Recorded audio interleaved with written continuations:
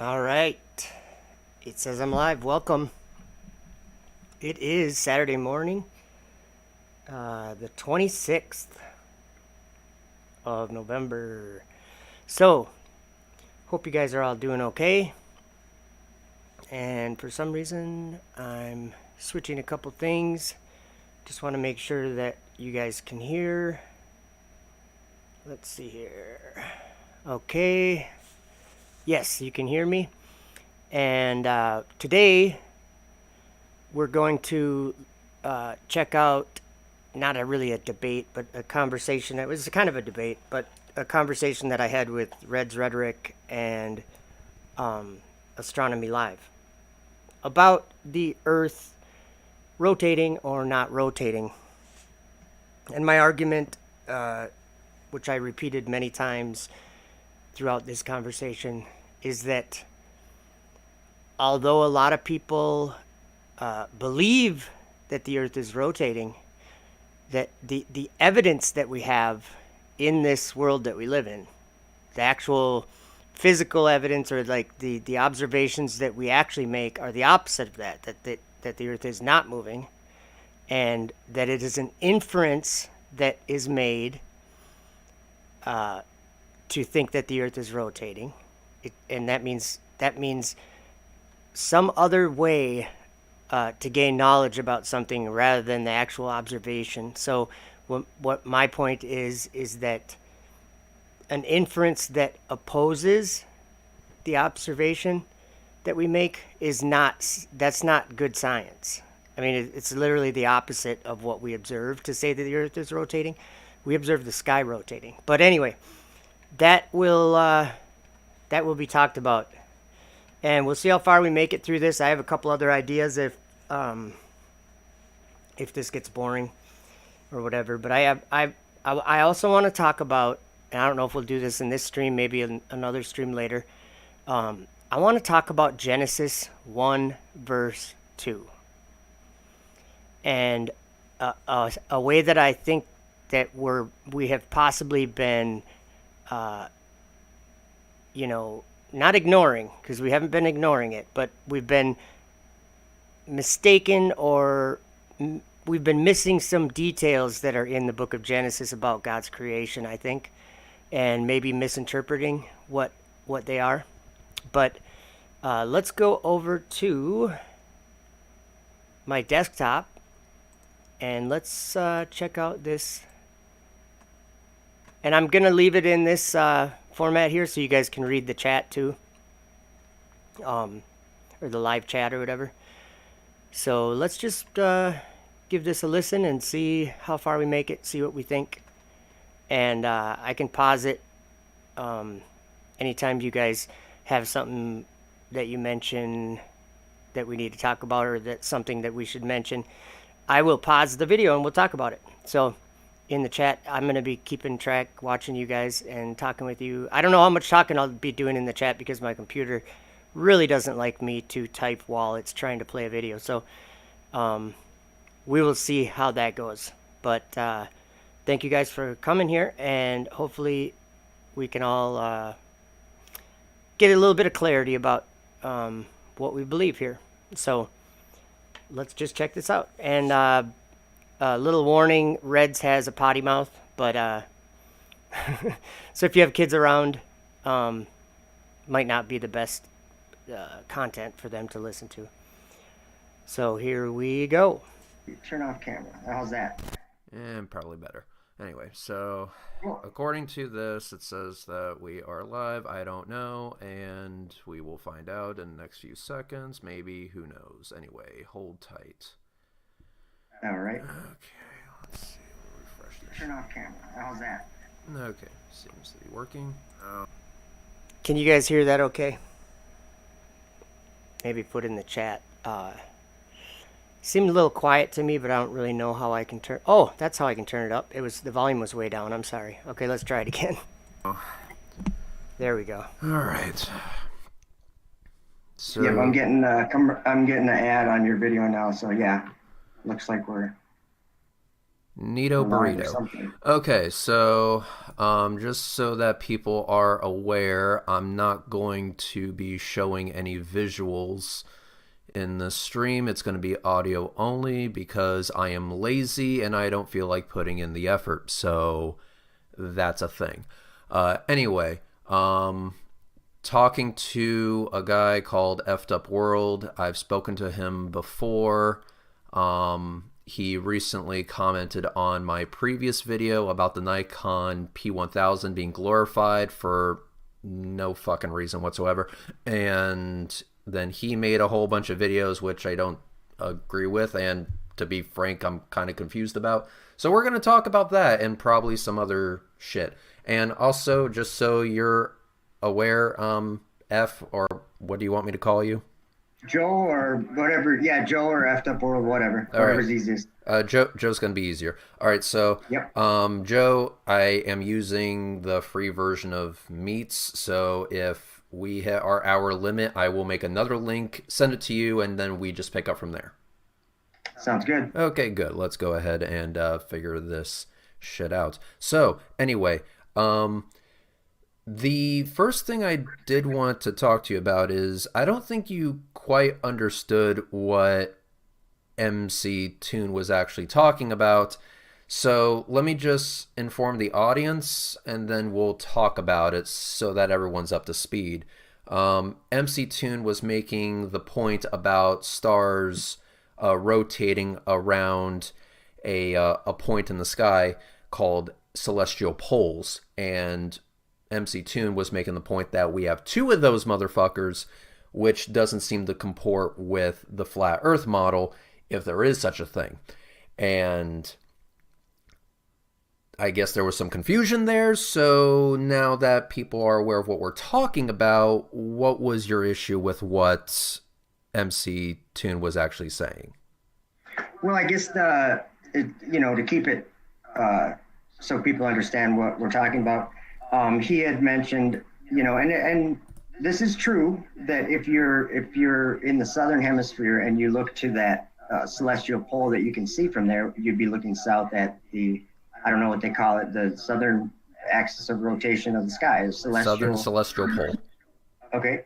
And if you're going to see counterclockwise rotation of the stars going around that axis. Yeah, I misspoke there. If you're looking south, you'll see clockwise rotation. So I misspoke. And if you are in the north, the northern hemisphere, and you look towards Polaris and you see, near to Polaris, the axis of rotation there, you're going to see the opposite rotation. You're going to see anti-clockwise. And so that is true. I don't disagree with that. That's actually what we observe in this world. And I think you and I agree on that, right, Reds? Sure, but what's the actual issue, though? Well, what I'm trying to point out is that it kind of started out with the stars. He was mentioning, and I'll bring this up, and I think you've probably brought this up before, maybe even when we talked before. But if you are seeing circles, as far as like the shape of the stars going, in their motion, that we see circles, and really the only way, like the AE map, with a dome or whatever, that idea, the only way that you'd ever actually be able to do star trails that turned out to be circles was if you were directly at that, underneath, I should say, that center point. Because if you move north, south, east, west from there, you're going to be getting like an oval type shape. You're not going to see a circle, right? That's. I'm sorry. Go ahead. That's incorrect. No, you will. Also, you got a lot of echo coming from your end, just so you know. Okay, I'm sorry. You will get circular star trails on the globe Earth model. That is confirmed. Yes, and I agree. And so they wouldn't turn into ovals. And MC Tuna was he wasn't disagreeing with that. He was saying that on that flat Earth map, like if with the north being the center and everything, south being that ice wall or whatever they call it, out from north, that you wouldn't see, we wouldn't be able to film those circular star trails unless we were directly beneath that, say, we could just say Polaris to keep it simple, but the north axis of rotation, you'd have to be literally at the North Pole to see circles, because if you moved away from the North Pole, you're not with that, idea of the dome and the stars rotating in a big circle. You as you moved away from the North Pole, you'd get more of a oval shape, star trails or whatever. And my argument with that is that would obviously say that model is not correct. If I'm just being, if we were to say that the dome was, like a piece of cardboard that was on the sky or on the ceiling that was rotating with a bunch of LEDs on it or something, those, we would have to be under the center of it to get circular star trails, right? Well, you would still get circles. The circles would just be offset by where the center point is. The thing is that that's not really an argument that I would use to disprove the existence of a dome. But okay. But what was the actual conclusion to this conversation? Well, I don't think that when we talk about an AE map or something, I don't think that there is not a way to get that AE map doesn't work. That's what I'm saying. Or the idea of the dome being a big circle going around us. Well, I just want to make this clear. Not only does the AE map not work, there is no flat Earth model that actually works. It does not exist. I agree 100%. Then I have to ask so I'm this. not saying that I have a model or anything like that. Well, the whole point of bringing up the MC Toon thing was actually just a springboard into whatever topic naturally comes to this, whatever this is. So I think we've accomplished that goal. So I'll go ahead and ask, if there is no flat Earth map that comports with reality and which we can use to make predictions, then shouldn't that clue you in that maybe the Earth isn't flat? Well, I definitely have considered that for a long time, and I've thought really hard about it. And as I don't know if all right, we got our first pause for a question that's in the chat. Zilrin Rocha asks, where must one be positioned on this Earth to see full concentric circles of the stars with the North Pole? And the answer is anywhere in the quote unquote northern hemisphere. And actually probably a little bit even into the southern hemisphere, but you have to be facing north to see that. You have to basically be facing the North Star in order to see the circles going around it. But if you turn around, like say you're at the equator, if you turn around, you'll see south. Obviously, you'll be facing the opposite direction, and you'll see a point in the sky in the south where the stars are doing circles around it. So it's kind of like there's one on each side of the world, one on each end of the world. There's an axis, which makes total sense to me. But yeah, full circle. Zilron, they have names or words for all this stuff. And I'm trying to remember what's it called? Circumpolar. I think circumpolar stars is what they call the stars that are visible above the horizon. So it's going to change depending on where you are. But let's say, just for example, where I live in Minnesota, Polaris is 45 degrees in the sky. So I can see 45 degrees of circumpolar stars. So I can see the full circle of stars that are at 45 degrees down from Polaris, if that makes sense. So hopefully that makes sense. All right, let's go back. If you saw much of that video, if you caught the beginning of it, but I agree with MC Toon with what he says. As far as, the AE map with the way that it's set up, I guess commonly I'll say within the flat Earth people, it doesn't work. And so you're right there. And you're saying, well, doesn't the globe seem to work? And I would agree that the Okay, sorry, got to pause it again. I see another comment that maybe gives me a little bit of chance to um, explain it. Moomin Rider says, I see the stars rotating clockwise in southern Minnesota. Um, and anywhere that you are on the Earth, this is my understanding of the direction of rotation is going. You're going to see a different rotation, I should say. You're going to see a different rotation no matter where you are looking. So, Moomin Rider, I am in Minnesota too. So, when you if and you can do this with a camera or if you carefully observe over a period of a few minutes or whatever, you'll be able to tell which direction a star is going. And if you look north in Minnesota, if you face north, you're going to see the stars going counterclockwise. And if you face south, you're going to see the stars going clockwise. That's anywhere on the Earth. You can be in the southern hemisphere and you look south, you're going to see them going clockwise. And you turn around and you look north, you're going to see them going counterclockwise. So it's not that the stars are going a certain direction to the place where you are on the Earth. It's actually the direction that you're looking is going to determine the direction of rotation of the stars. So whether you're looking south or north, they're going to be opposite of each other. So there we go.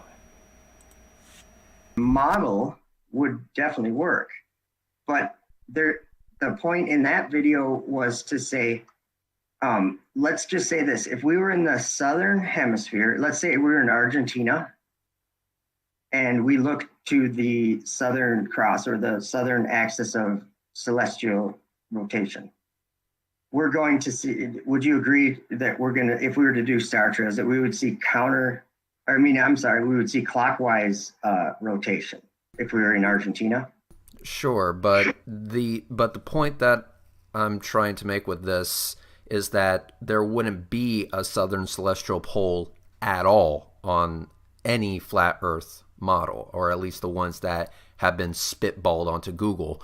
I agree. There are some flat Earth maps that put the South Pole in the center for whatever reason. So I guess that would have a celestial pole in which the stars rotate, but the fact remains then the is north that wouldn't work, right? well, it wouldn't work because then you have the problem with the north again. The fact that we have two celestial poles in which the stars rotate is indicative of a spherical surface with an axis of rotation.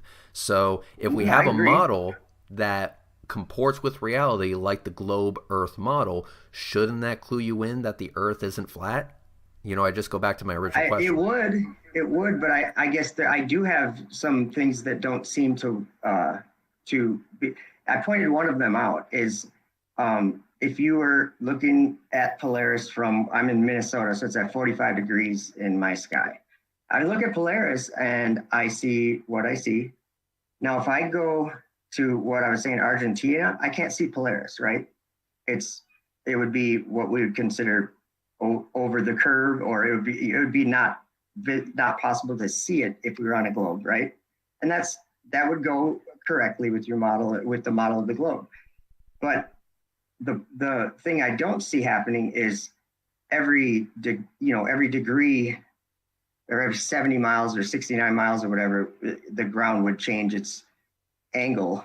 Like, so say we were at I don't want to get into the math of figuring out how much 45 degrees is in miles and all that. We've done that. But I'm saying that you don't actually go upside down from your relative position as you travel. When you say upside down, you mean you have to be clear with what you're saying, though. Okay. From your, if we were to pick a point and then travel 70 miles away, I would say relative to that point we picked, on the globe, that 70 miles away, we would be, I would say up or down, or because it would be pointed towards the center on a globe. Down would be towards the center. So I know where you're going with this, and I'll say with sensitive enough equipment, you can actually see that angular shift with you going north to south by a certain distance. You can actually And make that how? measurement. That's how equatorial Okay. telescope mounts work, which is another thing that comports with the round Earth model and impossible with any flavor of flat Earth model. It is. Let me just say this as a definitive fact: an equatorial telescope mount, with it working in reality, that is Hmm. impossible on any flat Earth map. Period. Or a model, right? But like if we had a model that we were trying to predict from, You or can that. you So can try I you can give you try that. this I agree. yourself. You can try this yourself with a scale model. I had Slice Barcane do this virtually to show Animation, that, right? yeah, well, in order for it to work, Yeah. it would have to rotate two axes of rotation, when in reality you only have to rotate one. So And that's kind of the point. I'm not trying to cut you off. I'm sorry if I did. That's kind of the point I'm making though with MC Tune is that we have like I can use an equatorial mount and I can use one of the sidereal motors on it to track something in the sky, right? And I don't think that that would change because I believe that the Earth is flat. What I'm saying is the sky does what it does. Astronomy Live, who I'm a like, I think you guys do good work, like you and him, and you guys are actually that last video you made about the P1000. You made so many good points in that video that I would call it like unanswered things, and it's like people believe something that is clearly not true when it comes to like some of the stars, or like you pointed the picture of Mars and then that out of focus blob. Well, I've seen Mars through my telescope, and it looks more like the one that you had on the right side. That looks like it's detailed, and it's that if your camera's out of focus, you're not going to see what's actually there, right? yeah, So yeah, we seem to be. I don't want to be rude here, and also speaking of which, Astronomy Live has joined us, so thank you very much. big fan of Astronomy Live. I love your vids. Just to give him the same disclaimer, we're not actually showing anything on screen. It's just going to be my avatar on repeat. But we don't actually seem to be answering the big $1 million question. So let me see if I can ask this again, and I'm going to ask politely that we answer it directly. Given the Okay. fact that we do not have a flat Earth model that works, and given the fact that we have a round Earth model that does work, shouldn't that clue you in that the Earth isn't flat, and that the round Earth model is the best model that comports with reality? Therefore, it's actually more reasonable to believe that the Earth is round. And I'm going to do my best to give you a direct answer, like you just kind of asked for. And I would say uh, yes and no.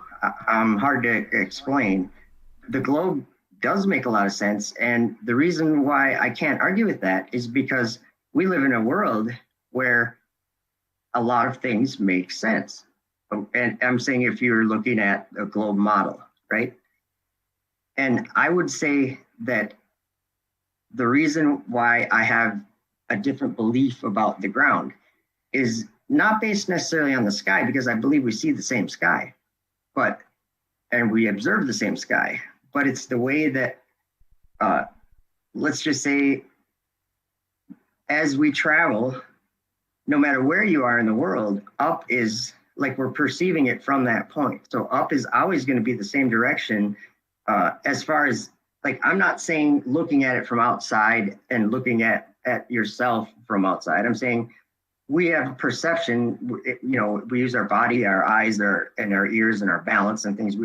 So down is always straight to the ground, or straight down towards the ground, and we could consider that to be a direction that's down, or we can consider it to be towards the center of a globe. And to me, if we assume that it's towards the center of a globe and that the stars are wrapping around the globe, that's a way to understand it. And I'm not going to at all, I can't say that that's wrong, but I also can say that I don't observe something from if I'm in Minnesota and I travel to Florida, it would be, I'm just going to see a slightly different part of the sky, but the ground to me, down is still down and up is still up. Do you know what I'm saying? I'm not trying to be This, like, yeah, but again, this doesn't answer my question, because that also makes sense on a round Earth model, because gravity is a thing. But no, I agree. to get back to it again, the round Earth model makes predictions. These predictions check out. Reality agrees with them. And Yep. so, if reality agrees with them, what's the problem? Well, let's take reality, and let me just ask you a question. This will help, kind of hopefully point out what I'm trying to say. Okay. Is that we live on the earth, every one of us does, and from the earth, from where we live, we don't observe the ground in motion or rotating. And I'm not saying we would on a globe. It would appear to be still, and it would appear to be the same on a globe. So I'm not like arguing with the globe. What I'm doing is I'm trying to say that if we were to make an observation, it would be that the earth is stationary and that the sky is actually in motion. And do you get what I'm saying, or am I being confusing? I'm not trying to be. I'm trying to piece together what you're trying to say, Do we because observe? here's the thing. You made mention that we don't experience the ground beneath us rotating and whatever. Well, that's because we have a 1-to-1 speed ratio with the ground if we're standing still. But keep Yeah, in mind is and that there's we no also have acceleration, we wouldn't feel it. but we also have these idiots called Bob Nodell, who spent $20,000 on a fucking laser gyro, who discovered the rotation of the Earth and then had to do a shit ton of damage control after the fact. But he wasn't a pioneer in that. This observation has been done before. Ring laser gyros have been able to detect the rotation of the Earth. Not only that, it also comports with what is predicted by the laws of physics itself. If everything was wrapping around us, eventually you go further and further away, objects would have to be breaking the speed of light in order to make it around us in a 24-hour time period, which all objects in the sky do. Maybe it's not them that's doing the moving, maybe it's us, and what do you know? The laws of physics comport with that. Reality comports with that. And you actually make, mentioned, we when make a when we were prediction. debating, I'm sorry, go ahead. We make a prediction. So, for example, not saying that you believe it, but just hear me out. The International Space Station, very relatively close to the Earth in its orbit, travels 17,000 miles per hour. However, you go way out to geostationary orbit, that orbital speed is less. It's quite a bit less. It needs to move slower in order to maintain an orbit. Now, two things can change the orbital speed: the distance from the object or the mass of the object. Well, we know that the distance from the object is changing consistently, but yet everything is going around us in a 24-hour period. Regardless if you're talking about Mars, Jupiter, Saturn, Neptune, Pluto, doesn't matter. We see them motherfuckers going around us in a 24-hour period. So the distance is changing, but yet the speed is exactly the same. So that leaves only one thing: the mass of the Earth, which means that for these individual objects to go around us, being that they're different distances away, the Earth would have to be multiple masses all at the exact same time, and there we have a contradiction. It doesn't work. But yet, if we use the mathematics that actually make predictions correctly, then that's how you get features like the International Space Station having a very predictable orbit, which is how myself and Astronomy Live were able to track the damn thing going on 5 years now. Yeah, and I think the work you guys have done, especially together, is valuable. Yeah, because so I believe that there's a lot of people just I love the making up fact things. I love the fact that you're a flat Earth and you're fanboying. Believe me, it warms my cackles. But I'm trying to get a solid answer out of you. And to be fair, I haven't gotten one. So I will ask again.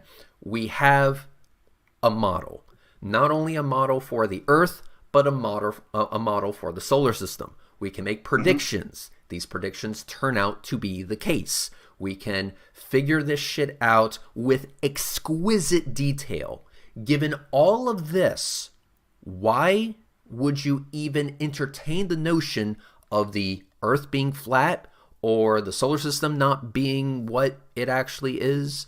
Given all the observations, given all the measurements, given the laws that govern its motion, why would you hold onto a theory in quotes, Yeah. that does none of these things? It literally falls on its face in every aspect. Why would you still believe that the Earth is flat after all of this?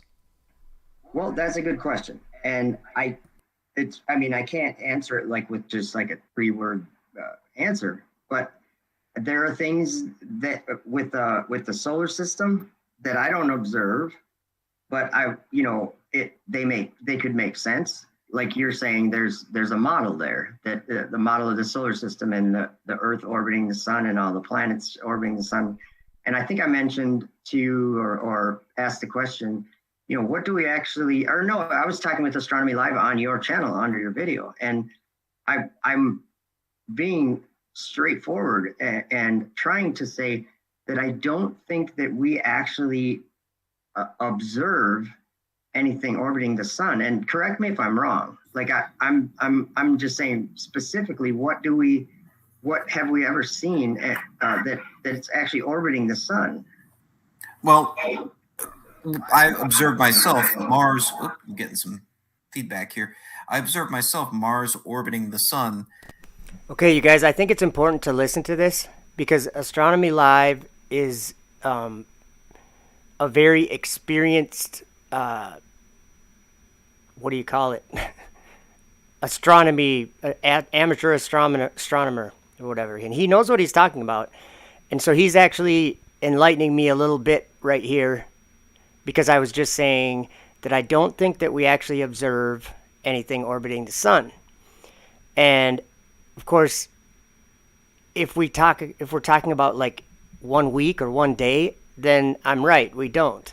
But if we're talking about over the course of a year, listen to what he says, and I think he's correct. And so it gave me something to think about the solar system.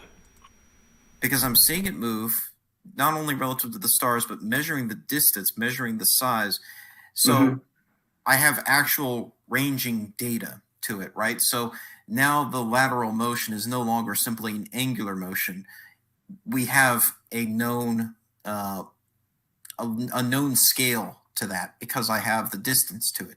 So in effect, I am watching it literally orbit the sun, literally measuring the distance using parallax.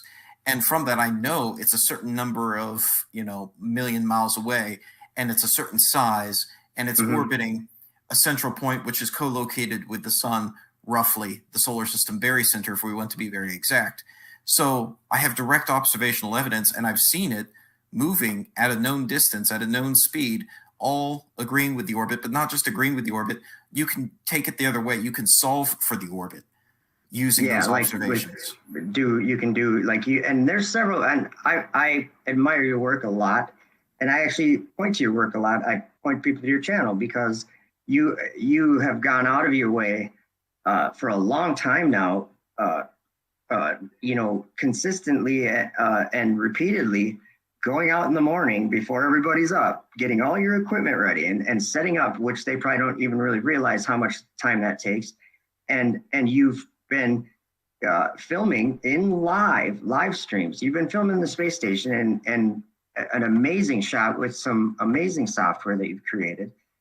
And I can't explain this to you guys why other people, and this is, you guys know this as well as I do. Why do people say that the space station is a U-2 plane? Because they're not interested in actually knowing what is up there. Would you agree? They're not paying attention. Reds is in Florida, right? Me and Reds, I'm in Minnesota, and I'm not positive about this, but I think that we could probably, at the same time, me and Reds could probably, it would probably be right on the horizon for me and probably right on the horizon for him looking the other way. But I think we could see the space station going in between us in the middle at the same time. And we could triangulate it, and we could figure out that it's about 250 miles in the sky. So I I can't explain why people just say NASA's faking space. I can't explain that because I don't think they are at all. But we want an explanation on why you think the Earth is flat, given all of these things that go against the notion that the Earth is flat. Well, that's for one. I mean, and I know these arguments are so worn out, and I'm not trying to keep going with them, but the horizon, and actually, Reds, we talked. You actually mentioned this, and you had a video when we debated, and you had a video of, I think it was some chess pieces possibly on top of a car, and you displayed how the horizon would appear to be straight, left, right, and then it would still appear to, drop off. It's called compressed perspective. Yes. Yes, but I think that clip that you showed, or the video you showed of those chess pieces, it doesn't really. You can't really have the ability with the camera to, get that 180-degree view or whatever. And but that's the thing. You've already missed the point. When you're super zoomed in, how many degrees left and right are you actually viewing? You're viewing a tiny sliver of the curve from left to right, but yet you're viewing 24 miles of the damn thing straight ahead. Straight ahead, yeah. That's why my Tampa Bay blink test shows what it shows. Mm-hmm. And to me, though, even if you're not zoomed in, because I mean, like you're right. When you're zoomed in, looking at that 24 miles or whatever, you're looking at that ship going down the horizon, or your blink test, you're seeing maybe, not very far left to right in your view. But what I'm saying is, if you actually, take the camera out of the way and you're looking left and right by turning your head, you're seeing a very far distance, and that's a straight line. Yeah. Okay. So we're again. I'm going to keep coming back to this question. All right, we're pausing for a minute, and I'm going to go over some of the awesome comments in the chat here because you guys are saying a lot of interesting and good things. Let's see here. We were talking about dinosaurs in the chat, and we were talking about fuel for your car. It doesn't have DNA. It doesn't have dinosaur DNA. Zoran Rocha says dinosaurs are corrupted flesh from Nephilim. And actually, she said more blunt down here. She said Nephilim screwed animals and created dinosaurs. And I think I actually agree with that. I think that is what happened. So there's that.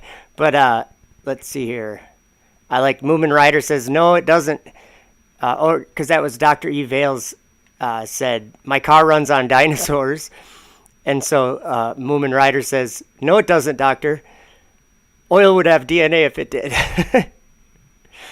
So see how confused, Dwayne Glower says, see how confused they are? Did dinosaurs turn to oil or birds? We don't get oil from dinosaurs, Zoran says. And then Dwayne Glover says, some people think monkeys turned to humans. If that were so, why are monkeys still here? And that made me think, where's the black monkeys and the white monkeys? Where's the Chinese monkeys?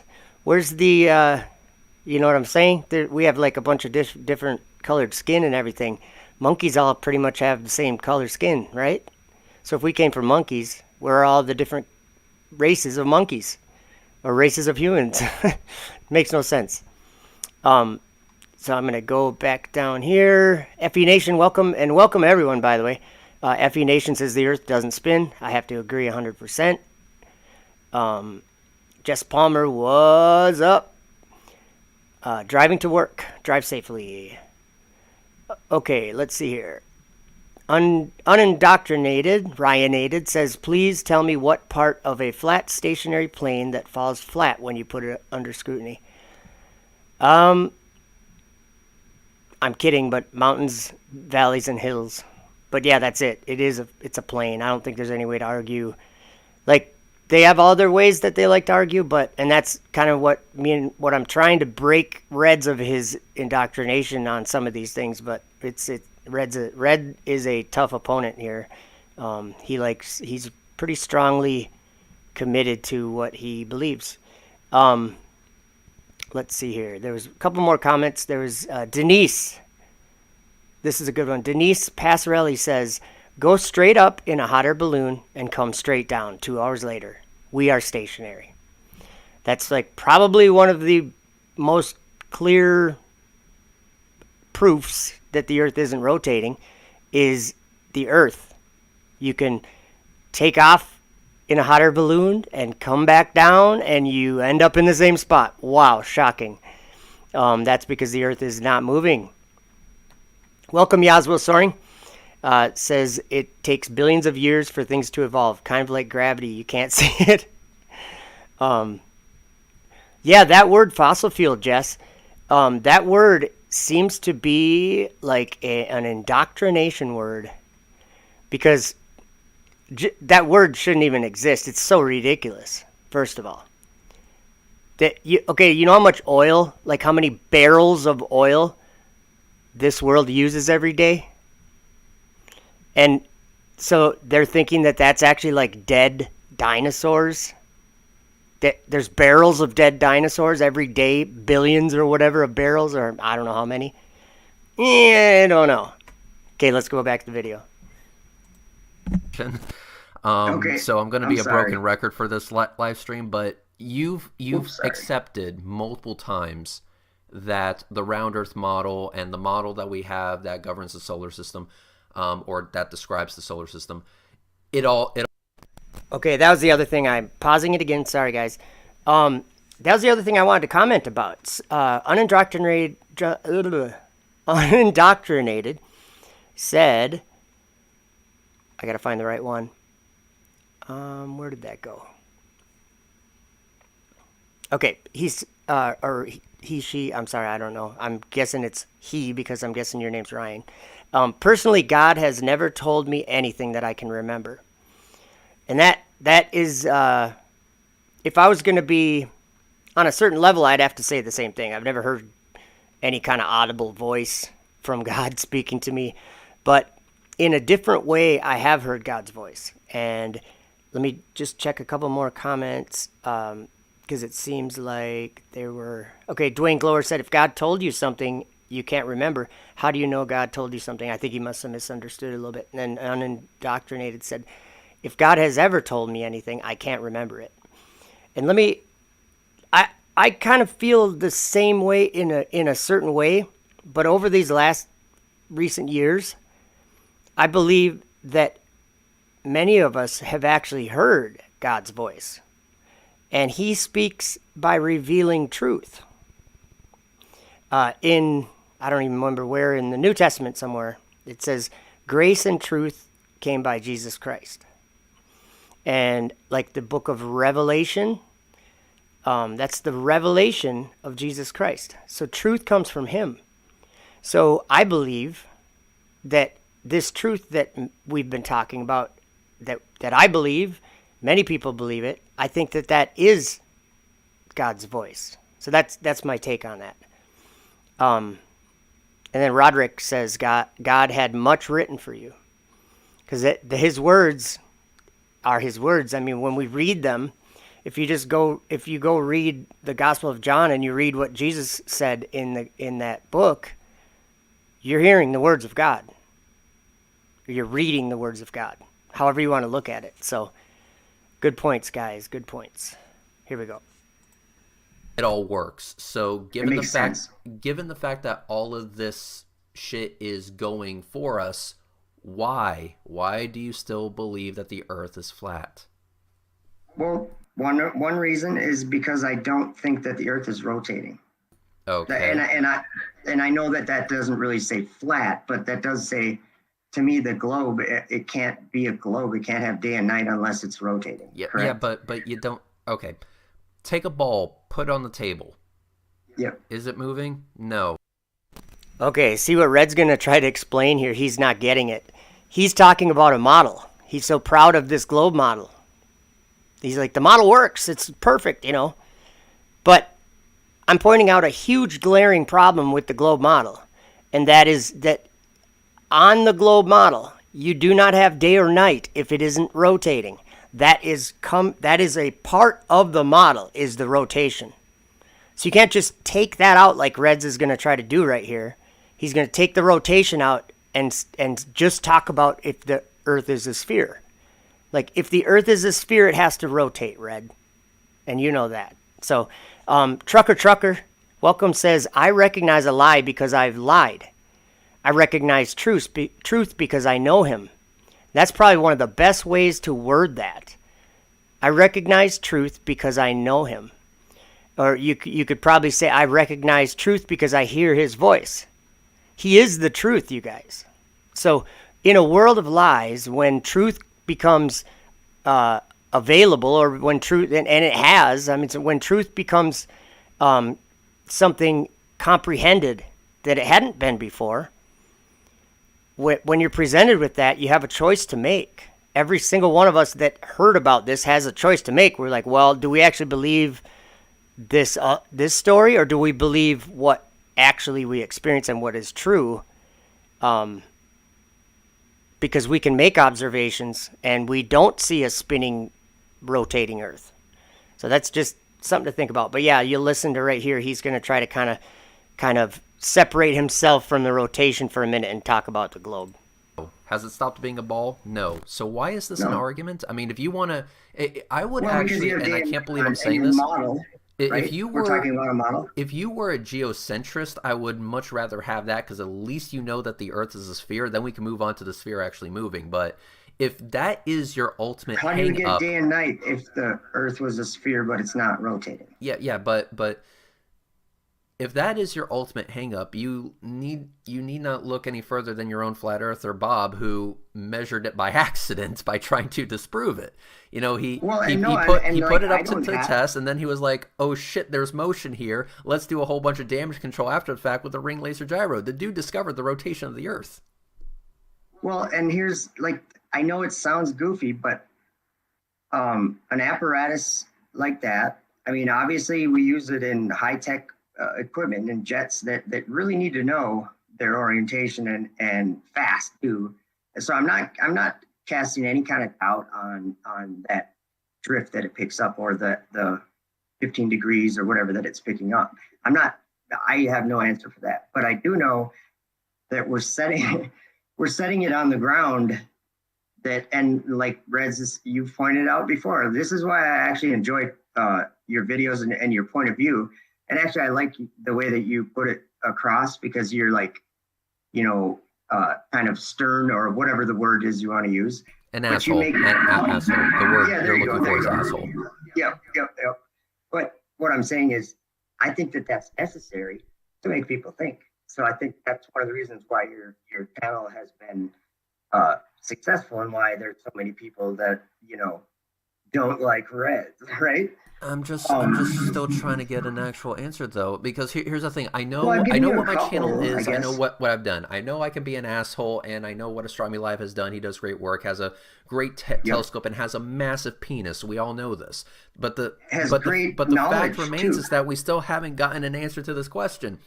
If we have everything going for the globe and nothing going for flat, why would you believe in the fucking flat Earth? Because there's nothing there. The flat Earth is a DoorDash delivery boy delivering you nothing. Absolutely nothing. Okay. Well, I've tried to point out a couple, and I'm not trying to drag on my sentences to hear my voice. What I'm trying to do is, I don't think that the Earth that we live on under our feet is in motion. Okay, it appears and you've brought up the speedometer. You're not going to guess how fast your car is going. You're going to look at the speedometer, because it's much more accurate than just guessing, right? Yeah, we did attach a speedometer to the Earth. It was the ring laser gyro that said, "Yo, this bitch be moving at 15 degrees per hour." So yeah, and I don't have an answer, or that's something that I think about all the time, and I'm like, I really don't know.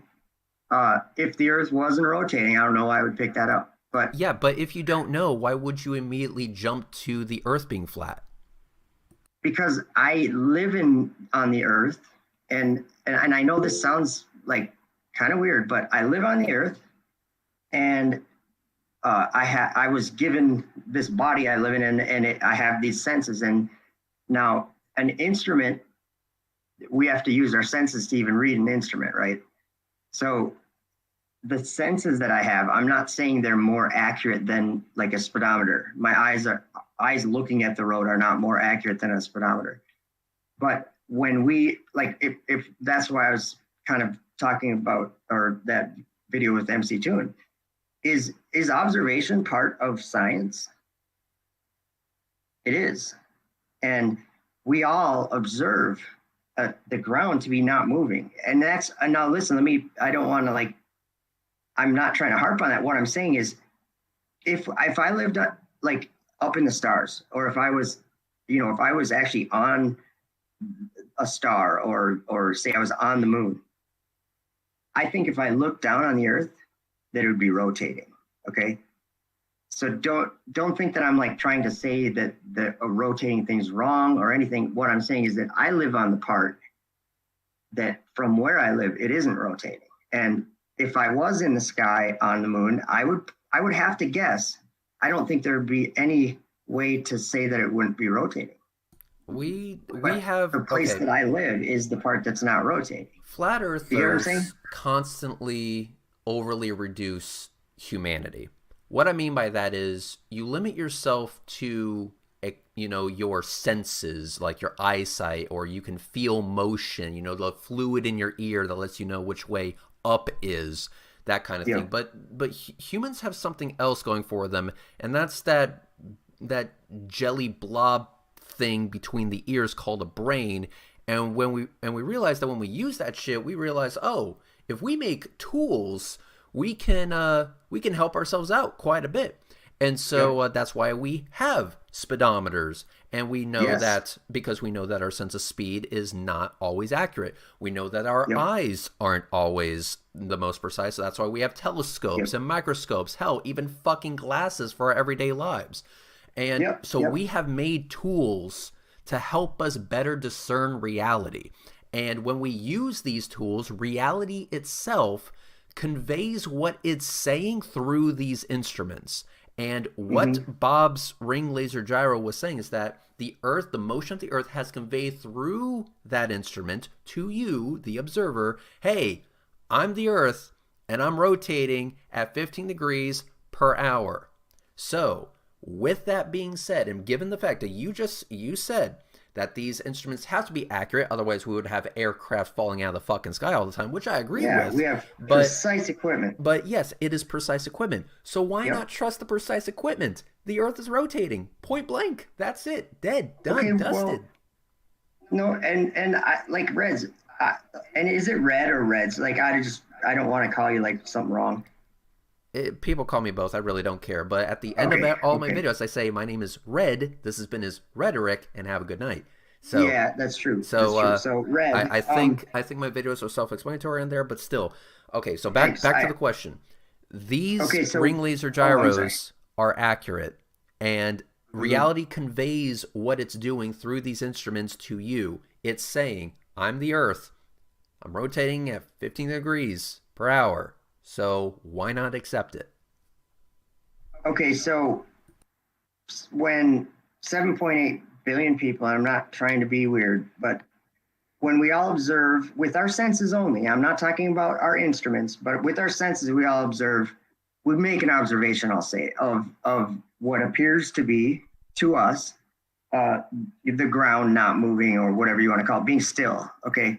Now, that would be an observation, and there's also something called an inference that we can, that we probably must add to any observation we make, because we can make observations that appear to be right, but we have knowledge about things, and you're kind of applying that knowledge.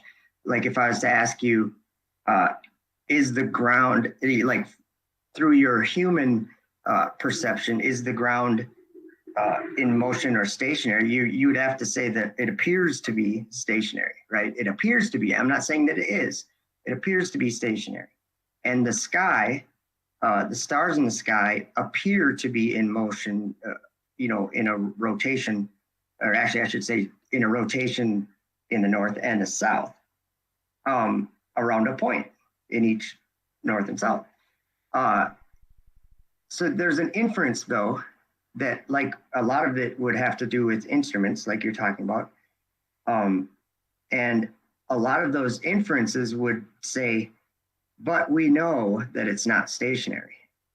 And I think that that could be a mistake as far as that's an assumption is what it is. Really, an inference is an assumption. We infer something that we don't observe. And actually, in this case, we're inferring the exact opposite of our observation. And are you implying that measuring the rotation of the Earth with the gyroscope isn't an observation? No, I definitely think that it is an observation, but it's not an observation that is made by only human perception. And I'm not trying to be one-sided. What I'm saying is, but why would we limit ourselves? Why would we limit ourselves to only the accuracy and sensitivity of human perception? I mean, by that limitation, there's a lot of things I could never see because the telescope, for example, is a lot more sensitive and a lot higher resolution. Things like the details on the space station, right down to the solar panels, the radiators, the spacecraft attached to it. I can't see that by eye, but I can observe it through the telescope. Especially you. I can look in the eyepiece. I don't even need the camera. Let's say for a second that we don't trust cameras. I can look in the eyepiece, and I see the exact same details. And it's purely optical. There's no electronics. You're looking at a mirror or you're looking lenses through and glass. That's all it is. This is glass and mirrors. Exactly. Yep. And I have 8-inch Dobsonian reflector. And I have ETX 125 Amid. They're not like super telescopes or something, but they like you're saying, you can see the things in the sky with clarity. So let me give you an example of an observation you can make. You could point your ETX 125 or you could point your Dobsonian at a geostationary satellite, and on the ETX you could shut the motor off altogether, and those satellites are going to stay there. They won't appear to move in the eyepiece.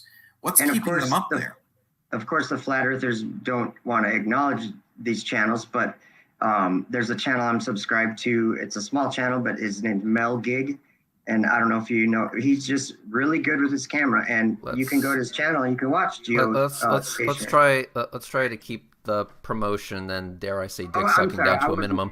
So just this is funny, Reds thinking that I am promoting a channel or something, but it's actually a channel that is subscribed to my channel. It's called Melgig, or his name's Melgig, and I'm always referring to his videos that he takes on his small channel because they're just observations made from the ground of like Starlink and the ISS and even the Dragon capsule flying and things like that. That he captures with his camera somehow. And so I was just bringing that up, trying to make a point. Welcome, Tony and everyone. Welcome. H. Jasper says, but you call it what's truth, never considering you might be deceived by your own limitations. You may want to start over and actually look at what's measurable. And I would have to agree. I think we all can be, we can misinterpret our observations. And so what happens if we do look at what's measurable? And here's what I would say, H. Jasper. Thank you for hanging out again. I enjoy your company. What is measurable? Is the rotation of the Earth measurable? And so I'm going to go up here in the comments. Dwayne said, what did they focus the laser on to prove anything was rotating? And let me explain what the ring laser gyroscope is. It's not that they're pointing a laser at something.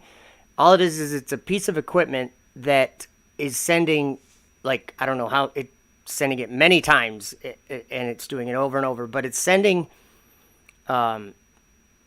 light into a, I guess, this is a rough description, but like a triangular housing, like a case. And inside the triangular case, there's mirrors. So you shoot a laser inside of there, and there's a mirror right away that splits the laser in two. One goes one way, one goes the other way. Then there's another mirror in the corner for each one to hit, and then there's another mirror on the opposite side that they're going to hit. So if you're moving straight and you fire that laser, it goes off the mirrors and ends up at the last mirror at the same time. But if you're turning that case that all that's in, if you're turning it and you fire or you shoot a laser at that mirror that splits it, they're going to get to that end mirror at a different time if you're turning it. So that's what they use in like aircraft, like to know the orientation. Do you know what I'm saying? So if you turned, because the gyroscope wants to keep its position in free space. And so what they're saying is that there's a 15 degree per hour drift that this piece of equipment picks up.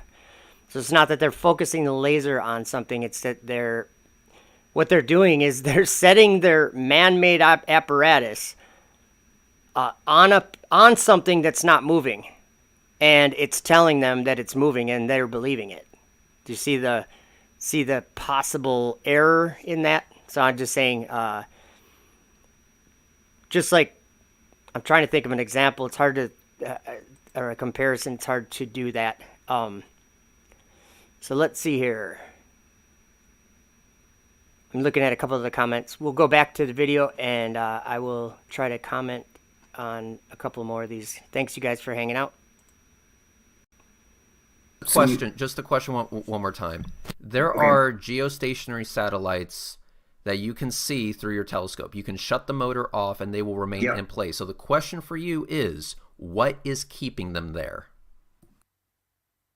I don't know what's keeping them there. I think that, again, if we were going to point if we point a telescope at something and we're not moving the telescope. All right, time to blow your mind with just one comment here. Thomas Morgan, thank you for this one. Thomas Morgan says, I wonder if you were looking into another dimension, if you would be getting the truth. That one has something to think about. Think about that. If you're looking from Earth into heaven,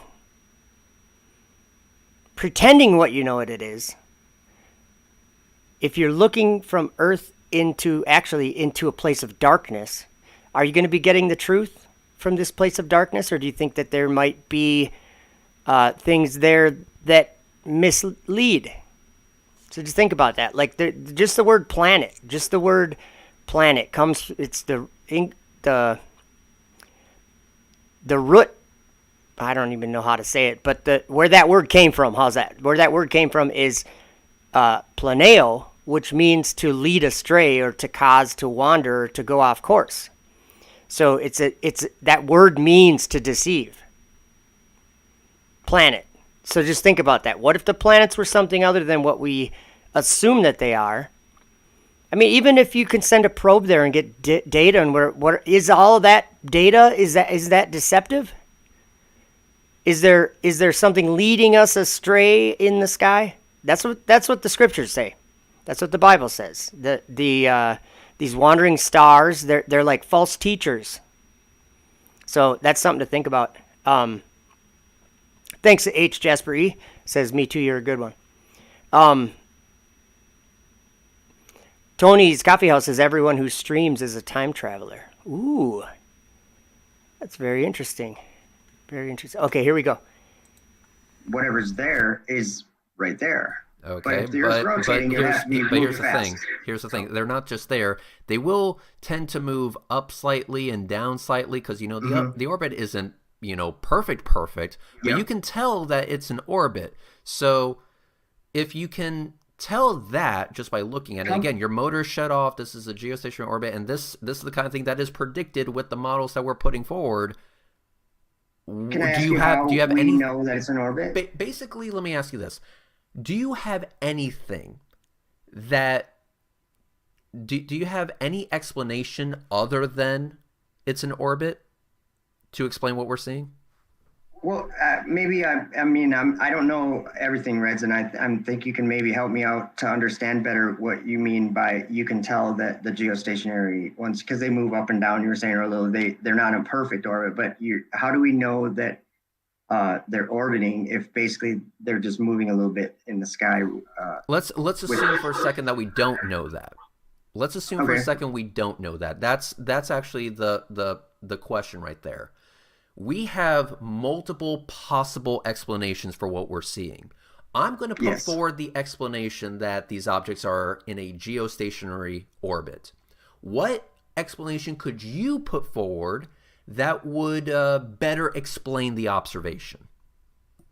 I'm not going to be so confident that I could better explain it than you, Reds. I think you have a lot more knowledge on that. But I will say that just to be silly, if there was a star in one spot in the sky, or not a star, but a geostationary satellite, if the Earth's rotating, then the satellite has to be moving, with that. I don't know what the right words are, but it has to be moving the same as the rotating Earth. But what if the Earth's not rotating and it's in the sky? It could be. I'm not saying anything about balloons because I think that's ridiculous, the Satelloons thing. But I'm saying that couldn't it just be in one spot in the sky and just be staying there, like What not would in motion? what You know what I'm what saying? would keep it there? Okay, actually, I have to bust myself. I just screwed up in my thinking because we launched those at a super fast rate of speed, and so that Yeah, that's kind of correct. They went yeah. up. They went up on rockets. That's correct. Yep. So and here's the thing, guys.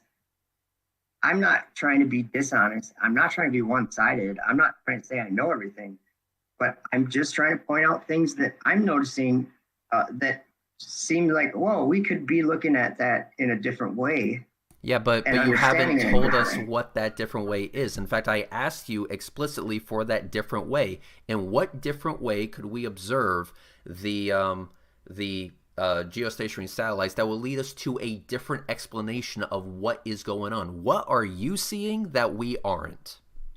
I think that I have no answer for you as far as geostationary satellites. I'm just being honest. I Okay, don't, then that's all you have to say. I because don't I know know that is we a launch perfectly them. acceptable So answer. So I know that anything that goes into orbit, anything that goes into orbit and stays there, it has to be moving at least to escape, or not necessarily to escape the Earth, but I should say to go into low Earth orbit. It moves very fast, okay, and we but use fuel to get it there. so you acknowledge that our explanation makes sense. It does explain it. You said that you don't have anything to counteract that, and Yep. again, we're just My question. racking I up. did have a question about it though. Okay, we'll get to your question in a moment, but Okay. and this is why Astronomy Life brought up this point, because it's just another tally for the globe. We're racking up Mm-hmm. points consistently for the globe. The globe has so much going for it, and the flat Earth has nothing. So once again, what is it about the flat Earth that so appeals to you, given the fact that it offers you nothing? Well, and I think we have to be a little bit specific. And if we're talking about the stars in the sky and we're talking about geostationary satellites, or we're talking about a specific thing, we're not even talking about flat Earth if we're talking about, something in the sky, right? And I'm not trying to say we're not, because it's on the same type of subject, but I'm not trying to rack up points for the flat Earth. It's I not. would say, It's not literally a competition. But what I'm trying to yeah. illustrate to you is that you have so much going for the globe. You have so much evidence that supports it. You have a model that makes accurate predictions that you can verify yourself. So, but you don't want to take you don't want to take it on board for some reason, and you're not giving me a really good answer as to why you're not taking it on board, given the fact that it has a lot of shit going for it. Okay, so the solar system, or what we call space or whatever, everything in the solar system it's in a state of free fall, or yeah, free fall. So what I guess the best way I would describe it, it's orbiting around something else. It's Yeah, the larger. solar system's orbiting, or the planets in the solar system are going around the sun. Yes. Yeah, and like when they went to the moon, they were doing zero G experiments on the way to the moon. So they're in a state of free fall on the way there and on the way back. That's what an orbit is. An orbit is a state of free fall because it's orbiting around a different body. And correct me if I'm wrong. I don't understand everything, but just what I believe is the story or the idea is that when we launch a rocket, which you filmed very cool a lot of times, those are going really fast and they start going sideways. And again, now you're gonna kind of say that I'm racking up points for the globe, and what I'm trying to do is say that sideways velocity is only that zero vector. Do you know what I'm saying? That zero vector only exists because of the curvature of the Earth, correct? I'm sensing a goalpost being moved here, just being honest with you. No, I'm not trying to do that. What I'm saying is, if we're on a flat Earth, right, and you launch a rocket up and you start going parallel with the surface, how do you get that zero vector if it's not falling around a curve? Okay, this is something that I've been trying to understand myself, but am I being clear, or am I? You're saying a lot of words, but it's not actually pointing to anything, and nor does it seem to answer my question. Again, I see a lot of goalpost shifting. We're changing the subject constantly. We're not actually answering the question. And the big question that I was asking, that Astronomy Live was asking, and stuff like that. Well, with Astronomy Live, to be fair, he said, "I don't know," which is fine. It's okay not to know something. But given the fact that you did agree that the round Earth model has a lot more going for it, what again keeps drawing you back to the flat Earth? What about it appeals to you so much? What was that? I'm sorry. What about the flat Earth appeals to you so much if it literally offers you nothing? Well, 7.8 billion people live on a world that, to them, where they live, it's not rotating. Okay, but here's the thing: an argumentum ad populum fallacy is not an actual answer. Well, it's to an my observation question. that everyone makes, isn't it? Again, an argumentum ad populum fallacy is not an answer to my question. I'm only talking about one person, and that one person is you. Forget what other people say or think or whatever. I'm handing you the raw data. Predictions that turn out to be correct. The fact that you can make these observations yourself that confirm that the predictions are correct and therefore confirmed and therefore correct. Blah blah blah. So, given all of this correct. but all of this being brought to you, regardless of what other people think, what makes you personally constantly keep coming back to the flat Earth? Well, if the Earth was a globe, it has to rotate. And I do not think the Earth rotates. Okay, not the one I live you don't on. think that, but we have measurements to show that it does. I observe it still, and I observe the sky in motion. But we have instruments that show that the Earth is rotating. And we have instruments that show that actually the Earth's not rotating, the sky's rotating. Which instruments? Hang on. Which instruments show that the Earth isn't rotating? Your Nikon P1000 can do it with, if you put it on that Star Trails setting that it has, and you set your camera in one spot. And I think I'm not trying to patronize the idea. Remember this, guys. The Nikon P1000 is not, I repeat, is not a gyroscope. It's a camera which is a really, really big lens. It's not a gyroscope. Yeah, and so when we set that really big lens, or let's take your iPhone. It doesn't matter what kind of camera. Take your iPhone and do a long exposure just in 1 minute of the stars. You're not going to see a single point of light. You're going to see the stars literally moving in that long exposure. You're going to see a line. You're not going to see a dot or a point of light. But FTech world, this is why I brought up the geostationary satellite argument. Let's say Okay. your long exposure picks up, you happen to be pointing at the geostationary band and you see a bunch of geostationary satellites. Those are going to look like points. Yeah, they're not in motion as far as like if I'm just saying if the camera is. But that would, but okay. My whole point is the fact that they're up there constantly without moving implies actually we are in motion with them. They are in motion with us. They are moving at the same rotational rate as the Earth. They're moving with an orbit period of once a day. So that's why they appear to be stationary. If Earth weren't moving, if Earth were not rotating, they should be falling to Earth. And so yeah, I understand. would reach Earth very quickly. If there's this, if the physics are the same in the sky. But your whole point was that if you do a long exposure, you'll see the stars in motion, which, if you didn't know any better, would lead you to believe that the stars are moving, not us. But I'm telling you, there are things up there that wouldn't appear to move. Yeah. Yep. And that implies, because we can measure their distance. Again, we can do parallax measurements. You can be there in Minnesota. I can be here in Florida. And I know you guys can have each point done our that. telescopes to the same. And I'm just saying, you and I could do it. Yep. We could point our scopes to the same geostationary satellites, see the same general pattern, but with totally different background stars because they're in, they're at a certain distance from Earth where the parallax between you in Minnesota and me in Florida is going to be significant and easily measurable. So we can measure the distance, the altitude of those satellites.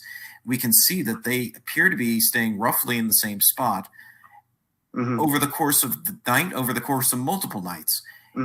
So the more reasonable conclusion here that requires fewer assumptions is that they are actually orbiting at the same rotational rate as the Earth, because that would allow them to stay in orbit without falling to Earth. Otherwise, we have to come up with some magical explanation for why they're not falling to Earth.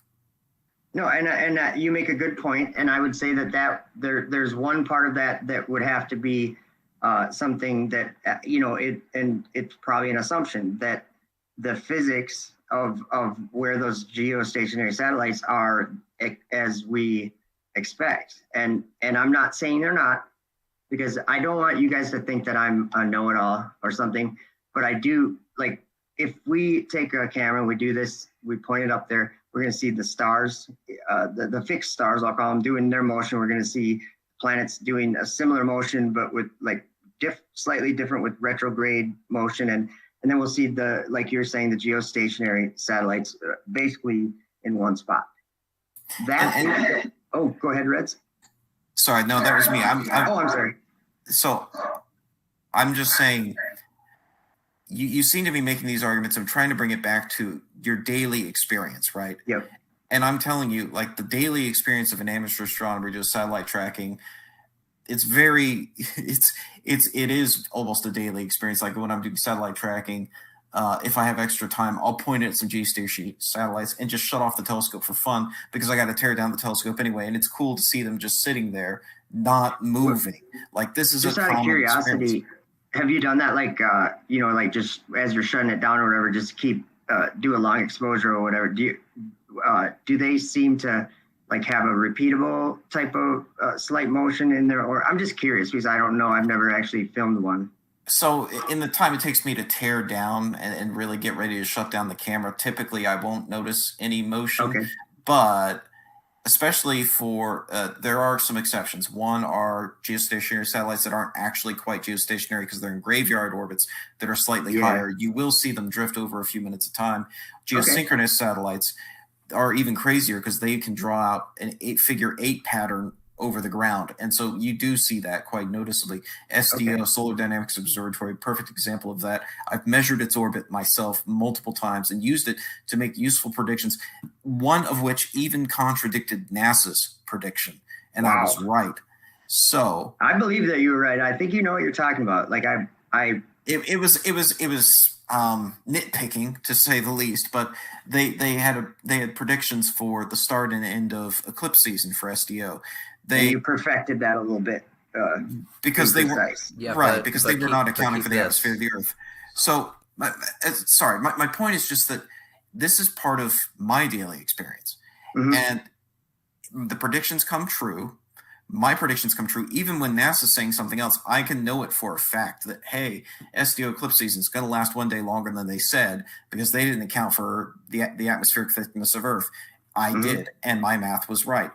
And even without looking at the math, just in perceiving it, I can see these satellites aren't moving. So I either have to, as you said, come up with some new physics to explain it that is special for those satellites for some reason and not experienced here on Earth, which I'm sorry, but that's special pleading. Or I can accept that the evidence points to the Earth being round and rotating, and that's why those satellites can remain stationary. So why wouldn't I go with the simpler explanation here? Why would I assume there must be new physics that allow for this when that's not necessary? It's unnecessary to explain that phenomenon. Well, and again, I'm not here to like argue as if I know everything, but I, as Reds is probably getting frustrated by now by me not answering directly his question. I'm trying to, and what I'm saying is I live in a world that above it, I mean, I can put my camera out and like you're saying, I can see the motion of the stars. I can see the sky turning. This is what I was going to say last time, is that Astronomy Live was able to make these observations, make these predictions. These predictions were based on the model that we're telling you is actually the case. Why would you constantly go back to the flat Earth when the flat Earth offers you nothing even close to what Astronomy Live was able to do with his model? Well, I don't necessarily think that the flat Earth is that there's all these things that are known. Is what I'm saying is, there's a great possibility that all the measurements and all the predictions and things that you guys are making. Well, actually, it's not even a possibility. I think if you see the same screen I'm seeing, you'll see my Hang on, hold that thought. We're reconnecting real quick. Let me just make sure that we didn't completely lose the fucking stream. And it looks like we are back in biz. Okay, so that was fucking great. I guess Honda Civic must have hit a power line or something. I don't fucking know. Anyway, I'm going to try this one more time. But Joe, you're not answering the question. You've gone to, oh, what other people think, or I don't have an explanation I haven't gone to what other for people this. think. I've gone to observations that you yourself make, Reds. Yeah, but here's the thing. This is the kind of thing I'm trying to tell you. These observations is not just observations that we can make. Anyone can do this, including you.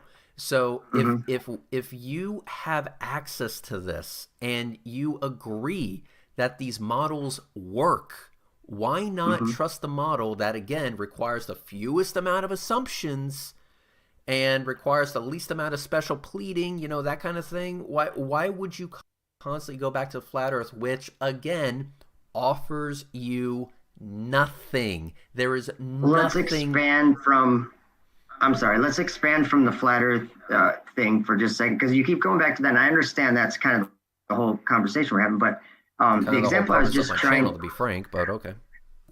Well, if you look at my little icon there, I think you see like a moon that's like half lit, right? And I've mentioned this, and I'm not saying that this is a way we should think, but if we look at that the moon, it appears to be spherical. Wouldn't you agree? I mean, I'm just saying, looking at it, it looks like it's a sphere in shape. Yeah. And it may be, it may not be, whatever. But what I'm saying is that the screen you're looking at it on is like, it has the ability to appear to be 3D or whatever. Not 3D, but so is it gives you the idea. Hologram?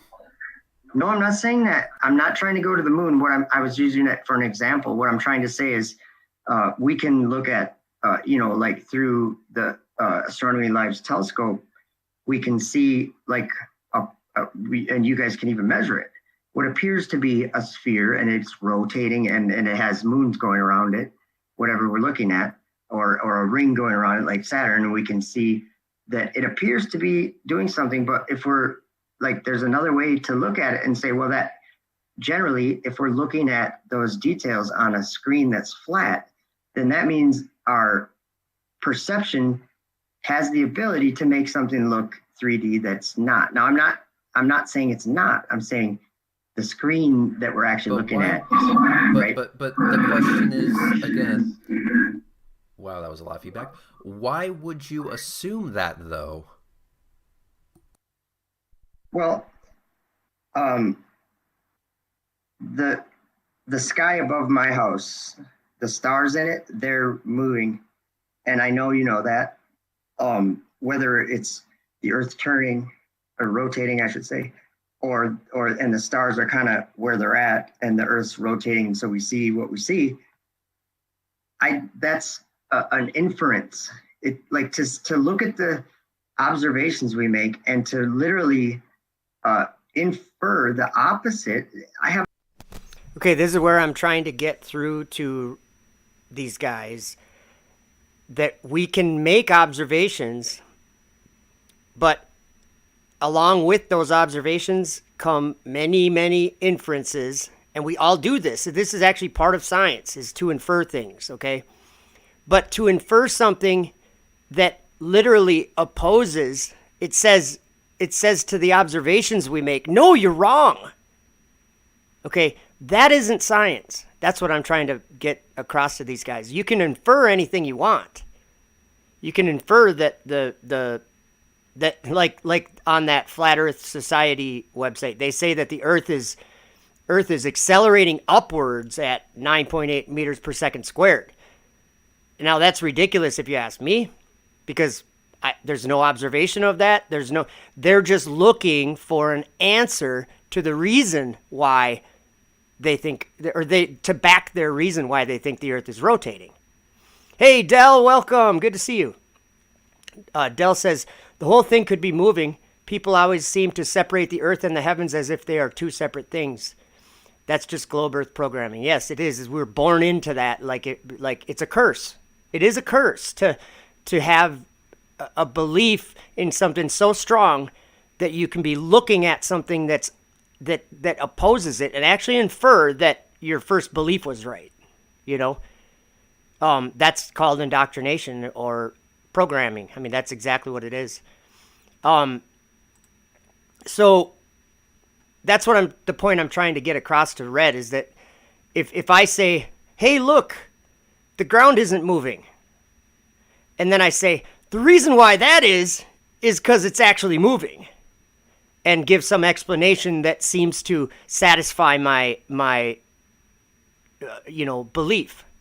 Well, again, it's a belief. It's a matter of faith. That's what Reds is showing us, that he has a lot of faith in his globe Earth programming. He has a lot of faith in it. So he believes that that's the truth, even though he observes something that completely goes against that. have a problem with that. And I'm not saying I have all the answers or whatever. I'm just saying that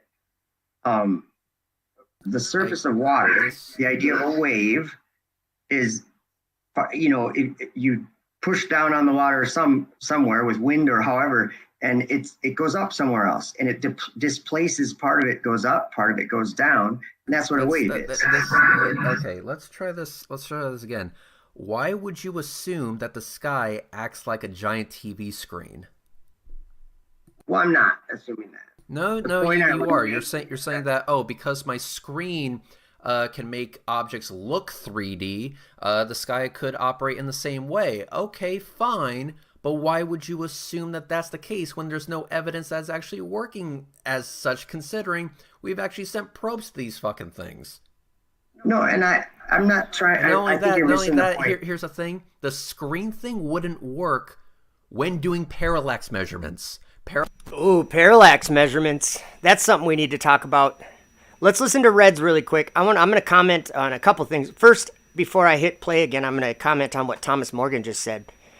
I don't need an instrument to look at the ground and say, oh, look, it's not moving. A 5-year-old can do that. You know what's interesting about the 5-year-old part is a 5-year-old is actually smarter than any of us adults when it comes to making an observation and perceiving the world.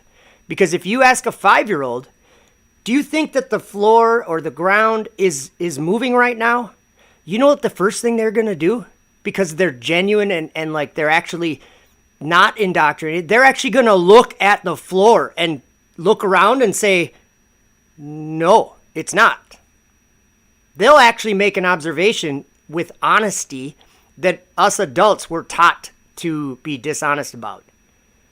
So that's one thing. But we're going to talk about parallax, because parallax doesn't measure anything except for one thing, and we'll talk about it in a second.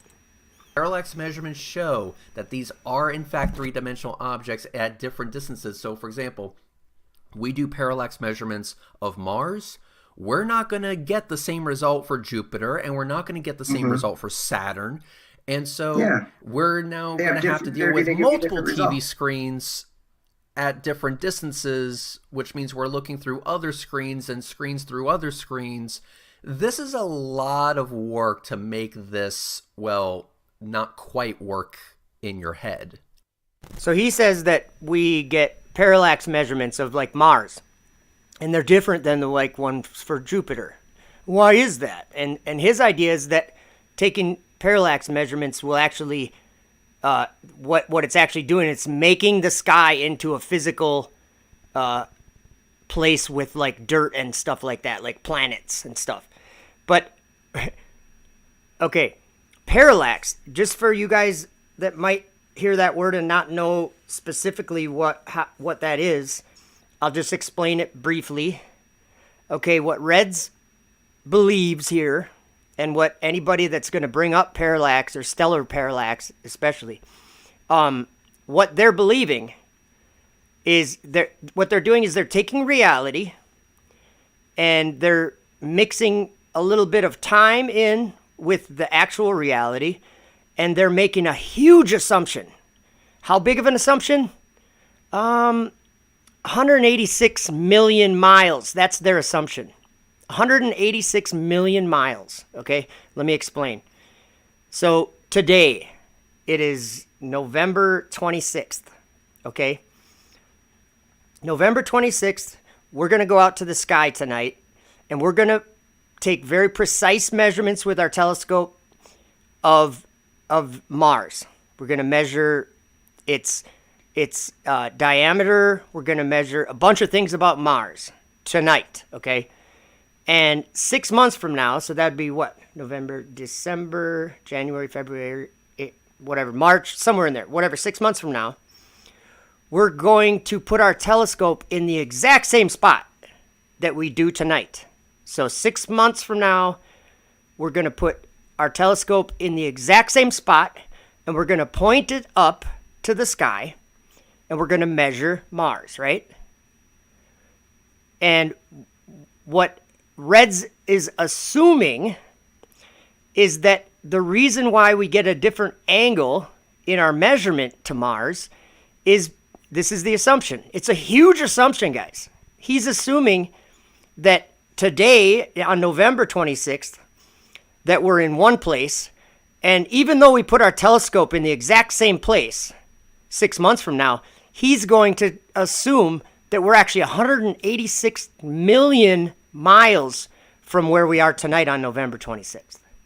See, that's the assumption, and he's saying that he's determining the size and the distance of these lights by making an assumption that we're measuring them from 186 million miles away. And why do I say 186 million? Because they say that from Earth to the sun is 93 million miles. So to go 6 months away from now, we have to go to the opposite side of the sun in their model. So we would be on the opposite side of the sun. That's why they use 6 months. So from the opposite side of the sun, that's literally making an assumption that we traveled 186,000 or million miles. The problem with that, Red, is that your telescope is sitting in the same spot as it is tonight. So what you're measuring is you're measuring the star moving. You're measuring the star moving and assuming all of these things from that. Do you get what I'm saying? I hope you understand what I'm saying. So let's keep going here. And I'm wondering, why are you putting in this much effort instead of accepting what I'm now going to assert is the obvious? Well, because there's problems that you're not acknowledging about quote unquote the obvious. One obvious What am thing I to not me is that the acknowledging? Earth is beneath my feet, isn't moving.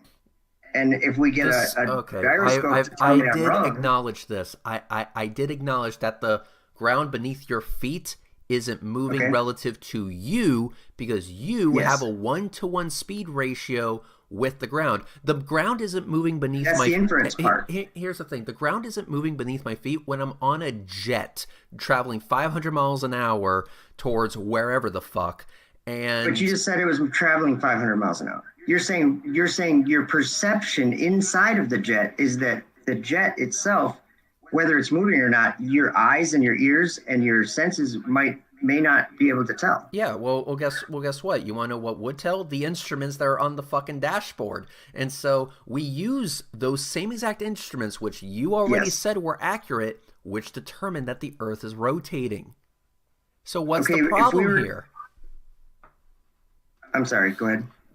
Again, the instruments which you said were accurate. These are the same instruments that keep that plane operating smoothly.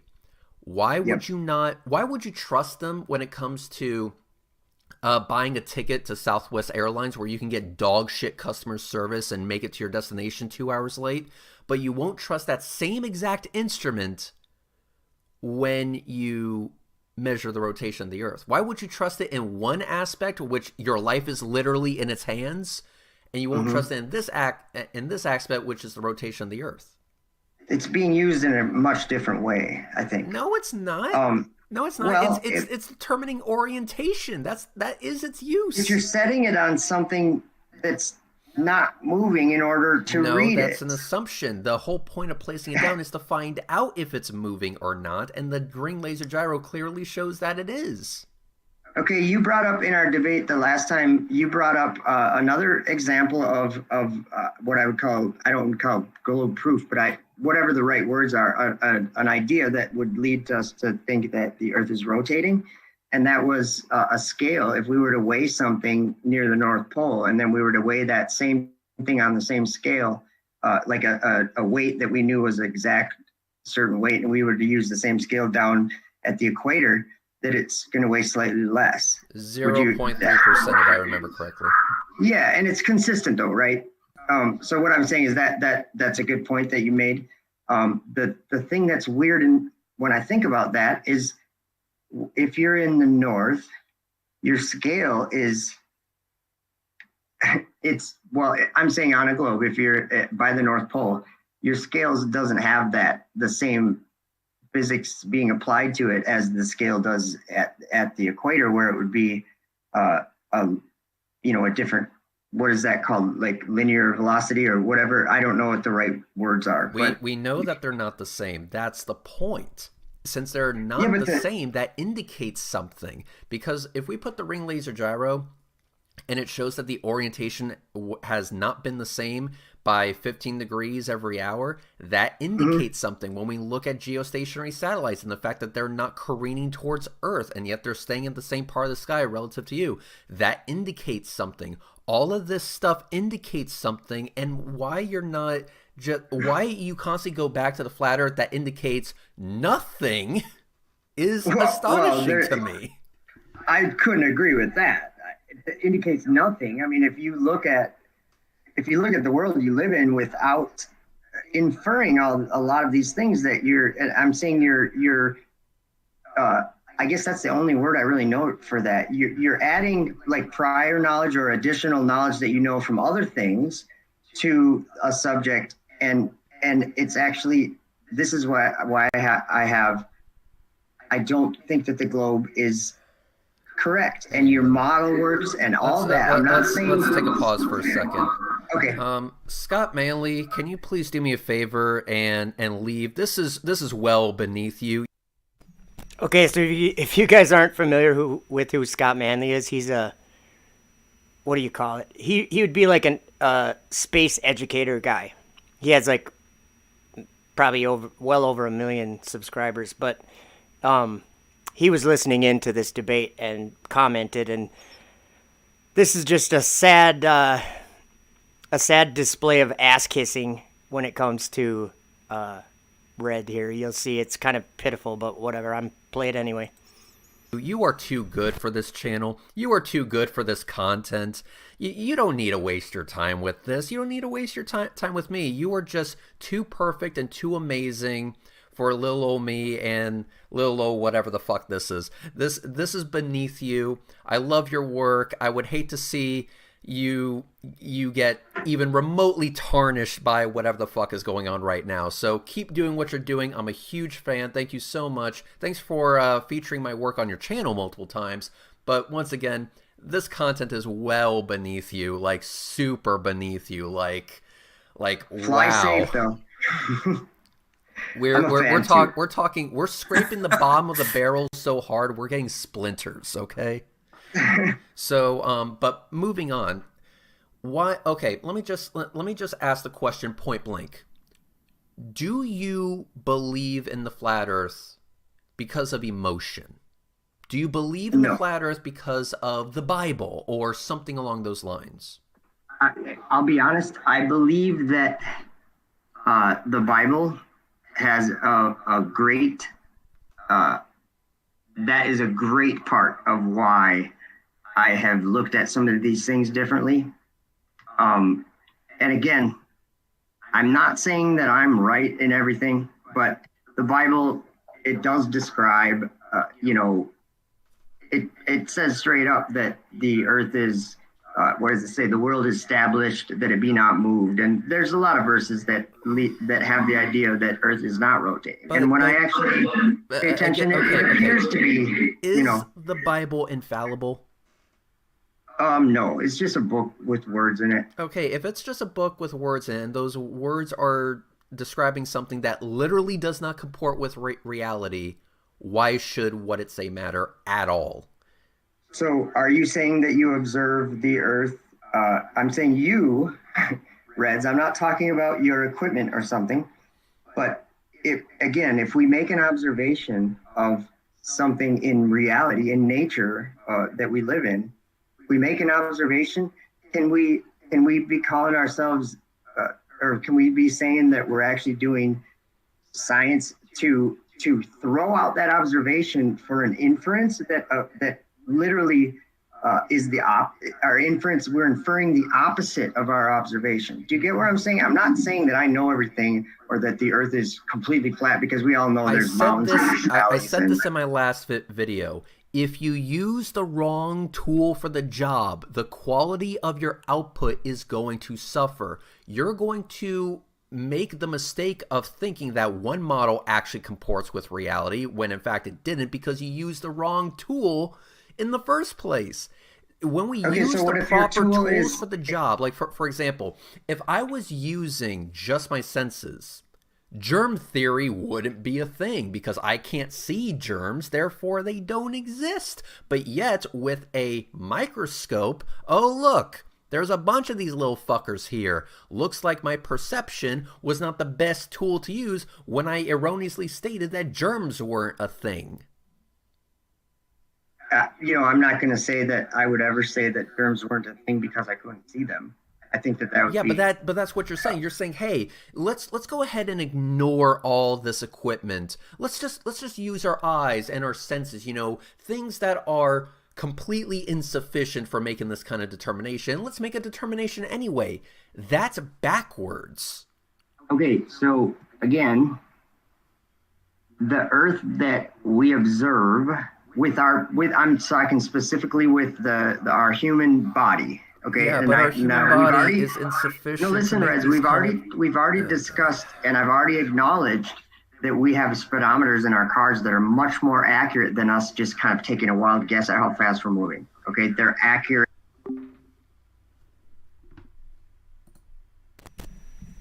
This is where he has to restart the stream because it was like limited. So I'm going to have to send another link to continue on. It just cut us off, and so it just takes a second here.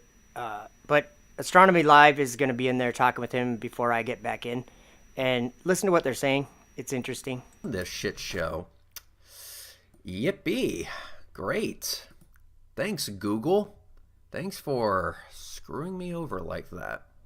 Let's go ahead and get another call going. I apologize. You know what? Fuck that. It's not me who should be apologizing. It's Google who should be apologizing. Oh yeah, let's go ahead and put a limit on it. Thanks. I appreciate it. Dicks. Okay. Red's so Call, funny. sending it right now to his... Yeah, I know. Sending the new link right now.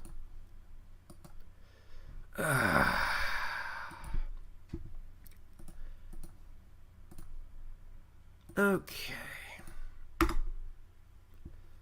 Alright, Astronomy Live and Effed Up World have the new link. Yippee. That was a shitty thing to do. StreamYard doesn't have time limits. Yeah, I gotta get better at this. Okay, Astronomy Live. So while we're waiting for Effed Up World to come back into the call, am I making sense here, or is he just constantly avoiding my questions? No, you are. I do think that there's probably something. I mean, there's obviously something deeper motivating the belief system here. If we're to take him at face value on that belief system, it's like comparing a MIMS gyroscope to a laser, a fiber optic or a laser gyroscope, and saying, well, the MIMS gyroscope says the Earth's either randomly moving or not rotating at all because its accuracy is terrible, and it's got a drift of 90 degrees an hour or something, and ignoring the result from the more accurate ring laser gyroscope because he thinks that's just an inference instead of an observation. And this is why I tried to go back to talk about the telescope for a second, because there we can make an observation with just our eyes through glass, no room for trickery, and we can see geostationary satellites sitting there. What's the explanation for it? He has no explanation for it. And he just admitted that too. Yeah. So the reasonable conclusion to draw from that, the inference that is formed by the observations, is that the satellites are orbiting the Earth at the same rate that the Earth is rotating. Yeah. So Effed Up World or Joe or whatever. I lost you guys for a moment. Sorry. No, that was Google messing up, not you. So okay. When you look at what Astronomy Live was saying, given the geostationary telescopes, given what we were saying with the rotation of the Earth, all of these things have something in common. We used tools to get these answers. But yet you're saying, let's ignore the tools. Let's only use what is insufficient for the job to make our conclusion. Why Can would I make you a correction do that, though? to that? Can I make a correction to what your statement was there? Sure. I don't want us to ignore the tools, the accurate equipment. I don't want us to ignore the speedometer in the car. But I do want to just say that I get troubled by the speedometer in the car. If the speedometer in the car were to tell me that I wasn't moving, but I knew I was moving with my body senses, I don't know when we got cut short. You're not gonna. But here's the thing: your body senses are not going. 15 degrees per hour is slow, like really slow. Yeah. So you're saying that your body's going to be that sensitive? No, it isn't. It just no. I'm isn't. using it for an example. As far as I don't think that if we have, if I did you hear me when I was saying if I was in the car moving 45, or if I said I think we're going about 45 miles an hour, and I'm looking, gauging it my best, and if Reds said, look at the speedometer, we're not moving at all, I would actually have to say maybe that speedometer is broken. If I knew we were moving so fast that if I jumped out of the car, it would probably, I'd probably break bones and go scraping across the asphalt. But that's why we have repeats of these observations. So you don't just do it once and call it a day. You constantly challenge the model. And here's the thing: the model has been challenged repeatedly with multiple different gyroscopes from multiple different manufacturers. I'm dead sure of this. And all of it converges on the same answer. Okay, but what if our understanding of what the gyroscope is measuring is wrong? And I'm not saying it is. I'm saying that if going back to my car moving 45-mile-an-hour thing, I'm not trying to beat a dead horse. I'm just saying if the car's moving and if I'm driving from Minnesota to Wisconsin and I started in Minnesota and I ended up in Wisconsin, there's a way to know, oh, that car, that I was moving in that car. Now, the speedometer said 0 the whole way.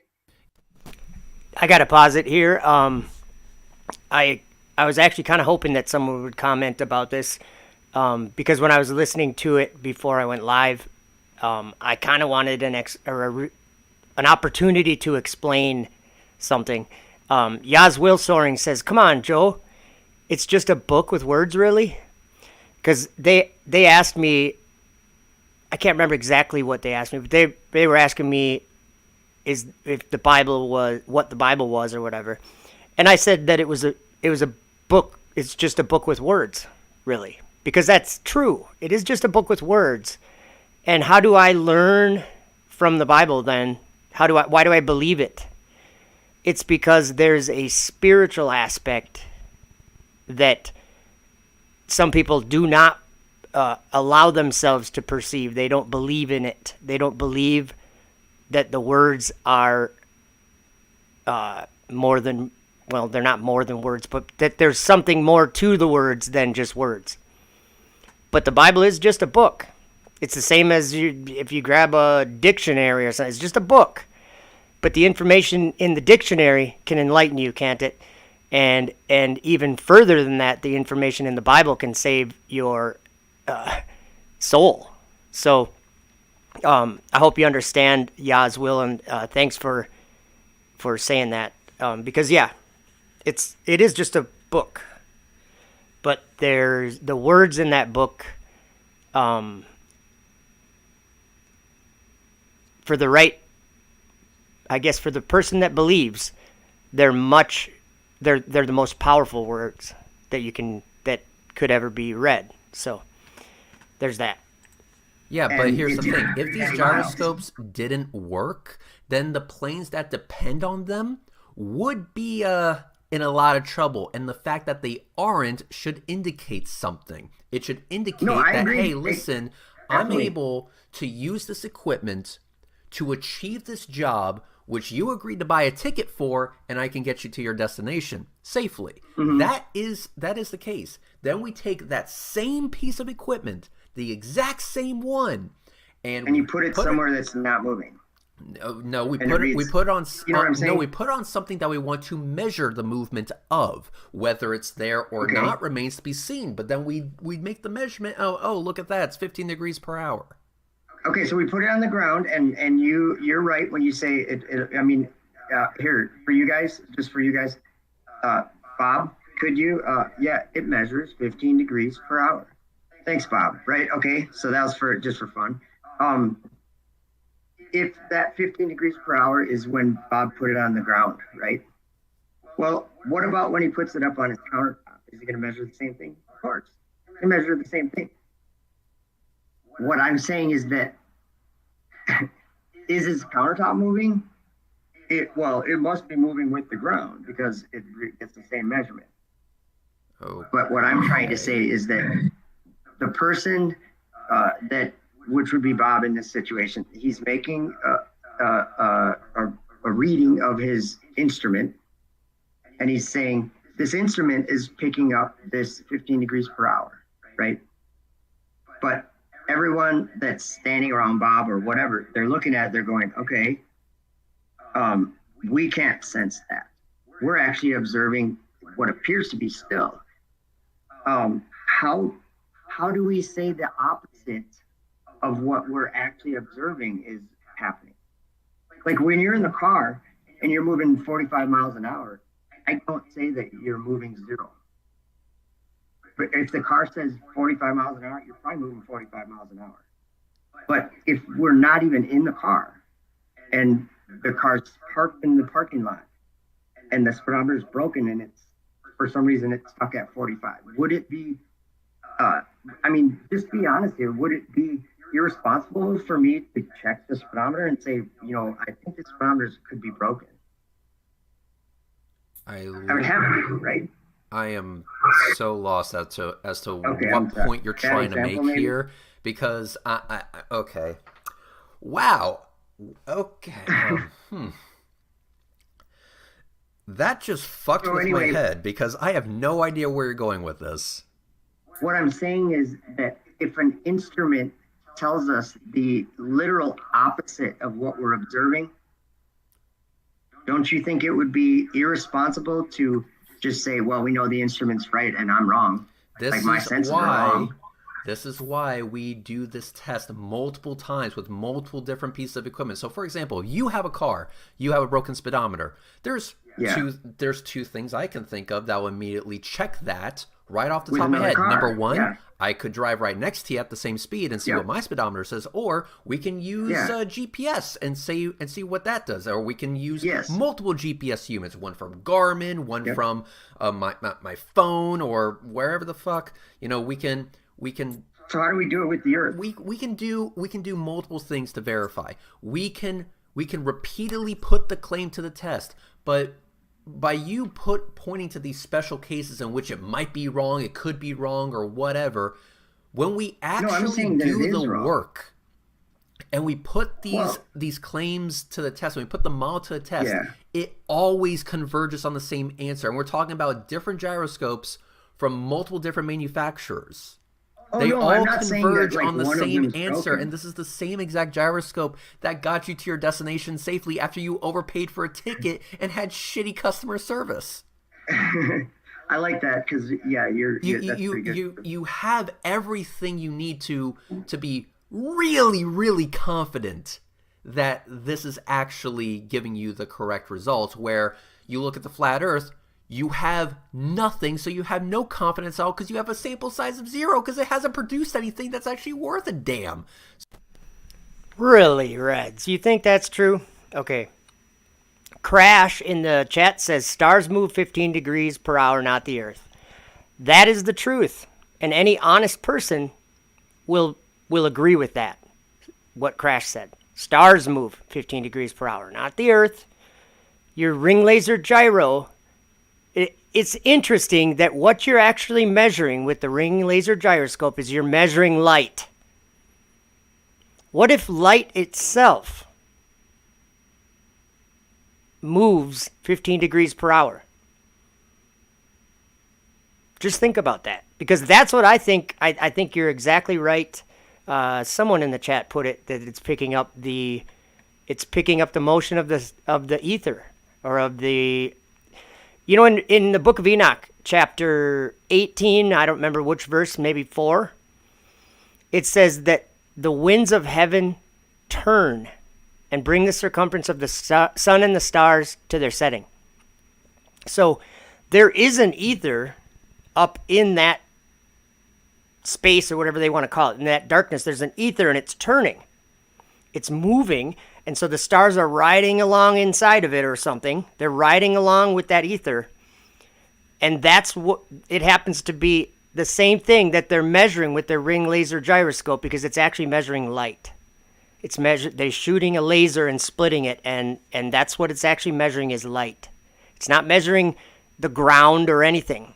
So and plus the ground that you're setting on isn't moving. So why would you, I can take this quarter, and this quarter is like so knowledgeable, this little piece of metal that we use, 25 cents, this quarter.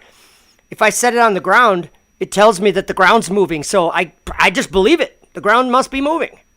You get what I'm saying? You can make any kind of apparatus that, okay. Continuing. So why are you able to ignore and literally reject the observation you make for the opposite, that your inference disagrees, it opposes your observation? For the same exact reason, I reject my eyes when making it the sole determining factor for germ theory. For the same exact reason. I know for a fact, because I don't just have my senses, I also have a brain and this thing called logic. And via the brain and via the logic, I know that my senses have limitations. They're not perfect. Yes. My eyes can't see the ultra small. I can't feel the ultra slow, like 15 degrees per hour. You spin my bed at 15 degrees per hour, I'm going to sleep soundly through the night. It's not going to disturb me. And then I'm going to wake up and be like, oh, what the fuck happened? It was completely unaware. Like was completely unaware. I'm just kidding. And let me just be very, very blunt here. Our senses are shit. Our senses can also be fucked with by alcohol and drugs or just standing up too fast. Literally standing up too fast can throw our senses at whack. But guess what? Yeah. That ring laser gyro doesn't give a damn about alcohol or drugs or standing up too fast. Mm-hmm. So the point I would make, and we're kind of going on and on with the same topic, but yeah, but you're not answering the question. That's why we're going on and on. A simple. Here's the answer to the question. You make an observation with your body that the only place you perceive things from, you still have to perceive the measurement on the gyroscope from your body with your eyes. But if your eyes, I'm not saying this is what it is or that I think this, you are perceiving that digital readout with your eyes. So your senses are definitely involved in perceiving anything because that's all we have. Like you're saying, you have your eyes, your ears. Should I not trust my senses when reaching the gauge on the screen? No, I'm not saying that you would read it wrong or that your senses are wrong in that case. And that's not where I was going. What I'm saying is you make an observation of, you put your camera outside, you see the stars in motion. You see them in a circular motion in the sky. And you didn't have to move your camera, okay? Now that's looking from the Earth where we live. If you ignore your senses in order to, it's just an inference is what it is. An observation, like this isn't science, Red. An observation that we make should not be traded for an inference, an idea, an assumption that disagrees and opposes our observation. What assumption has been made in measuring the distance, or not the distance, the rotation of the Earth? What assumption has been made? That the Earth's rotating. No, that was a measurement. That's not an assumption. Okay, so what about your observation? You're just saying that even though you live in a world where the ground never really appears to be rotating, because I have a 1-to-1 speed ratio with the ground, that doesn't mean that the Earth isn't rotating. That's an inference. That's called an inference. You're inferring that. You're getting that from other knowledge, and it actually opposes the what your body perceives in this world. And did we not just accept the fact that our bodies are insufficient for making these really profound discoveries? The fact is that if I just used my body to decipher germ theory, I would fuck it up so bad. Yeah, and that seems to be not quite a fair. I'm not saying that germs don't exist, am I? Our bodies have limitations, and you're saying let's just ignore the fact that they have limitations and trust them anyway, and hope for the best. I want to point out a comment from Corey Caserta in the chat, because I think it's really poignant here, and Scott Manley of all people would know this quite well, as he's learning to be a pilot right now. Pilots ignore senses all the time while depending on instruments. That's why they're still alive. The dead ones relied on their senses and ignored their instruments. True. Yeah, that's a good point. Yeah, I mean that killed JFK Jr., right? He I believe his crash happened because he was essentially flying in near IFR conditions, but he was VFR licensed. He didn't have IFR ratings, and so the thought is he became disoriented and crashed because he relied on his senses. It happens all the time. Yeah, and so our senses, particularly when it comes to orientation, are not reliable and definitely not nearly as sensitive as instruments on a plane. Mm-hmm. So you need to rely on instruments just to stay alive as a pilot, especially in conditions where your senses can become disoriented. So, okay, I gotta pause it. I gotta point out something in the live chat that they have. Sorry, I just unplugged my headphones. Whoa, clumsy today. Sorry about that. There we go. Sam Bowen in Red's chat on the replay says, "Effed up world, and you're inferring the Earth doesn't rotate. You're still not answering the question." No, Sam Bowen, I'm not inferring that the Earth doesn't rotate. I'm observing that the Earth doesn't rotate. That's a big difference. It's not an inference. It's an observation. And you observe it too. Don't forget that. So why wouldn't we trust that? I'm not saying we shouldn't trust that. Like, I agree with you guys 100%, and acknowledge this and give me the credit that, I'm not trying to be like the guy that says everything you say is wrong. That's not what I'm here for. What I'm pointing out, I guess, is that, okay, our senses, yes, we can get disoriented. I think Red said it best and so clearly when we were in a debate like a year ago.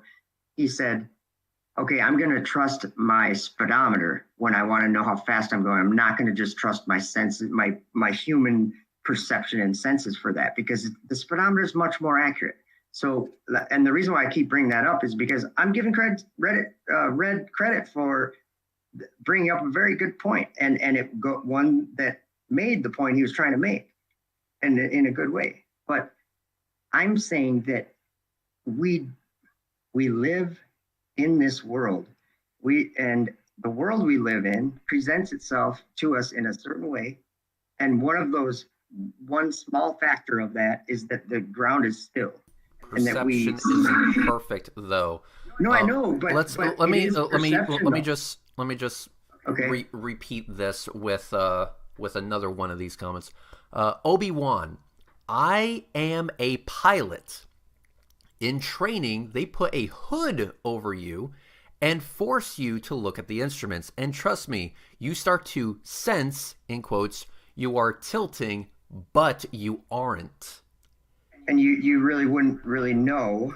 And I agree. Like, that's a good point. I'm not saying that it is. That's you're a very getting good point. what we're trying to say to you is that you're getting example after example after example of how our senses are not the best tool for the job. And what did I say in my last video? When you use the wrong tool for the job, the quality of your output is going to suffer. Yeah. So maybe what we're almost talking about is that you're saying that I'm giving maybe too much credence or whatever to the perceptions that I have as a human being. That's what we've been saying to you for almost the last hour. Yes. And I agree that, like, I'm in this conversation, I am actually doing that. I'm giving credit to my senses, but there's a reason why I'm doing that. No. You're not giving credit to your senses. You're giving too much credit to your senses. See, I will trust my senses for certain things, but I won't trust it for all things, like deciphering germ theory or figuring out if the Earth is rotating, because we have tools that can do a far better job than whatever the hell I could do. So the question again is, why would we discard these really useful instruments for our senses, which are, again, insufficient? Well, are your senses telling you the opposite of what your instruments are telling you? No. So your senses tell you you're not rotating. Maybe I'm just unclear. What exactly do you mean by telling me the opposite? Let me just make sure I understand your question. Okay. In the world we live in, we observe the ground being, solid beneath us and stable. An earthquake is called an earthquake because that's when the Earth actually does move. And now, don't go to the argument or whatever of we're not going to feel motion if we're not accelerating or decelerating. That's not what I'm talking about. Because if we're on the Earth, that's a globe and it's rotating, we're not going to know. I mean, the sky would be what would tell us. So I understand that. But when we live on the Earth and we observe it to be solid under our feet, our instruments tell us, and I'll use the gyroscope. That tells us that it's in motion. That's the literal opposite of our observation. No, it's not the literal opposite of our observation. Our observation would include... Motion or not motion? No, our observation would include the instruments that you're choosing to ignore because, in my opinion, they present to you a very inconvenient fact that you just don't want to accept. Yes, if I were to go just by my senses, then yes, it feels like I'm sitting perfectly still. Absolutely, Okay. I'll give that to you. But Okay. but what we also say at the exact same time is that our senses aren't perfect. They are not flawed. up to the task of this particular job. They just will not work. They won't give us accurate results. I wouldn't be able to measure if it's 15 degrees of rotation, 2 degrees of Or rotation, 18 0 or degrees of whatever, yeah. rotation. I wouldn't know. So we use You'd have to do the tools that math over help a us. day and everything. We Yeah. use tools sufficient Yep. for the job to dial that shit in. So Yep. why would you again default to something that is insufficient for the job? That's like saying, okay, let me ask you this. Joe, what would you use to cut your grass? Would you use scissors or would you use a John Deere lawnmower? Well, I think the right answer would be a John Deere All lawnmower. right, why? Hang on. Why would you use a John Deere lawnmower if not a pair of scissors? The pair of scissors can also cut your grass. A pair of scissors might be more accurate, but a John Deere lawnmower would be more realistic and faster. I would disagree that it's more accurate, but okay. But you would use the John Deere tractor because it is better equipped to handle that task, correct? Correct. Okay. Correct. So we have no problem using the John Deere lawnmower over the pair of scissors.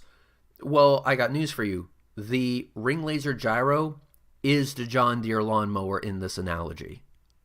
Okay. So why would you not That's a use the ring horrible laser analogy, gyro? in my Why opinion. why are you choosing the pair of scissors over the lawnmower in this analogy? Why are you choosing your senses over the ring laser gyro, given the fact that the ring laser gyro is vastly more accurate? Okay. What about your eyes when you look up at the sky? No. and Just you see answer it my rotating? question directly. I'm trying to. No. Okay, I well, don't I want guess you to that's answer my ignorant. question with Okay. another question or a deflection or anything like that. We've been running Okay. around in circles for a very You're long saying time why now. would I choose the scissors when the lawnmower is for the job, right? Yeah, in that analogy. So, Okay. but don't get lost in the analogy. It's just to illustrate the point that Yeah. you're purposefully choosing the worst tool for the job. Why? Because it's the only tool that I have. Every other tool that I have is something I made that I think measures something that I think it's measuring. So it's not But the it only goes tool you against have. all these other things that I observe. Like the sky's rotating in a circle, and it's in motion. What do you That's an wait a minute, observation wait a that I minute. made. Why? What do you mean it's the only tool you have? So you mean that the observation that other people have made are simply insufficient because you haven't done it yourself? No. I mean, my body, any one of us, our perception as a human being, we perceive one thing, and then we can have like we perceive ourselves moving in a car. We don't know how fast we're going until we look at the speedometer. Okay, so we can look at the speedometer, but like I'm saying, if the speedometer tells us the opposite of what we know is happening with our human perception, there's something wrong. Let me. Like, But so you're what- trusting in that situation. You have a reasonable assumption in that situation that your body would provide you cues that tell you that the vehicle is moving at a speed you can detect, and the speedometer isn't detecting that speed, right? Your vision, Yeah. your visual cues, and if you're going around a turn, maybe your or vestibular if you're system. moving at all, But if if you're you're moving, moving if at you're all, moving the in car a tells you straight, you're not. but if you're moving in a straight line and you got a hood over your head and you're not hitting any bumps, you're not going to feel it anyway. But True. my point is, let's say that's not the case, and let's say you can feel the car's motion. Let's say you're, I don't know, on the Nuremberg ring and you're making a constant turn and you can feel that on top of whatever you're seeing. You know that your vestibular system, at least you think you know, your vestibular system is more trustworthy than the speedometer because the vestibular system would be able to measure that motion, and you are measuring that motion. You can't trust that your vestibular system is sensitive enough to detect Earth's rotation at 50 degrees an hour. I'm sorry, but your vestibular system is not good that point. good. It's That's a good not point. that accurate. And so you can't make that assumption. It's not that the ring laser gyroscope is contradicting or contradictory to what your vestibular system is telling you, because your vestibular system is inconclusive at that rotation rate. You can sit in a chair that's on a motor programmed to turn you at 15 degrees an hour and you won't feel it.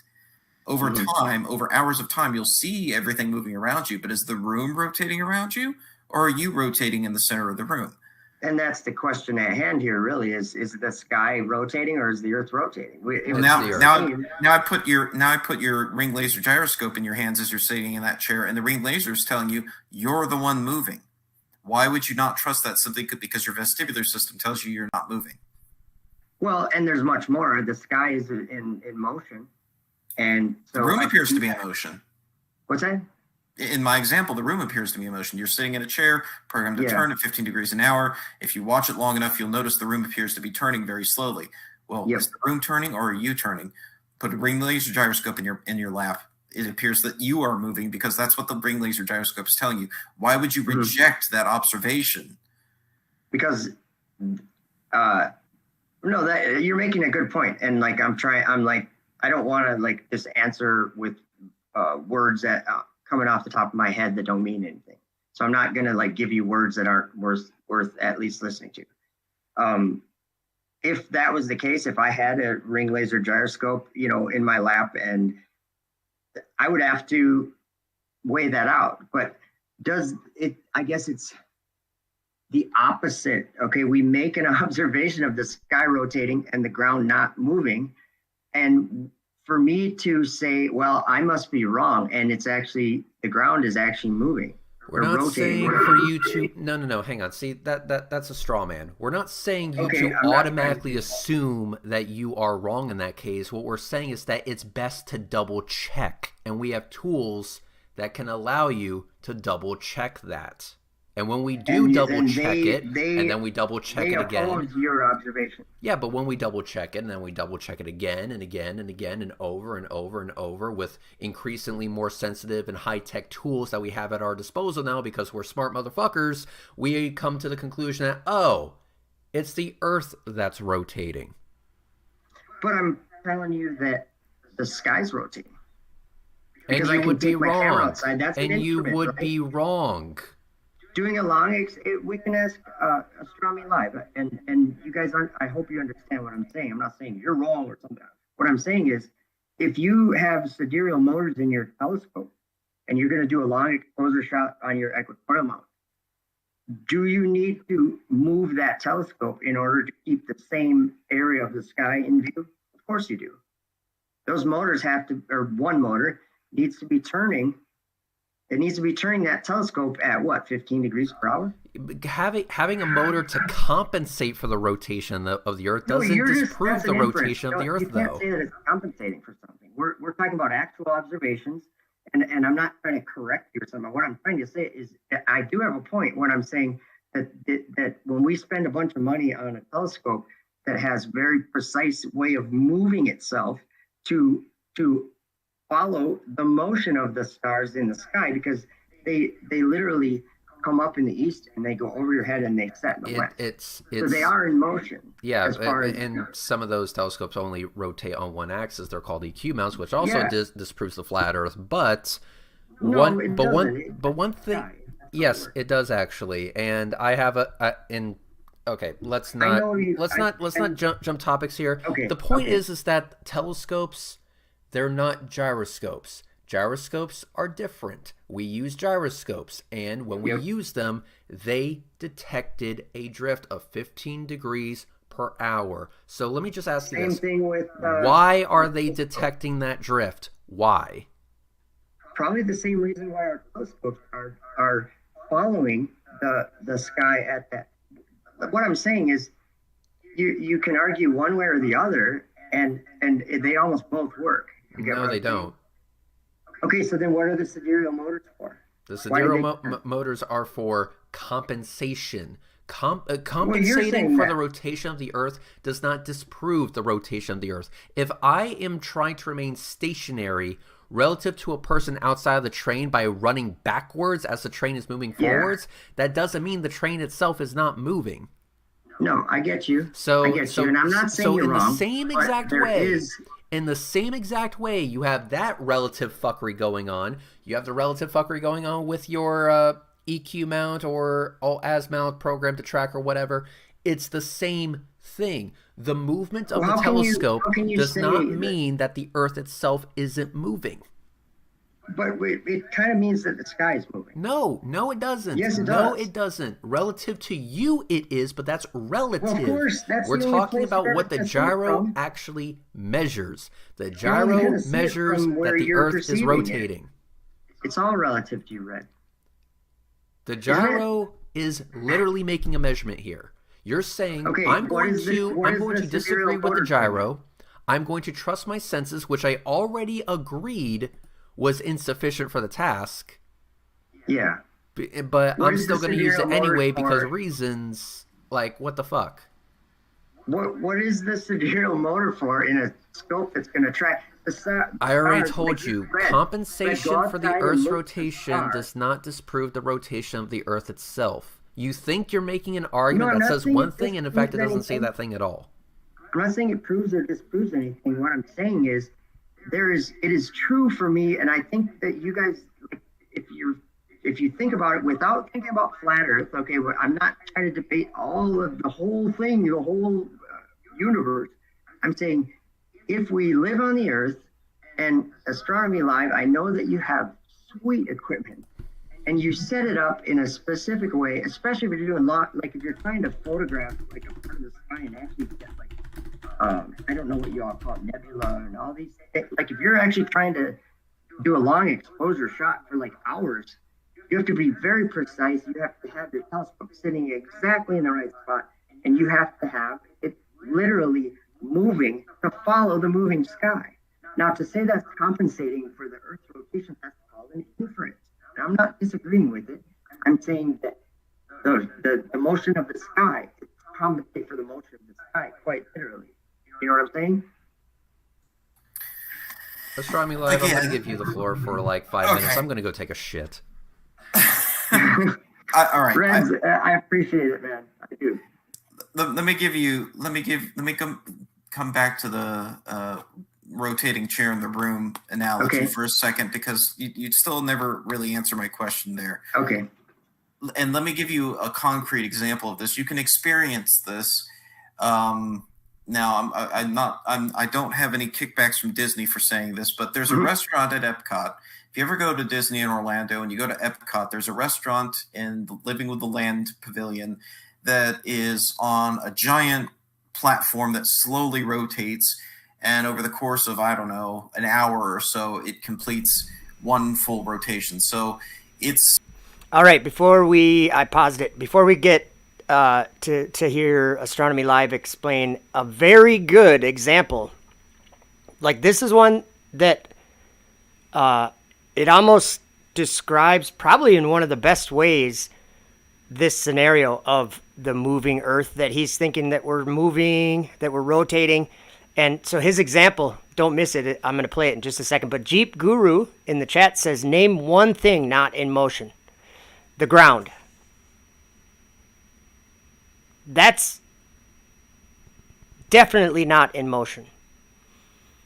And if you think that it is, I want you to tell me in the chat, why do you think it's in motion? What evidence do you have? And I mean specific evidence. You don't just say, well, because we know it's in motion. Like there was a professor of astronomy on MC Toon's channel, and I was able to ask him a question. And I said, how do we, and it was about the stationary Earth. It was when we make an observation that the Earth is stationary, how do we make an inference that opposes that observation and says the opposite? And he actually agreed with me that the Earth seems to be stationary. And his only answer that he came up with was exactly an inference. It was at the very end. He said he agreed with me on that it seems stationary and it presents itself to us as being stationary. But he said, but we know it's rotating. That's how he ended it. But we know it's rotating. So that's not evidence. To say, but we know it's rotating, that's not evidence. I mean evidence. Like, what leads you to believe that things are in motion? Like, I'll tell you, I'll give you an example, and I think this makes sense. I'm going to give you an example of kind of like the answer I would be looking for from you, Jeep Guru. I'm looking for evidence that the earth is rotating, that the ground beneath your feet is rotating. You built your house on this foundation, that foundation is rotating, okay? I want the evidence of that. And here's my example of evidence that the sky is rotating. Okay, here's my example. When I take a camera or a telescope and I put it on a solid tripod or a mount, and I set that on the ground, okay? There's two things that I usually do when I do that. One is I take a time-lapse photo pointed at the North Star, or a time-lapse video, or whatever you want to call it, and get star trails, or like you'll see circles. The stars will be flying around in circles going around Polaris. We all know that, okay? So when I set my camera to do a time-lapse and I don't move my camera, it's the stars that are rotating in the viewfinder that is my evidence that the sky is rotating. Do you see what I'm saying? That's one example. Here's another example. When I point my telescope up and I want to either do like a long exposure photograph, which I don't typically do because I'm not good at it. But one thing I do all the time, like at least probably once or twice a week when the weather permits, is I track the stars. I track them with my telescope, and you can go to my channel and I have a video where I was tracking the moon for 15 minutes with an equatorial mount set up, right? So, and the point, or the thing that I would be trying to accomplish when tracking the moon is to keep the moon hopefully in the same part of the screen and everything. Keep it centered on the screen so it's not moving around, and that my telescope tracks perfectly along with the moon so that I get an appealing, like visually appealing video. So if it's wiggling around or something like that, or if it's moving to the left or to the right slowly, like you want to be right on to make a good video. And that's typically my goal usually is to get a video of whatever I'm looking at. So I like to let me give you an example. I forgot that I can do this from my program here. Let me just show you an example of evidence that I have that I've taken myself. This is the evidence, or one of the parts of evidence that I have that where are we here? Oh, that's not the right one. Sorry, let me get a different one. I think it's this one. Yeah, there we go. Okay, so this is a time-lapse photo from my backyard. That pine tree on the left side there is kind of like at the corner of my driveway. And that the tree that's in front of us, that little one sticking up, that's an oak tree that's a little distance away in my backyard. And we're looking north from Minnesota, and that's why the sky, when I point at Polaris, that's what we see. So, and for earlier, Ziller and Rocha was talking about the circles of stars, and like what I brought up circumpolar stars, and what the circumpolar ones are. Let's just pretend the bottom of the screen is our horizon, even though it's a little below that. But let's just pretend that for this explanation. So the stars, I can't get my mouse on that screen. So the stars that are visibly a full circle, well, that oak tree kind of gets in the way.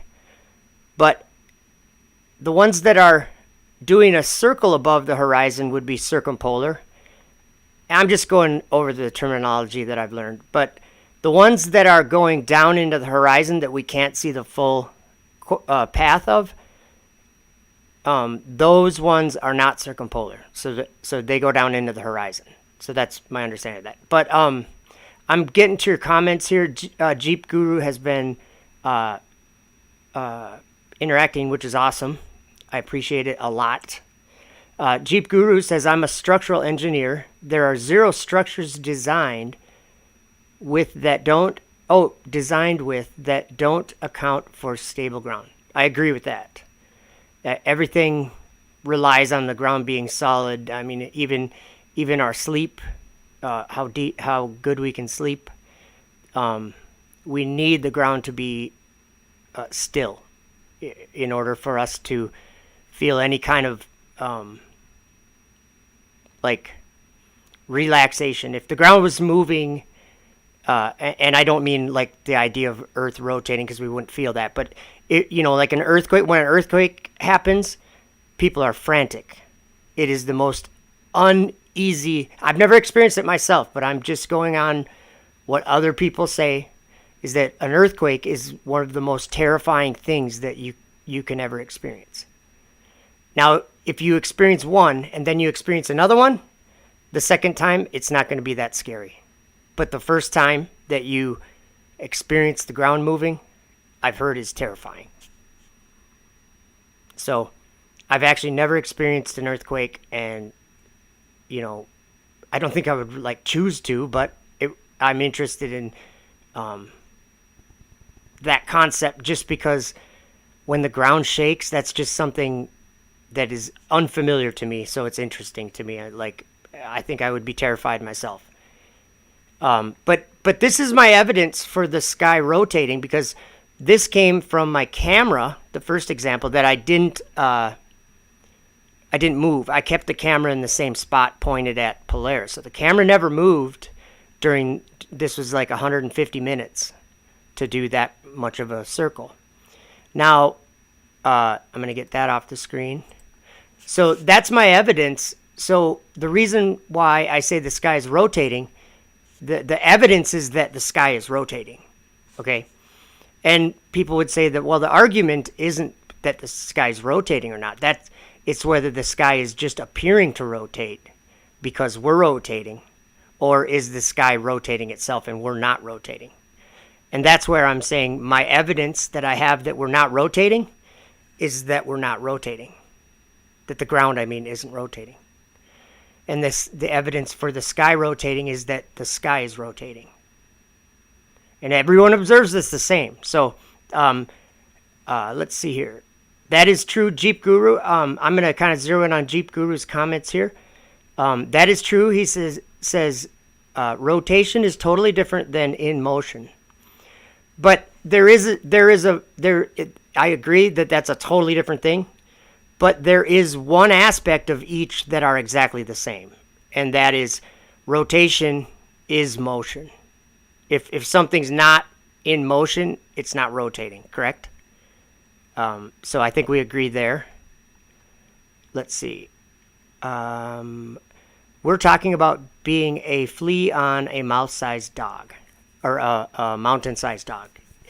Yes, but that mountain-sized dog would be rotating in that analogy, or that example, right? We're talking about being a flea on a mountain-sized dog. So the mountain-sized dog would be rotating, right? In that, or would it be stationary? That would be the question, I think. Let's see. H Jasper E. I need to start cooking, but I'll make sure to jump back in at this very point. Awesome. Well, thank you for listening. And I've noticed you in the last few live streams I've done. I've noticed you've been in there, so that's awesome. Thank you. I appreciate you at least entertaining or considering someone else's point of view. I like that. There's nothing but respect for that. And actually, people like Jeep Guru, I'm guessing that we're, maybe on different sides of the coin or whatever, but that's why I'm just pointing this out for anyone that's listening and anyone that is engaging with other people about things like this. Jeep Guru and I might entirely disagree with each other. Like Reds Rhetoric and I might entirely disagree with each other. Now Reds is he plays an asshole on the YouTube. Like that's his part. He plays that part. So it doesn't bother me. I put up with whatever he says, and he says it like kind of in a joking way, like for the audience, because before we would go live or something, if I was talking to Reds, it's just like talking to another person. He's not an asshole. He's nice, just a normal person, okay? And he's sarcastic, like desperately sarcastic. And so whatever, that's Reds. That's the way he is on YouTube. That's fine. But I don't let it bother me. And like even he says things in an insulting way. But I was debated Reds on Craig's channel on Fight the Flat Earth before, and I think I've had at least a couple conversations on Red's channel with him, and I totally disagree with him. But like it was just recently, he was trying to have a debate with Gary Wybenga, I think, or no, it was with someone else. But Gary was there in the chat, I think, or whatever. But this was just like a few weeks ago. I saw he was live, and I went in, and the first thing I said in the chat, he goes, "Effed up world, I'm sending you a link." And then it ended up where the other person had trouble getting on, and the person he was debating or whatever. And so he ended the stream. He was like, "Yeah, well, this ain't going to work. We'll have to do it another time or whatever." So we didn't really end up talking or anything like that too much. But what I'm saying, why I'm talking about Reds Rhetoric and people like Jeep Guru, and there's a lot of people. I have moderators on my channel, a bunch of moderators that totally disagree with me. Spare Room Music being one of them. Mel Gig. I could name quite a few. I can't remember the name of the channel, but someone that I know locally is a mod on my channel, and they're on the opposite side of the spectrum or whatever. They're thinking a different way. That's fine. That's fine. And I just wanted to point out that that's something that Jeep Guru can only, like, let's say there's a certain amount of knowledge and we're born with a certain amount. As we grow up, we get a certain amount of knowledge, and that's kind of true. And some people, specialize in certain kind of knowledge and things like that. But just general knowledge, you can only learn something. You don't have to believe something. But if someone says, "Oh, here's my point of view," and you actually listen to it, considering what they're saying and without like a bias, you don't have to believe what they believe, but you can definitely have I will call it an educational, not as like teaching a class, but teaching each other. Like I might learn something from Jeep Guru right here, and he might learn something from me. Do you get what I'm saying? Doesn't mean that we'll ever agree on certain like main topics or whatever, but like I've agreed with everything he's said in here so far. And when I say he, I always like to say I'm not sure if you're a she or a he, whatever. I'm just saying he, so don't be offended. Because most Jeep Gurus are he's statistically. No, I'm just kidding. Okay. So makes much more sense that the sky or clouds easiest way see. I didn't quite understand that one. Jeep Guru, would the flea know he was upside down? I'm on the flat side of Cosmo. Oh, good, Jeep Guru. Okay, but these are good questions. I would say that would all depend on my indoctrination, how much I believe about certain parts of the things that I was taught. Because if I was upside down on the giant mountain dog or whatever, the mountain-sized dog, if I was upside down on it, I wouldn't know if I was upside down if my feet were being attracted toward the center of it, would I? If there was no up and down. And the only reason why I felt an up and down was because I was being attracted by gravity to the center of the dog. You get what I'm saying? That is, I like your questions though, because they can only make a person think. See, upside down is a real thing in this world. Like here, let me give an example. This is just interesting stuff. I think that it's always, every time I think about it, there's a little bit of freedom that comes from thinking of things in a different way, but being honest with yourself at the same time, like being real about it. But then, like, there's these huge, glaring problems, like, start poking their head up a lot of the time. What was my example? I think I just lost it. Okay, Crash says, if you dug a hole through the earth to the other side, would you come out the other side the same way you went in? Good question. Feet first? Well, I mean, you'd have to if it's a globe, right? So you'd come up feet first, and then you'd dive right back down, wouldn't you? Like, how would you ever get up that hole? You know what I mean? There is a lot of things that we think about. Okay, here's one. Like I brought up the parallax thing. When they measure parallax, they need 6 months to do it, right? Because they believe they're on the other side of the sun, because in the solar system, the Earth orbits around the sun in a year. So halfway around, 6 months later, the location, I guess, relative to the thing you're measuring would be different. By what you'd get is you'd get a slight angle, and you'd be able to measure the angle or the distance and the size from that angle. But like Jaronism points out, if that were accurate, then the sun and the moon are the same distance and size. So then all of a sudden, all people say is, no, the sun's way further. Like, they just say that.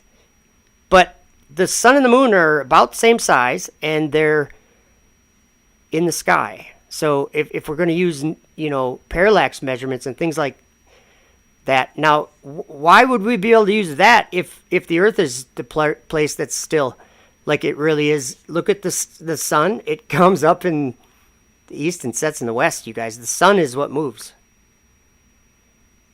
Right? And I know our minds like to go outside. Let me see if I can find a picture. Well, I'm not going to start doing that now.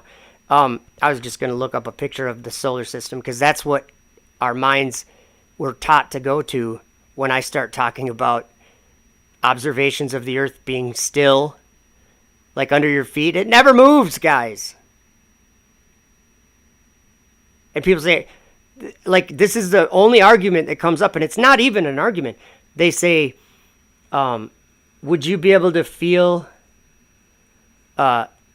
one revolution per 24 hours if you're on a merry-go-round? Would you be able to feel that? Or they say, you wouldn't be able to feel it because it's constant motion. But as DITRH likes to point out, which is so true, it's not constant motion. You're accelerating outward. If you're doing a circle around the sun, there's going to be a measurement of outward acceleration. If you're rotating once per day on the Earth, there's going to be, get it? There's going to be measurements of this stuff.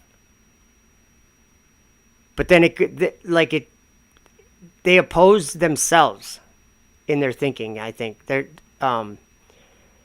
You never went that 180 million miles, 186 million miles to measure the parallax. What's actually happening is you're actually pointing your telescope in the same part of the sky, and you're just seeing the sky. You're seeing the star move a little. That's it. You have the telescope in the exact same spot. It's not 186 million or billion, whatever, million, I'm sorry, miles away. We never your backyard where your telescope's sitting never moved 1,200 or whatever the number is, 186 million. Sorry, I'm just losing it. It never moves. That's the whole thing. All you're measuring is a movement of the star. You're measuring a movement of the thing that you're measuring. You're not measuring the ground moving because your telescope's in the same spot. I don't know. So, yeah, parallax doesn't work. Another example, they say, and if you're on a globe, if you were to travel from where you're at right now to 70 miles away, I'm just using 70 as a round number. I'm not trying to, like, it's 69 point something miles, okay? That down, relative to where you started, down would now be 1 degree off from where you initially started. So that was on mile 70. So now on mile 140, relative to where you started, that downward vector is going to be 2 degrees off of where you started, what it was where you started. So the people in this town are living with down one direction. The people with the next town over are a degree different, and the next town over a degree different. So that's what the globe would be, right? Every 70 miles, because you have 360 degrees. All I'm saying is it's just math, but when we travel, we don't ever experience down changing because we're at the place where we would be measuring it, right? So if you're at your first 70-mile stop where it's a degree different from where you started, how do you tell? How do you know that?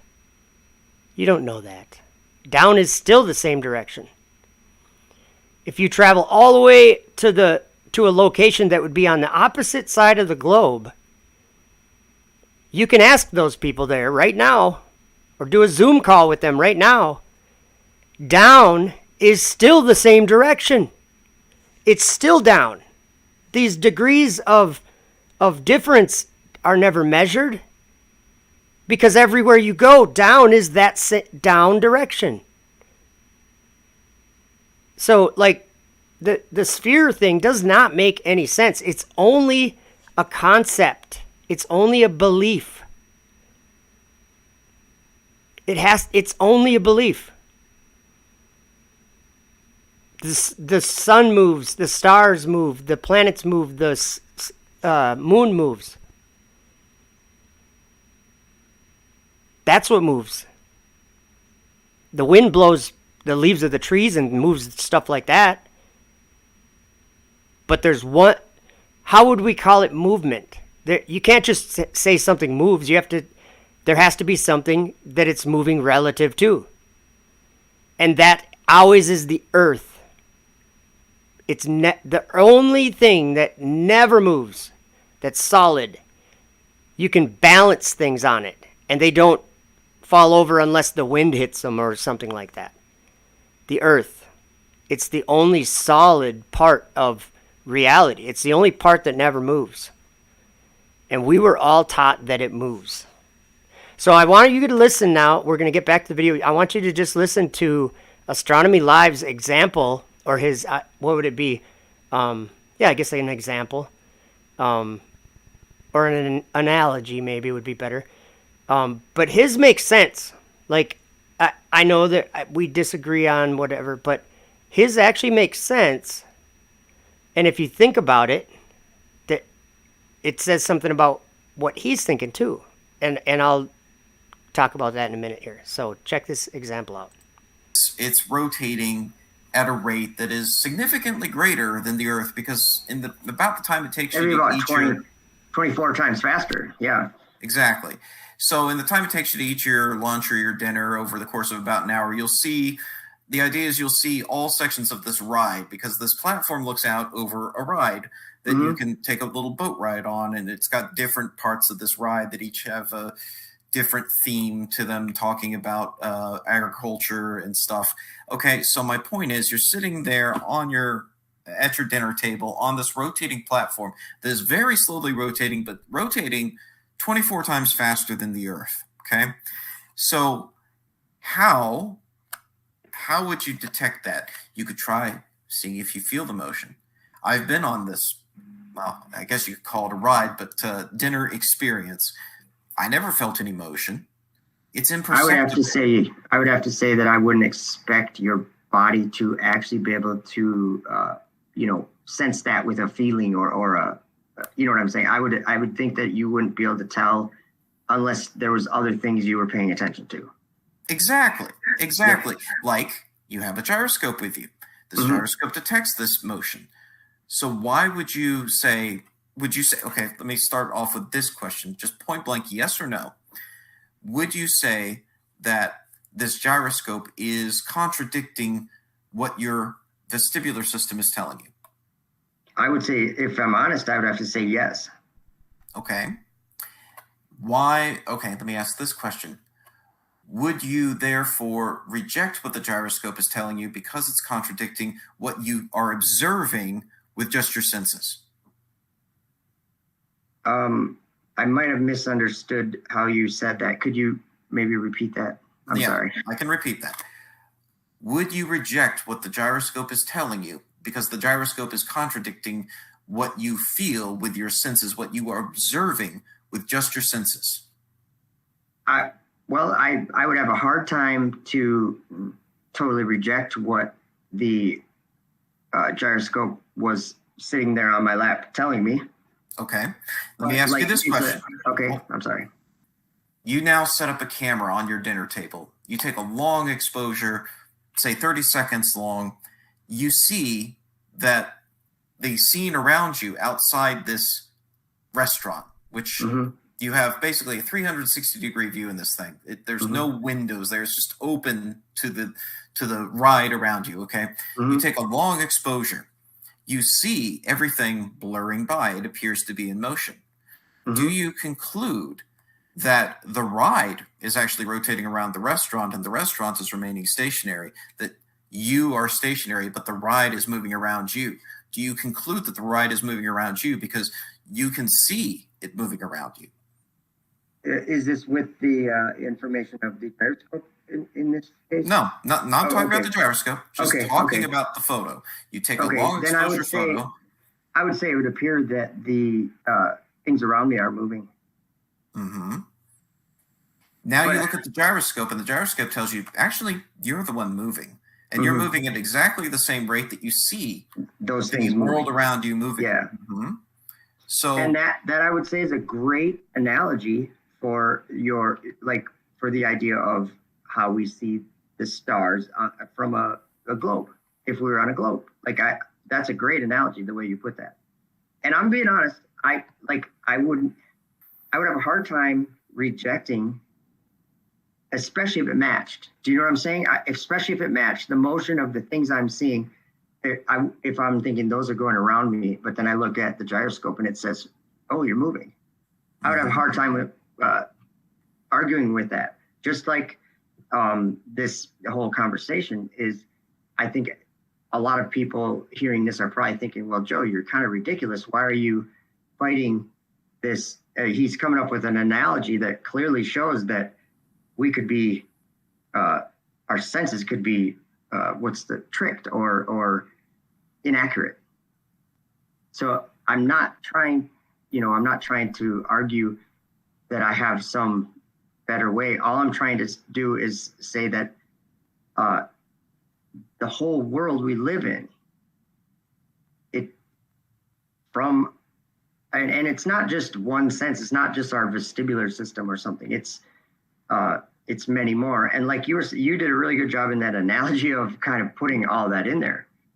So that's like quite, I might have to clip that and try to think about that a little bit more, the way you just put it. Yeah, I'm glad. Just being honest, I mean, I do have an issue that's interesting anyway with that gyroscope, is wouldn't you agree that generally the sky rotates as far as, apparent rotation, if we were to call it that? I'm trying to be fair to what you think too, but the apparent rotation of the sky is close to about 15 degrees, right, per hour. The apparent rotation, yes, but Yeah. it's just like the example of the restaurant, right? Mhm. The ride around you appears to be, there's an apparent rotation of the Yep. ride And that it is 24 matches, times larger. and it matches with that measurement from that's on the gyroscope. Right, exactly. Or I maybe the opposite or whatever, but the number is the same movement or rotation in degrees. Correct. It Yeah. matches with the So gyroscope. And just like that example, I can take a gyroscope that's sufficiently accurate and get a reading that tells me that I'm rotating at 15 degrees an hour, not the sky. yep. And like that's where I have a hard time because like I think science, and I'm not trying to like appeal to a word or a way that we, like a team or something, but science, in my understanding, you wouldn't have like I guess this is what we have though. We have an inference, and that's probably not the best word to use. We have prior knowledge or alternate knowledge about something that does literally oppose the observations we make, or some of the observations we make. This rotation being one of these here that really I and Reds is talking about the flat Earth and the globe and all that, and I get it, but it is the rotation that is like one of the. You can look at my channel. That's one of the biggest things to me that I have a problem with is that everything I do in this world and everything that I experience in this world, it's in a world that isn't moving. And the sky in this world, the sky above it is moving. Okay, there's in the chat, excuse me, Jeep Guru says, that's what I meant. I disagree making the claim Earth doesn't move. It does move, as we said with structural allowances. Spinning through space that we can access, no. So let me elaborate on, just give an example. In the sense that when the ground freezes and it heaves and moves, yes, the Earth moves in that sense. But all the Earth, in a sense, like all the Earth, the place where everyone is, the entire place where everyone is, I'm not saying a shape or a size or anything, I'm just saying the place where we've ever been isn't moving. Like, there's movements, just like saying flat Earth, we're not saying that there's no change in elevation on the Earth. We're saying as a whole Earth that it's a plane. And we don't have this curvature. We don't have these people upside down on Australia. We just have the sky above us and we have the Earth beneath us, and it's always that way. And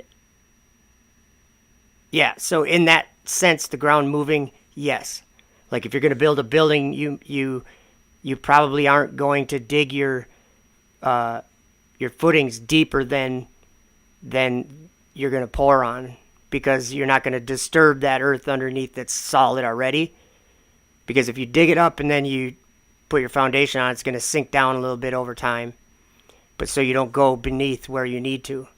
Or just like our building burned down, it was a pole building. So when we put the new one up, we dug the old poles out, and because we kept the concrete, so the notch in the concrete, we were going to put them in the same place. So when we dug the poles out and cleaned it out to put the new poles in, the blocking or the footing beneath, we didn't like take that out and put a different footing in. We didn't touch it. We left it exactly like it was, so that the building would be still, because it was a 37-year-old building.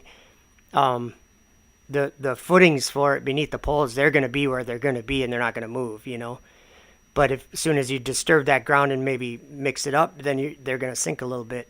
So things like that. In that sense, the ground moves, but as a whole, the place that's experienced by all people, it doesn't move.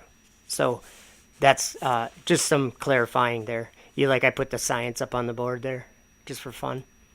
I'll get that off of there. I don't want people to be mistaken. Okay, here we go. We're going. But do you guys like that? That was a good analogy that he made. And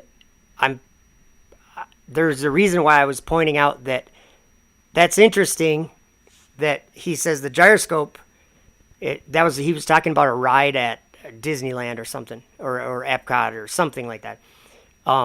That's what it, and it turns as you eat your dinner or whatever it is. I don't know. But he was explaining how it turns slowly. You never know it, unless you actually were paying attention to the things around the ride, right?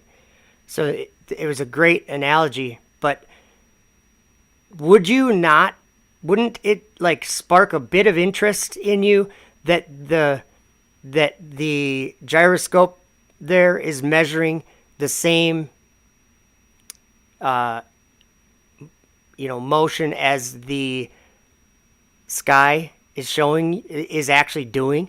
Wouldn't that spark an interest and make you think, well, what is this thing measuring then? Because we're observing the sky moving 15 degrees per hour, and that's what it's measuring or giving us a readout, and it's telling us that the ground's doing it, or that's so they think. I think that it's measuring what the sky's doing. And if you want more of a knowledgeable explanation about that, go to Austin Whitsitt's channel. He's been talking about specifically that the things in the sky moving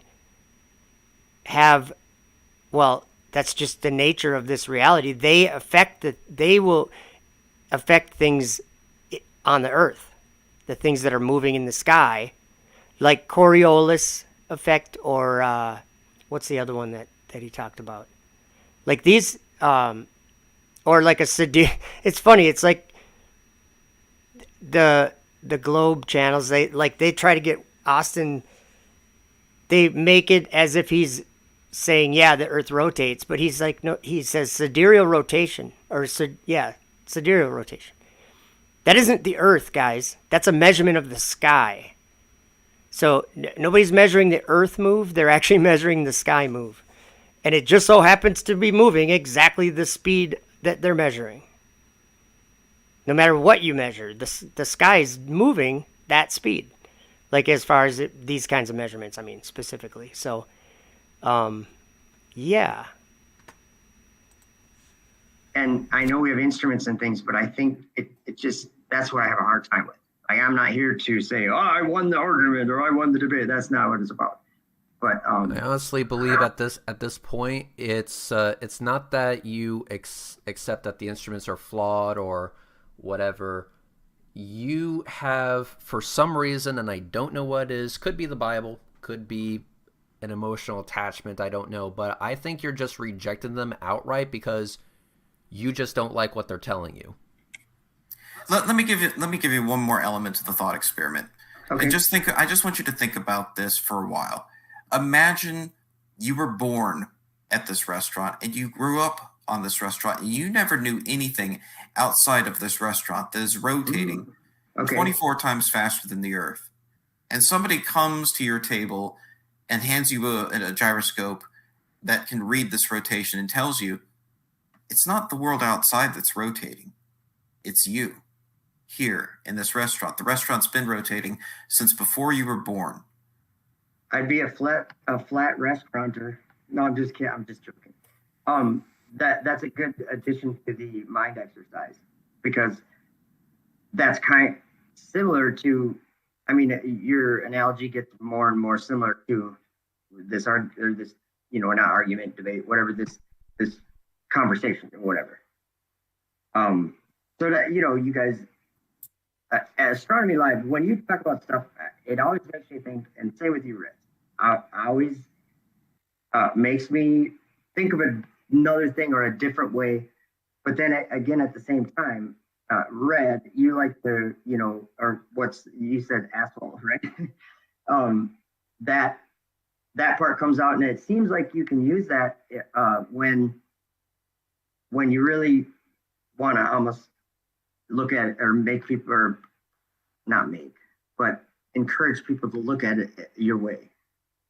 Now, the thing that I still, and I, maybe this is, I don't want to just keep beating this over, but I see inferences and assumptions that not that they're wrong, but I'm not comfortable with something that goes against what I observe. Like, and That's what I was. Not to cut you off, but I have No, to you're because that's literally what I'm saying. You are putting way too much stock. Okay, just for the rest of this, this is what we have to do. Because we have to remember that science would include some kind of evidence. Otherwise, if you have no evidence, kind of like how some people say there's no evidence that God exists, right? Or that he created the world or anything. Oh boy, I don't even know where to start there. The evidence is the earth. Okay, we're going to put this up. Where is it? There. Can you see the screen? Just remember that in the back of your mind while you're hearing Reds say these things. That's a video I took of the sky moving in the background. Okay, I hope you can see it. That's my evidence that the sky is rotating. Just a simple picture of it or video of it. Okay? Keep that in mind while we listen. In your senses, you are using the wrong tool for the job, and there is an emotional attachment to that for whatever reason. I don't know what the reason is, but for whatever that reason is, you're saying that, listen, I agree, this tool is better, faster, stronger, whatever. It's up to the task. And I have acknowledged that there's certain things that my body, that my senses are not up to the task on. But I'm just going to say, for no reason whatsoever, that I trust my senses over a gyroscope. That I trust my senses over, insert better tool here. I would rather use the scissors than the lawnmower in this analogy. I don't know why you have such a love affair with your senses, knowing damn well that they're not perfect. But that's your problem. If you keep... Okay, by the way, a digital camera is not my senses, Red. Just a reminder. Harping on about how your senses have to agree with the tools and equipment that's around you, then, dude, toss out your speedometer, toss out the thermometer, toss out all that crap. Just hold your hand in front of the oven and think to yourself, is that exactly 400 degrees? And then eat the undercooked meat that's in it. Let me tell you how good that's going to work out for you. You're going to find yourself in the hospital where doctors are going to use tools and equipment to diagnose your ass and fix you up and get you back out so you could fuck this up all over again. Red, you're a classic. I don't know why you're choosing to operate in this way, but what about ignoring it? Ignoring your observation. But here's the thing. Here's the thing. While I don't know why you're choosing to operate in this way, I'm also going to accept that there's nothing I can do to get you out of this rut that you're in. I think you're perpetually stuck in this rut. You got to find your own way out of it, and I hope you do. But until you do, you're going to continue to make a complete ass out of yourself by bringing up this argumentation or this position. Well, I think that and don't take offense, but obviously, I sure wish Red was here and could see my screen right now. That'd be awesome. Because I got the evidence, not Red. Well, I guess they got their laser. Oh wait, laser gyro. So it's measuring a light from a laser. So measuring light from a laser tells you that, and setting that light and laser apparatus on the ground in one spot, not moving. That laser light is giving you a measurement of 15 degrees per hour. Exactly what the sky is doing. Like what I'm saying, and it makes a lot of sense. I can give an example. I can give a great example. Yeah, this is a good example. Maybe I have it. let me look and see if I can find a video. I might have a video that we should watch right now. About how, like if we were to say, oh, Earth's a globe or it's flat or something, and there's a question that we were just going to, well, we'll pick this or that, right? We're going to pick the one that makes sense. We're going to pick the most clear one, right? The most clear. And that's going to be the one that's right. If the other one, like if we're looking at one and it's wrong, it's going to tell us right away that it's wrong. And I'm not good at explaining what I'm thinking sometimes. Let me see if I can find a video. We're going to listen to Reds while I look for a video really quick. See, we have disagreements on things, but I do appreciate that we can actually have, and we've done this before, and I think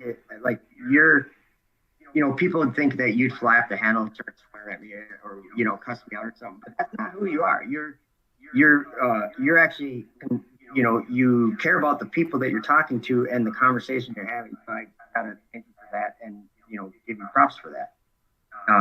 When people would tend to say that you don't do that, you know what I mean? But I think at the same time, I don't have a love affair with my senses. I just live in a real world where some things are apparent and some things are ideas, and some people can think these ideas and think they're correct, but not realize that they're actually able to ignore other ones, like their own, everything that you experience is relative to you, if that makes some sense. Well, we're gonna end this hangout on one question. One question. So, effed up world. Your final question. The next time you go to cook meat in the oven, are you going to use a thermometer? I'll just hit the oven buttons, man. It's just an oven. No, I'm just teasing. Yeah, I'll use the oven. I'll preheat it to what it probably would be safe to cook it at, and I'll cook it there. As long as if I'm out at a campfire, I'll make sure it's cooked. Neat. All right, I'm going to ask you to leave now. Cool. Well, hey, you guys, I appreciate it. I do, and I'm always interested in talking about this stuff. And hey, Red, I know you're not. I'm not trying to confuse you. Some of those other videos, the last couple I put up, the one it had wings and some of those ones, that has to do with some things in the Bible. And so those, that's something you might not be interested in. You might, but what about the Bible? I made a video that had Michelle Thaler in it, and yeah, that was kind of stupid. Well, and if you. It's based on something that was written a long time ago that really seems to be very close to something that you yourself film and do a great job. I'm just gonna be point blank with you. I'm gonna be very blunt with you. Okay, I'm ready. The very moment you told me that the Falcon 9 and the SpaceX Dragon were in the Bible, I stopped taking your shit seriously whenever you brought up the Bible. And Red, I don't want to correct you, but I didn't say that they were in the Bible. I said that this, if you compare these things, that it's not ridiculous to look at it and say these guys possibly see ahead in time. No. I'm saying it is completely ridiculous, and I'm not playing that. I'm not. No, that's fine. That is a flavor bullshit I will not even pretend to entertain. I'm sorry. There is no way in hell you're gonna have me go down that fucking rabbit hole. Absolutely not. No, that's fine. Okay, that's fine. I'm gonna remove you from the call now. Have a good day. Landing rockets is Okay, here, listen. Here we go.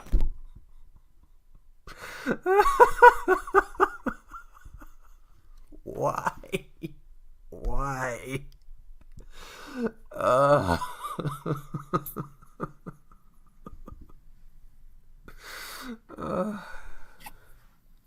Strong Me Live. Help. Help. I have a new way to refer to him in the future now. Wow.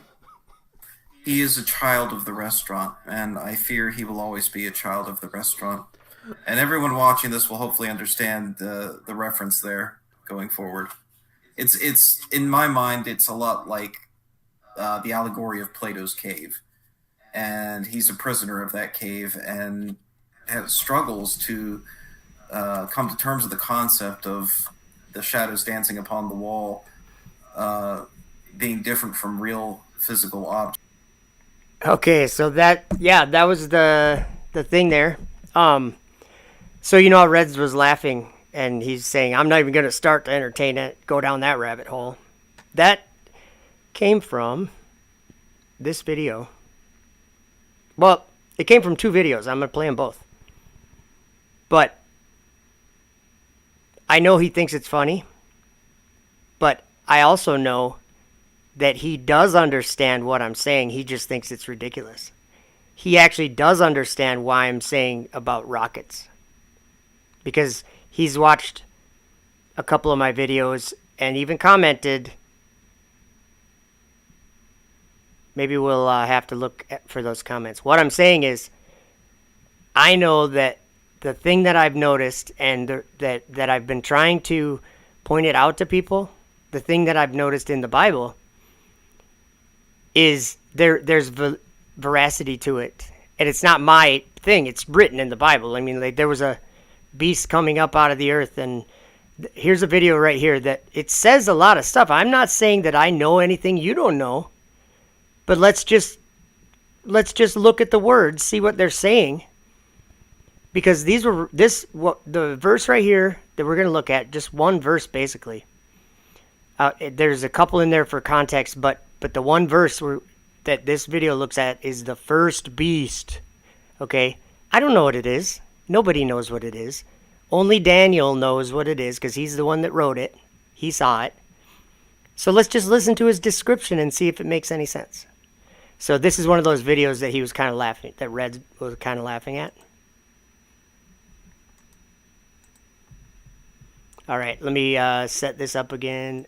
I had no sound, so here we go. In the first year of Belshazzar, king of Babylon, Daniel had a dream and visions of his head upon his bed. Then he wrote the dream and told the sum of the matters. Daniel spake and said, I saw in my vision by night, and behold, the four winds of the heavens strove upon the great sea. And four great beasts came up from the sea, diverse one from another. The first was like a lion, and had eagle's wings. I beheld till the wings thereof were plucked. And it was lifted up from the earth, and made stand upon the feet as a man, and a man's heart was given to it. I saw in my vision by night, and behold, the four winds of the heavens strove upon the great sea. And four great beasts came up from the sea, diverse one from another. The first was like a lion, and had eagle's wings.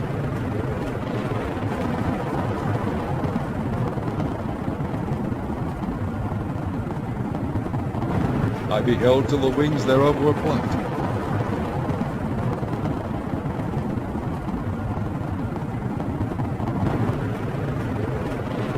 And it was lifted up from the earth,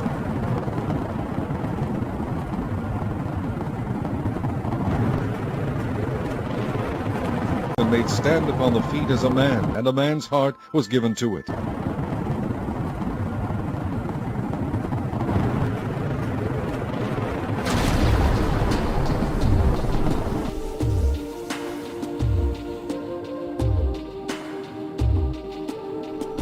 So there's that. That was one of the videos that Red was commenting, or that he was referring to, that he was saying didn't make sense to him or whatever, or he was confused by it.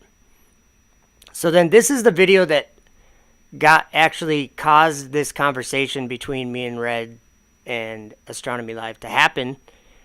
Is this video I put on my channel. We're gonna watch it, the whole thing, but at the end I have a song, and I'll probably just play that song, and it's got some... I'll just give a warning before... I'll pause it and give a warning before it plays. It's just a B.O.B. song. Where is the video? It's right here somewhere. By the way, check out my TikTok if you haven't. I got some funny videos, good videos on there. Okay, where is this? I can't find the video, guys. You know what? I think I might have forgot to get it. Wait, what's that say? Flatten the curve. Okay. I must have not grabbed it. Let me grab it right now. I know exactly where it is. Okay, cartoon science. Oh, isn't... Oh, that's not working. That's not the right video. That makes my... Oh, no. I think my program's going to lock up. There's like a bug in that video. Okay, so we're going to watch it on YouTube. We might lose the program here. Let's see, desktop. Okay, I think we still got it. Let's go to YouTube. And I might have to search for this. An example, a great example of something that makes much more sense, like a huge thing that we know that makes much more sense on a flat Earth than on a globe. Actually, an example right now is that in the southern hemisphere, they see the moon upside down because they're looking at it from the other side. The moon, we only see one side of the moon because it goes over us. It's like a disc going over us, and that makes more sense if you look at like what NASA puts out for the like the moon phases. They make an animation, and they just take the same animation and tip it upside down for the video of the other hemisphere. They just flip it over. They don't make a different animation. They just flip it over. So that's what everyone sees. We all see the same moon, same side of it, same size or size of it. So some people, for some strange reason, they tell me that they can see 53% of the moon's surface. And I'm like, no, you can see the whole thing. You can see whatever part you can see. But it's all the same for everyone on the Earth. So let's do this. Sorry, I'm not multitasking very well. I like the comments. There was... we have a let's see. Is there a... Let's see, where is this? Jeep Guru said having one's reality called into question is a struggle for the ego. It's like almost like a subconscious thing, I think. It's not like we think about it. We're like, yeah, well, if I was wrong about that, who cares? That would just mean everyone was wrong about it. Or it is an ego thing. It's hard to let go of something that you think you know, even when something is presented to you that like debunks whatever you understand to be at that time. There was a comment I was going to read.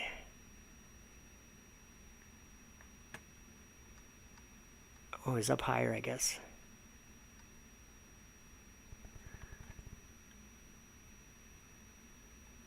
I'm not sure where it is. Oh, yeah, Jeep Guru. Talking about the clouds. Where is it? It's right here somewhere. I saw it. Oh, I think clouds are a species or a life form. And then your next comment, I have thought this exact thing in my head more than once. Like, way more than once. First of all, if gravity's a thing, where's the 5-gallon bucket comment? I'm looking for a specific comment, guys. Sorry. A 5-gallon bucket. Oh, man. I guess it's way up there. I don't know. Sorry.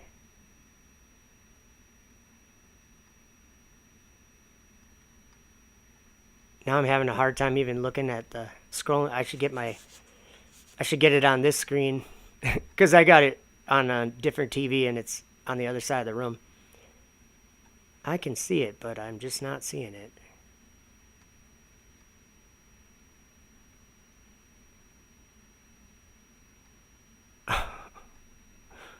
I just read it. I'm terrible, you guys. Oh, there it is. It was above that, I guess. Okay. Ever lifted a 5-gallon bucket of water? How do clouds hold thousands of buckets just over our heads? How do airplanes fly through a cloud? That would be impossible if rain came from clouds.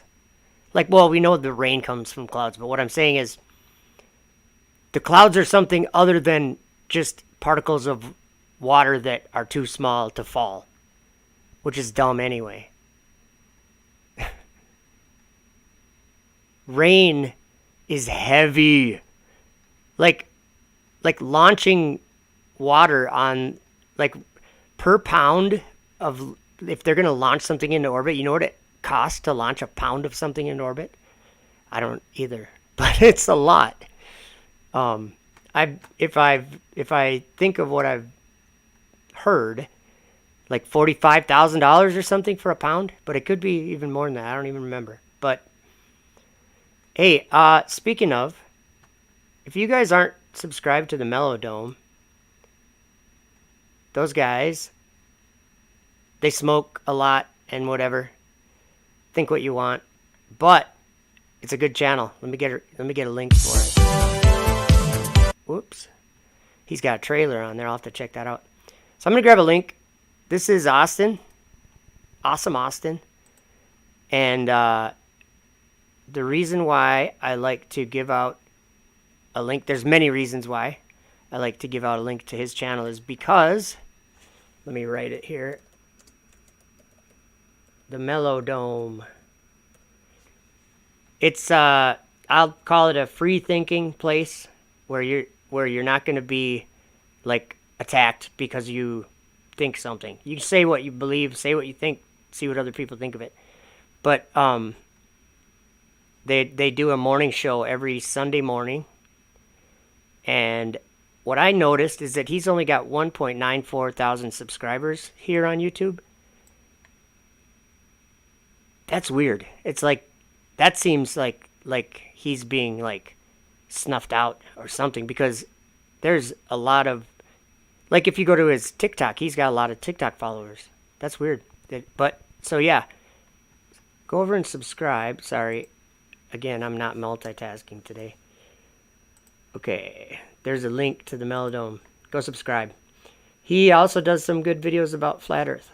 Well, that's a lot of videos about flat Earth, and he has people on for conversations a lot, and it's a good channel. So, and Austin, he's just an awesome dude, awesome guy.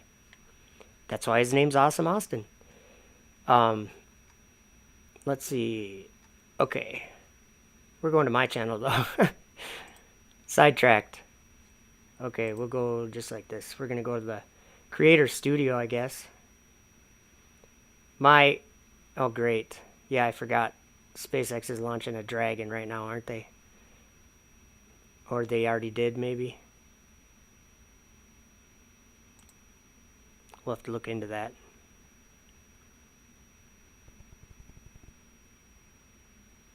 Whoops. Yeah, Thomas Morgan says, I know they are governed by the angels, the clouds. Definitely. Hey, Joe Dirt and Gainer. Chris something. Thomas Morgan. Jeep Guru. I got banned from Austin's. Uh-oh. No more Mellow Dome. Let's see here. So here we go. Look at active community guideline strikes. Warning. Warning. Don't say anything about vaccine. Don't say anything. Here we go. Content. What are we searching for? I don't know if I named it I don't think I named it Cartoon Science. No, I didn't. Um,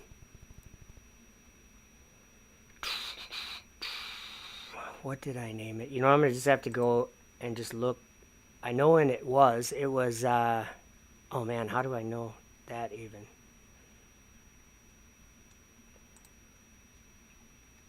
Wait a minute, I know that I have the video because I just uploaded it, I think. Hold on, give me a minute here. Let's just go down through some of these. Look how many videos I have. So I gotta remember, I don't even remember what the thumbnail was. But we'll just go here and we'll try to find it. MC Toon was in this video. And it was 15 minutes long. And actually, let me think. Okay, I just have to look at the date of Red's video. 4 months ago. Does it say a date? I don't think it does it? Show more. No? Oh, here we go. Streamed live July 7th. So that's what we need to do. We need to go all the way to July 7th. So we'll go another page, couple more. Couple more. July 7th. There we are. What do we got here? MC Toon Science. There it is. That's called some research. I just did some research and got the answer. Let's watch this. This will explain something to you. Like I was talking about a minute ago, what makes more sense, the globe or flat Earth? Well, when you first start to look into this, everything on the globe makes more sense. But when you start to get presented with some other, aspects of, like, you're assuming a lot in order to determine some of these measurements and things that, like parallax, you're assuming you're 186 million miles in a different spot than you actually are when you're measuring. So your measurements are way off. Like, your telescope's in the same spot. It's not all that distance away. 6 months doesn't mean you move 186 million miles. Okay, ready? Let's do it. What you're saying that, like, if you had the camera spinning pointed at stationary lights on or whatever, or if you had spinning lights and a stationary camera, wouldn't you get the same thing? If and only if the camera is directly underneath the center of rotation. Oh, but you're saying that that would mean that the sky would have to be a solid piece that's moving, and the space between the stars doesn't change physically. That's the only way that you'd need to be underneath that, right? Because if you're pointing it like at an angle towards the ceiling, you're going to get different distances. So going with the idea of flat Earth, the AE map, where the North Pole is the center, you'd have to be at the North Pole, right? If you're at the North Pole, if the stars were attached to a piece of cardboard, yes, or a dome, right? Or a dome, yes. But why do you think the stars are attached to the dome? Did God get the Elmers out and glue them to the bottom of the dome or something? That's not what I believe, and I believe what's in the Bible. And in Genesis, it says God made two great lights, and he set them in the firmament of the heaven. And if you read other places in the Bible and other books, they freely move through gates and on their tasks and orbits within the firmament. He set them in the firmament of the heaven. He didn't glue them to a piece of cardboard in the sky or a piece of glass in the sky. And the dome was rotating versus. But if you're right. Versus a globe, you get ovals. You get ovals. You got it. Yeah. So if to the side, you get ovals if you're not in the center. But that's not what happens on the Earth. You're right. We don't get ovals. No, but we shouldn't get ovals because we get circles. That's the whole point. Is it on a flat Earth? See, that's going like to this AE map or whatever. No, you just said that you just brought up the AE map, and that's the problem. There is no map that is going to, because in reality we see circles. So why are we talking about ovals? Because that's just like a fairy tale. We're not talking about ovals. We're talking about circles. But it's testing. It's science. You have a hypothesis. Science. If you're going to test- bring up science, then we're going to talk about test- stationary Earth. For your information, it is not science to have 7.8 billion people living in a world that to them, throughout all of the day and the night, it doesn't move. It's completely stationary. It's not science to infer the exact opposite and believe that it's rotating. Sorry, Toon. You're not doing science. Then you can't bring up science in this. Like, why? Are you serious? Why can't I bring up science? Because you deny the only science. observations you make. You have, if science won't reject the only observations that are made. Oh my gosh. Well, 7.8 billion people observe an Earth that doesn't move. It doesn't move beneath us. Look at the room you're in. It's not moving. But what's the hypothesis and how is it measured? Well, the observation is that we're not moving. But then, what's the hypothesis? I don't really care. How did you measure it? How did you quantify? How did you? We don't have to measure it. No, we're talking about science. No, science. Listen. You get a hypothesis. You're making an observation. You need a hypothesis. The first thing you have to do is throw your observation out, because your idea, your intellectual idea, goes against your only observation you make. No, you must make up a different reason for it. But Am I right? But my observation is that I see opposite rotating celestial poles. That's my observation. I see two different rotating poles. Okay, so you're saying they rotate in opposite directions? Because they don't. They do. One is clockwise, no, they don't. The other is counterclockwise. No, that's because you're turning around. See, Toon, what you're doing here is you're trying to act as if you know something that you clearly don't know. If we live in a world where no matter where you are, the stars are rising in the east and setting in the west, why are you saying that there's an opposite rotation in the north and in the south? Do you not realize that if I face this camera right now and I go clockwise, which way does that look like to you? Is that clockwise? Okay, so I'm going to keep my hand going clockwise, and I'm going to turn myself around, and look at that. I'm seeing counterclockwise. And I'm still going clockwise. Do you see that? If you're on the Earth and you're facing south, you're looking at a different part of the sky than if you're facing north. No matter where. The stars all rise in the east and set in the west. They're all going the same direction. So what you're actually doing, and you'll see this coming up in this video, is you're pretending that you understand something that you have no grasp of, which is strange, because I wouldn't expect you to do that. The stars all rotate in one direction. You're turning from north, where we live. No, you got to hear me out, Toon. I don't want you to be in error like this. I don't want the third.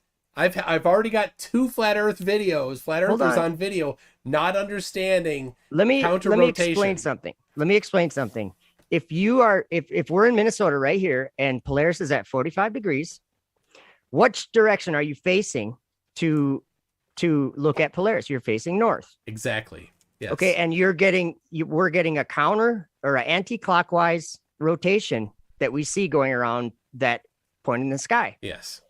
What happens if you turn 90 degrees left? You're going to see them going down. And if you look to your right, like say you're at the equator, you're going to see, if you're looking west, everywhere on Earth, the stars are setting in the west, rising in the east, everywhere on Earth. They're all going the same direction. It's because you had to turn around. That's why they appear to go the opposite direction. Do you get what I'm saying? I get where you're trying. And you see it? Do the stars rotate in an opposite direction in the north and the south? No. In the southern hemisphere, if you face north, you'll see the exact same thing you'll see. The orientation or the rotation, the direction of rotation. You'll see the same thing as you see in the north. If you face south, you're going to see the opposite as if you face north. They're all going the same way, Toon. So I like that you're laughing at me because it kind of shows me and anybody watching this video that you really are in a bad position when it comes to understanding something that I've learned recently. I'm not trying to be proud about any of this. I'm trying to share information that is true against lies that I used to believe. And when I started to understand what I was seeing in nature, reality, it's obviously true. And what you're believing about some opposite rotation of the stars is amateur. You clearly have not even tried to understand what some of us flat earthers are trying to share with you. And I would suggest that you should. You don't have to be a flat earther, but if you understood why there are so many flat earthers, you'll see why the numbers of flat earthers only grows and the numbers of people believing in the globe only shrinks. There's a reason for that. There's not a point in the sky where the stars switch direction. Correct. Okay. So don't say that they're opposite rotation. No, one is counterclockwise, the other is clockwise. That's the point. Because and you're perceiving it from a different direction. That's my observation. Yes. Okay. And the hypothesis is that we are on a rotating sphere. So your hypothesis is that we live on, down here, beneath my feet, that's a rotating sphere. So your science is making a hypothesis. You're making a hypothesis that the ground is rotating. And the problem with that is that's pseudoscience, because you don't make an observation of the ground rotating or in any kind of motion. You observe the opposite. So you make an observation, throw it out the window, even though it's what you experience. And then what do? You laugh at me because I'm trying to point it out to you. Yes, I understand. So then the test is, does that observation match, does the prediction of being on a rotating sphere match the reality? And yes, it does, because on a rotating sphere, when you're at 45 degrees and you look north, you should see the sky rotating in one direction. Yep, and if you're at 45 degrees south and you look south, it should be rotating in the opposite direction. Because you're facing the opposite direction. So that's a basic science experiment we can do, and it confirms the hypothesis that the Earth is a sphere. One problem with your hypothesis is that you're pretending that you're in the north on this fake ball. So you're here and you're looking at 45 degrees and you're seeing counterclockwise rotation. Now you're telling me that you're going all the way down this huge curve. You're going literally upside down and looking in the sky at 45 degrees. How do you do that? How's that science? How do you look at the ground from upside down? See, that's not science. You're making things up in your mind. You're pretending you're on a globe. And you're like, if I was on a globe and I went around and kept going and went under the bottom side and then looked up and see, you're making things up. It's not reality. You know what? When you face north, up is that way. When you face south, up is that way. It doesn't change. Just because you traveled a certain distance, it doesn't change. And there's no way to even know, except you have an idea that your 69 miles changes 1 degree, but it doesn't. It's actually the same for everyone. Australia is not upside down. Good day, mate. Okay, this is the conclusion of this short video. I'm out of town in a hotel. I got plenty of time. I'm making more of these if you guys want me to. I want to show that these guys are being fraudulent. Or maybe not, they're not trying to. But I want to point out the flaws in their science, because it isn't science at all. So put a comment in the chat if you think that I should point more of these obvious things out with what I've learned in the last 6 or 7 years. I don't believe any of the things that I used to pretend. So thanks for watching, and have a good one. And let me know if you like these kind of videos. I'll make more. Okay, so here is the part where there's some swearing in the music. So, but I'm playing it because this is actually what I think. This is what got Red triggered. I think is this part. So that's what stemmed the whole conversation that we listened to at the beginning of this stream. So here we go. This is some B.O.B. Because I have time. Stop running in the hall. Could you stop? Slow down, sir. Stop running in the hall, sir. Anthony, get the class. You're never gonna become a college student at that rate. Got it. Fucking science. Yeah, fucking science, bro. Lepo, check. Goggles, check. Nodules, check. Fucking science, bro. Hiya, lads. Welcome to science class. Bob, quit writing raps in your log sheet. No one's gonna sign your ass. Okay, let's get scientific. Fossil fuels come from years and years of biodecomposition. It's really just scientific. Why didn't all the fossils turn to oil? Some did, some didn't. Anyway, didn't Rockefeller pay a scientist off the year Geneva Convention? Wait, what was that? You wanna come up here in front of class? What, you wanna teach? You really think you're smarter than me? No, sir. Sit down. Here's your homework on the atom bomb and the World War. How it affected us then and now.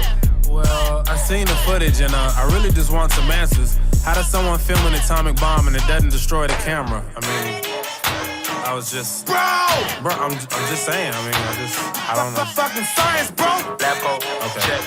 Goggles, Science! check. All right. Nodules, check. Fucking science, bro. Welcome to history! We evolved from Neanderthals. That is no mystery!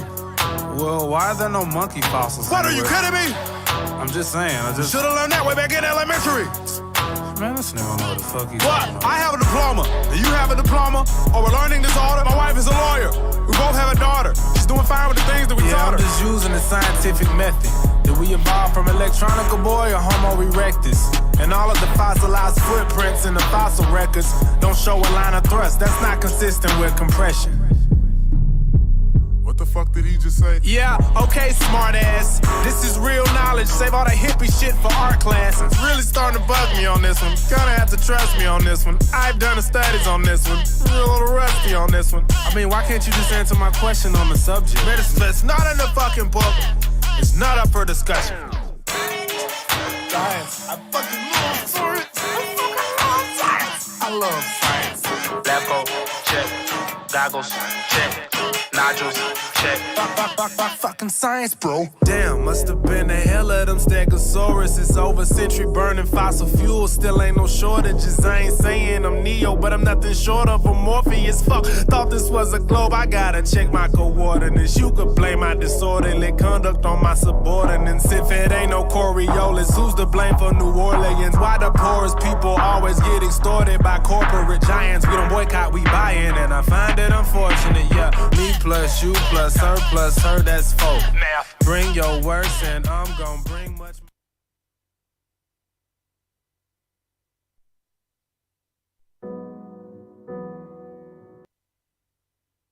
Oh, what do you know? It goes right to the video that I was talking about a little earlier. See this? This video is called Northern Hemisphere Moon Phases 2022. See how this one's called Moon Phases 2021? Or that's not the right one. That's isn't either. But basically, their northern and southern hemisphere videos are the same, except they just flipped the moon upside down. That's it. Let's see. Thomas was saying to go to the NASA or SpaceX. Yeah, let's just see if SpaceX is on. They go usually right. Whoop. Spaces. Wrong letter.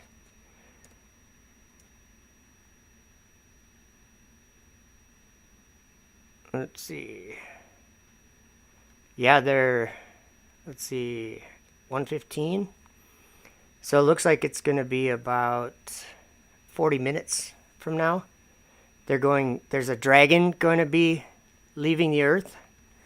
Let me go to SpaceX. Let me explain.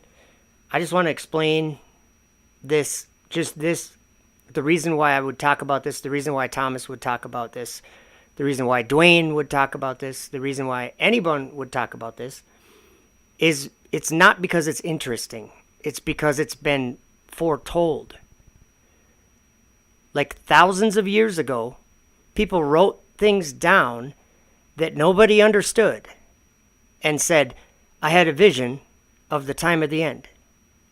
I saw the end of the world and was told to write it down and to share it with the world. Like, that's the claim. And so these things that they wrote about seem to be the things that we are watching, like on YouTube and stuff today. What are we doing here? I need to go to just SpaceX. I just want to show you what I'm speaking of, what I'm talking about. So they're going to launch a rocket right here. See, upcoming launch. We could go to the watch page right now. But, so this right here, let's look at the Dragon, just so you understand what this stuff is. Okay, so the Dragon is this part that the humans go in. So it's this part right here. Whoops. Okay, the Dragon spacecraft is capable of carrying up to 7 passengers to and from Earth orbit. This is what... Notice how it said 7 passengers? That's just interesting. But this is a capsule. What shape is that? That's conical shaped. It's shaped like a horn. Right? Just pointing a few things out. So now let's look at the Falcon 9, because that's the bottom part. The part that lifts it up into space is the Falcon 9. The first orbital class rocket capable of reflight. So how do they refly them? That means they have to land them. Look at this.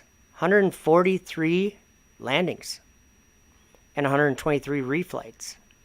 This is a new thing to the space industry, aerospace industry.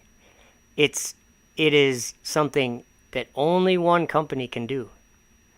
Only SpaceX has ever accomplished sending an orbital rocket into, well, out of the Earth, whatever you want, however you want to say it, and had it come back, land, and be safe. Like, usually they would just crash into the ocean if they weren't. They would maybe put parachutes on it, but they never reuse it. So he reflies them, or SpaceX reflies them. Falcon 9 is a reusable 2-stage. Okay, I'm pointing this stuff out for a reason. 2-stage rocket. So we have a 2-stage rocket. So it's like, I'll show you why. See, I didn't make up the these writings. Your grandparents knew about this. Their grandparents, all the generations that back for thousands of years had this information also. So that's one thing to think about. The book of Revelation has been around for a long time. The book of Daniel even longer. But Revelation's the one we're going to look at really quick. So I'm going to put some words. I will, you're seeing my screen, right? Yep, okay. So this is something that John says that he saw. And the context of it was that he was seeing the end of the world. He was seeing the things that must come to pass. And he was told to write it down because he was witness to it. Okay? And this is Revelation 13, verse 11. He says, "And I beheld another beast coming up out of the earth. And he had 2 horns like a lamb, and he spake as a dragon." Remember what we were just looking at? This 2-stage rocket that lifts this dragon into the sky where God is claiming to live. The heaven is my throne, the earth is my footstool. That's what he says. He looks down on the sons of man from heaven.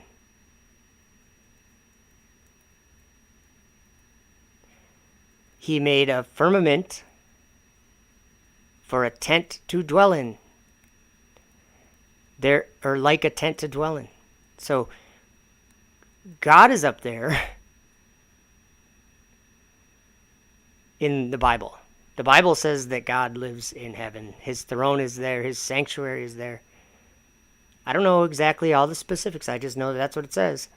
So the Bible also talks about this time when there would be a war in that heaven, in that same heaven, the sky, like up above us, and that it would be a dragon. And here's the scary part. Here's why I bring this up. Because in John's story in Revelation 12, this dragon was actually Satan, the devil, the same that deceived Eve. Or maybe it's not, that's not the word it uses usually. It was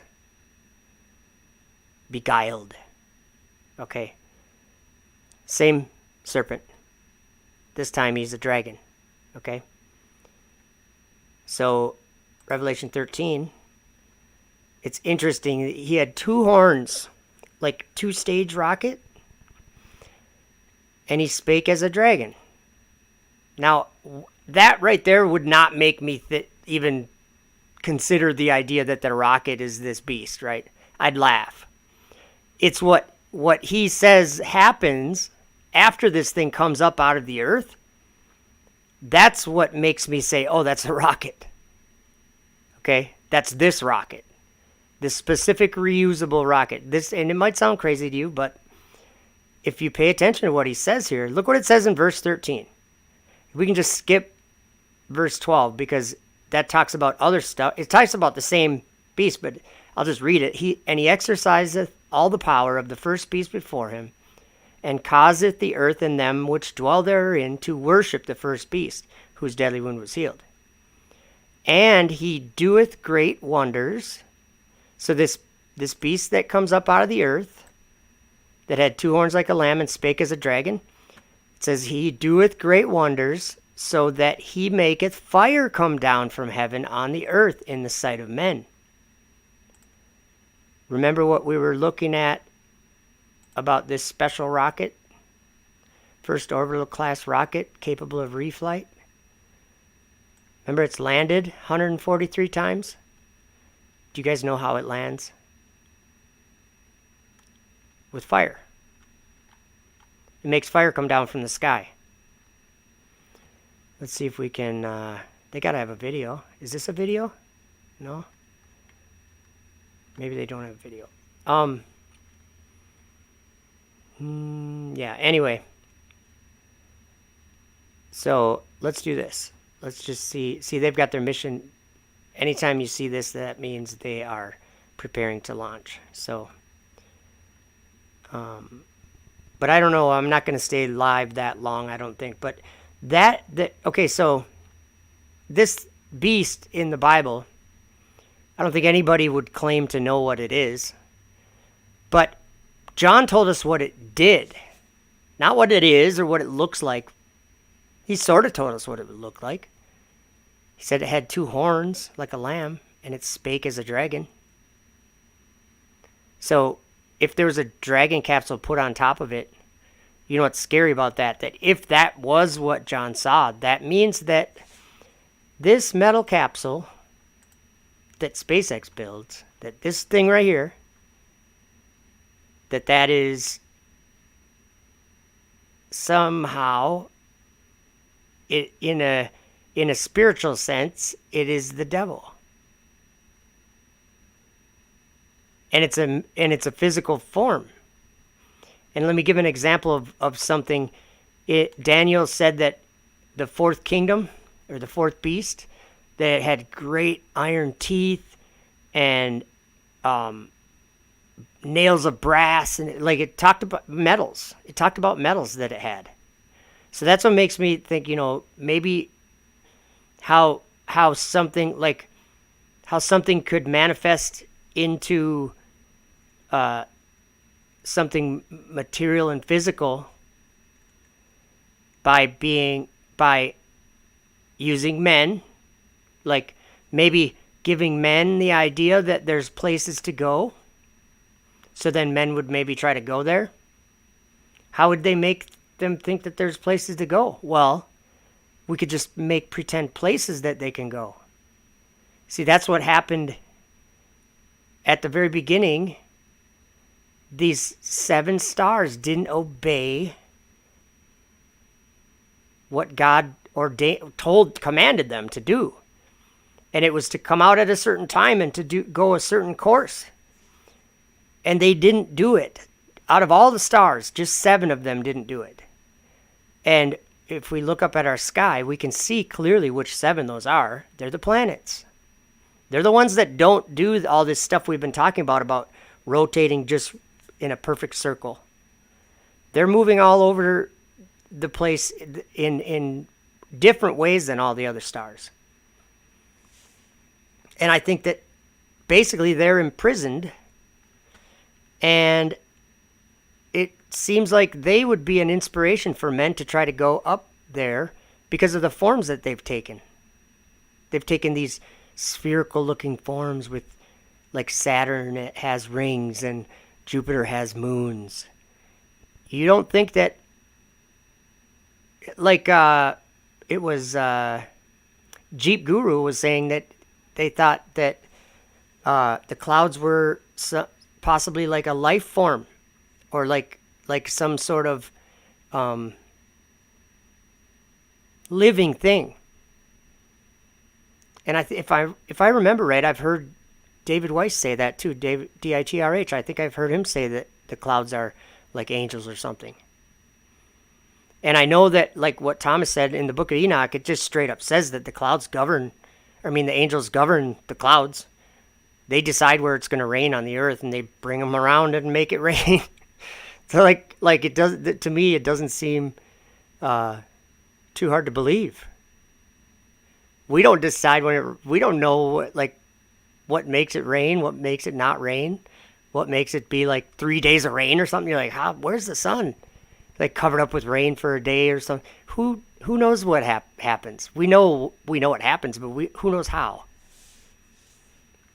Hey, Isabella Live, good to see you, Morgan. It says, truly great presentation. All right. So the dragon, back to the dragon. That's why I talk about the dragon. And that's another, okay, so we're going to look up one more scripture. Because it has a principle in it. It's not necessarily specific about a specific beast, but it's about all these beasts that Daniel saw in Daniel 7. He said something kind of crazy about it, and Thomas Morgan actually commented this in the chat. Or no, it's in Daniel 8, I'm sorry. Thomas already commented part of this verse in the chat, and that's what made me think of it. Let's look at Daniel 8. So I want to show you how it applies to what we've been talking about, like with the dragon. So they're going to launch in about a half hour or so, less than a half hour. They're going to launch a dragon on a Falcon 9, and they're going to go up to, they're going to go up let's say 50 miles. And as they're doing that, they're actually going to start going sideways. So they're never going straight up. They're just going, they start up and they get up as high out of the atmosphere as they kind of can, and then they start going sideways. And their goal is to go parallel with the ground you live on. But they want to do it 50 miles up or whatever. That's the goal of what a rocket does. And then it just goes faster and faster and faster till they reach a point or a place where the downward force is essentially gone. And there's a great deception about why that happens. Let's see here. Daniel 8. So where's the rocket going? Just generally, and the most basic answer, it's going to space, or it's going into the sky. Whatever you want to, there's 100 ways to say that. It's going to where the stars are, right? Is it going to where the sun, moon, and stars are? That's where it's going, right? What we were taught is the solar system, but it's going where the stars are, right? So maybe it's going into the firmament, or maybe not. Maybe it's going beneath it, whatever. But look at what these beasts did. Or this beast, he's talking about a specific one, I guess. So this to me, Daniel 8, 1 through 10, let me just read it to you, and you tell me if it doesn't resemble like going through different stages of a rocket launch. Like, if you know how a two-stage rocket works, you have like let me give the example with the SpaceX.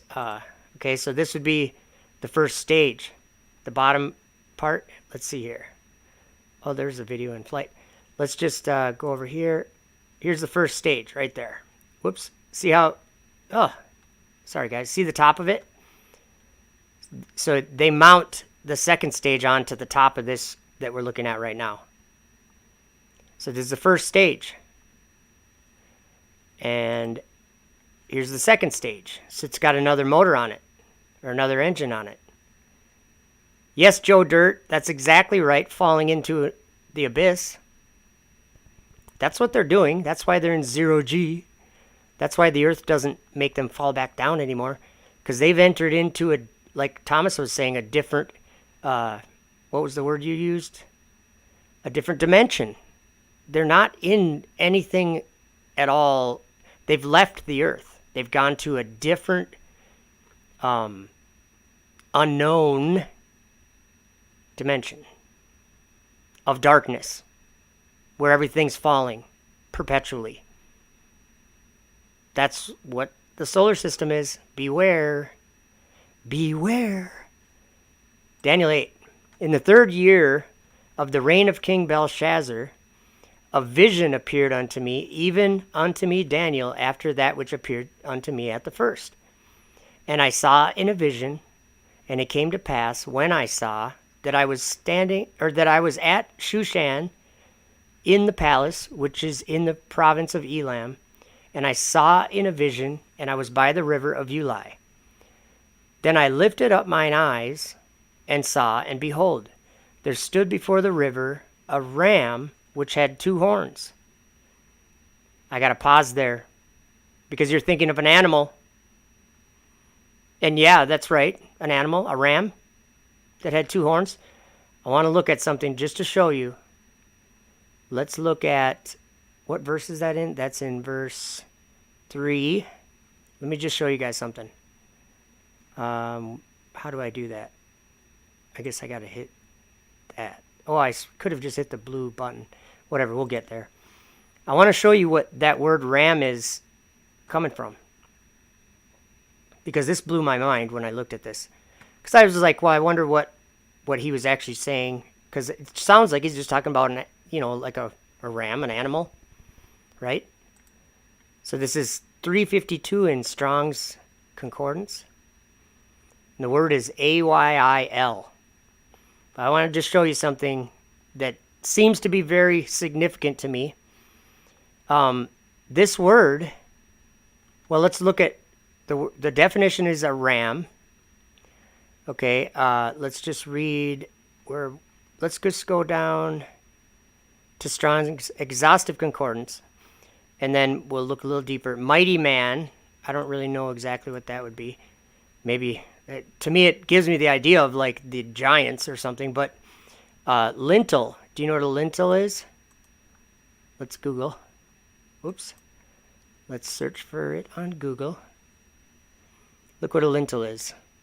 It's a header, or it's a support above a doorway. Okay.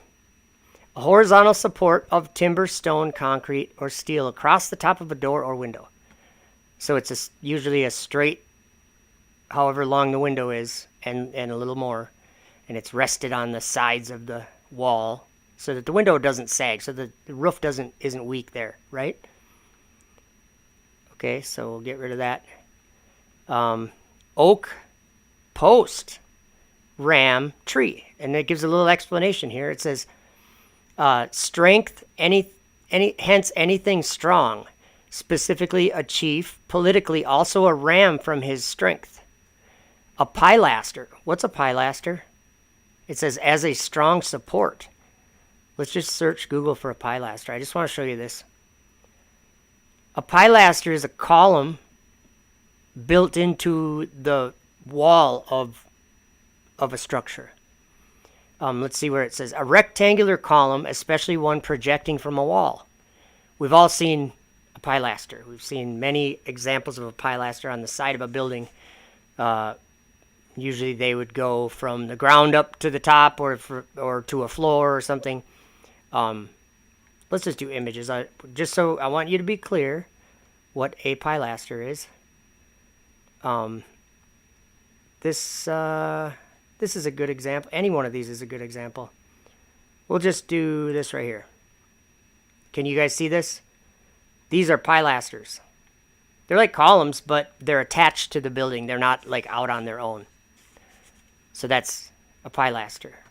So suddenly we're talking about a ram, but we're also talking about a pilaster, or we're talking about a lintel, or something strong. And that's why the word ram, the animal ram, is called that, because it's strong.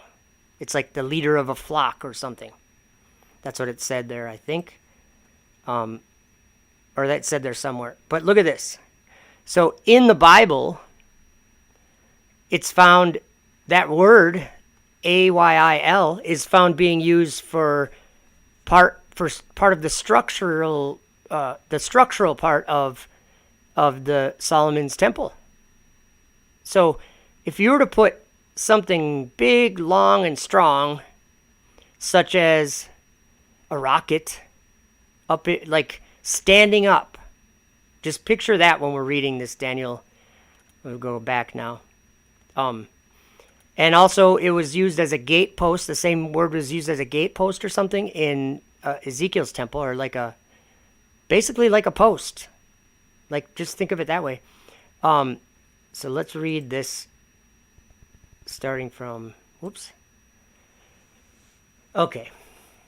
So he saw in a vision, and it came to pass when I saw, Then I lifted up mine eyes, and saw, and behold, there stood before the river a ram, which we just talked about, which had 2 horns, and the 2 horns were high, but one was higher than the other, and the higher came up last. I saw the ram pushing westward, and northward, and southward, so that no beasts might stand before him, neither was there any that could deliver out of his hand. But he did according to his will, and became great. And as I was considering, behold, an he-goat came from the west on the face of the whole earth, and touched not the ground. Let's analyze that real quick. So as he was looking at this ram that was standing by the river, actually I should say, as he was looking up at this ram standing by the river, it was taller than him, he was looking up at it. It said, as he was doing that, a he-goat came from the west on the face of the whole earth, and touched not the ground. By definition, guys, that's flying. If you're going across the face of the earth, but you're not touching the ground, that means you're flying. You're flying. So he saw this he-goat flying. Look what happens. Oh, and it says the goat had a notable horn between his eyes. I just want to show you a quick image. I'm not saying nothing, I just think quite interesting. What is that? That's the dragon capsule. But anyway, in Daniel it had a notable horn between its eyes. Okay. Remember, this is literally 4,000 years ago that this was written. So they didn't have cars, they didn't have anything like that. They had a lot of animals. That's about it. They didn't have any kind of too much at all as far as technology or anything like that. So what he saw was he called it a he-goat. Okay, and it says, and he came to the ram. Remember, we were looking at the ram by the river. He came to the ram that had 2 horns, which I had seen standing before the river, and ran unto him in the fury of his power. And I saw him come close unto the ram, and he was moved with choler against him, and smote the ram, and brake his 2 horns. And there was no power. Okay, so remember I was talking about staging, rocket staging, like the separations? Like the Falcon 9 had the first stage, and then the second was on top of that. The second stage, and it had its own engine. So the first stage would run out of fuel, and then they would separate. They'd actually like literally break in half, and then the first stage would go down and land to be reused, but the second stage would fire its engine from way up in the air, and then it would continue from there and bring the dragon even higher. Okay, so then here's what, back to Daniel, it says, and I saw him come close unto the ram, and he was moved with choler against him, and smote the ram, and brake his 2 horns. And there was no power in the ram to stand before him, but he cast him down to the ground, and stamped upon him. And there was none that could deliver the ram out of his hand. So this he-goat was pulling up this ram. They were like fighting, and it was pulling up this ram. It says, therefore the he-goat waxed very great, and when he was strong, the great horn was broken. So it was broken, you guys. The great horn was broken. Well, let me just show you something. Okay, see the top here? And then you see the bottom? That's like a solar panel thing now. Let's just see what happens. Oh, okay, so that's the trunk. And that's the dragon. Okay, this little horn. This little conical shaped thing. Okay, and ran unto him. That's not where we are. Okay, so, and when he was strong, the great horn was broken, and for it came up 4 notable ones toward the 4 winds of heaven. Let's YouTube something here. I just gotta show you something that comes to mind. Like, do you guys see? What is the? Sorry. Okay. Super Draco tests. Okay, let's just watch this quick. 4 notable ones. Like, Daniel saw this, you guys. I swear. So it has 8 of there. That's what I was looking for right there. It has 8 of these Super Dracos, but there's like 4 sides of it, and these pillars of fire come out, right? Okay, how do we get out of there? Okay. But look at what it says. Okay, for it came up 4 notable ones toward the 4 winds of heaven, and out of one of them came forth a little horn, which waxed exceeding great, toward the south and toward the east and toward the pleasant land. What's the pleasant land? Wouldn't that be like New Jerusalem or something? But look at verse 10. And it waxed great, even to the host of heaven. And it cast down some of the host and of the stars to the ground, and stamped upon them. This was a vision that Daniel had of the end of the world, you guys. That's what's mind-blowing. That's why I talk about the dragon. That's why I talk about any of this stuff, because I think we're in a spiritual war that most people aren't even considering to be real.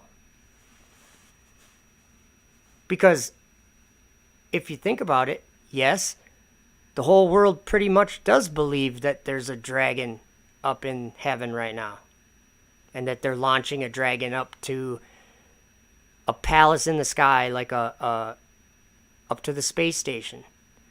And if you look at it from the ground, it doesn't look like a space station. It looks like a wandering star. And if you consider what God made the sun, moon, and stars for, he made them for times, seasons, days, and years. He didn't make the sky for men to put their own crap up there.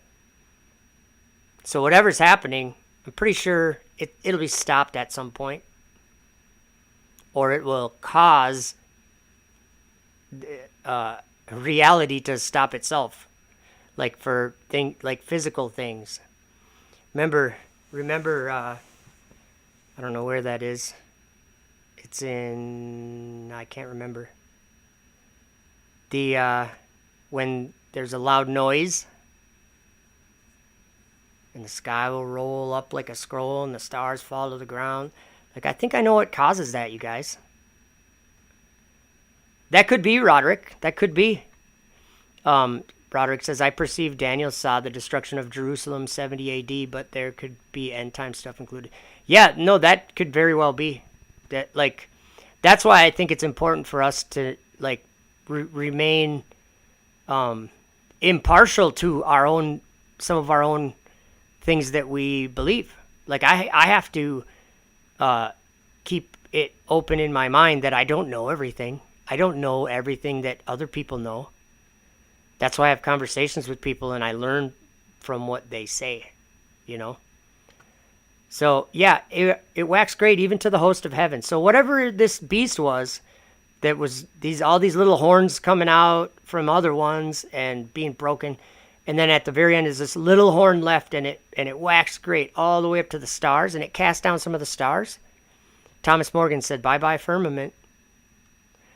And that's what's written about, too. It's going to roll up like a scroll, and then, you know, my understanding, that my idea that I get from what I read is that darkness, which is some kind of fire, comes and does damage to this earth. Like, there's plenty of, in this book of Revelation, there's tons of different things that are said in there, and I don't understand them all, but I think I understand that loud noise that everyone is supposedly going to hear, you know? So let's do this. There's another video. Whoops, I got the wrong page here. Do you guys remember that time I went to SpaceX for a rocket launch? I just have to play this. I don't have any audio. There's me in the middle. I'll zoom in for you. There's me cheering it on. Yeah, go! Pretty nice, huh? I hadn't done that for a while, so I had to do that. Yeah, Thomas, it was casting down the stars. Remember, the stars will fall from the sky like untimely figs from a fig tree shaking in the wind or whatever? Scary. Yeah, and there's Enoch 83. There's so many different places where this, the day of the Lord is written about, and so many prophets did see it. Like, they actually were shown it. I don't know how, on a screen, a TV screen, maybe? I really don't know. But they saw things and described them with such detail, but a lot of people overlook all the details. Like, all those beasts were lifted up from the earth and they went up to the stars. Like in Daniel 7, they all went from the ground up to the stars. They was lifted up from the earth. Like the third one had dominion of the host of heaven. But it was a sin, like it was a transgression is what it was. It was just like what the planets did.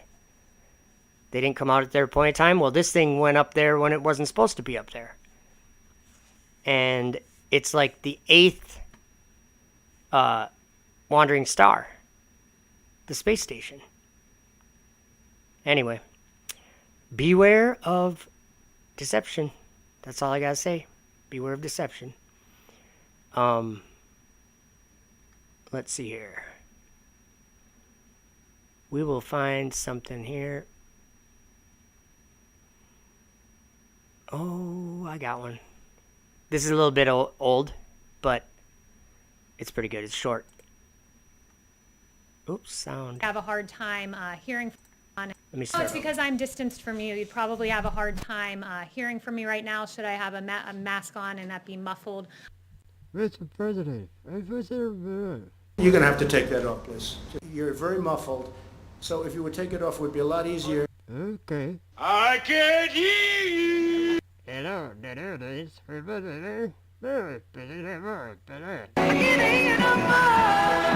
Yes.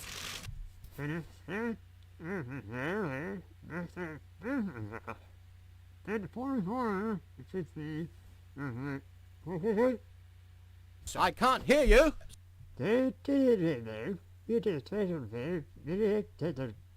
I said I can't hear you. I can't hear you. I can hear you.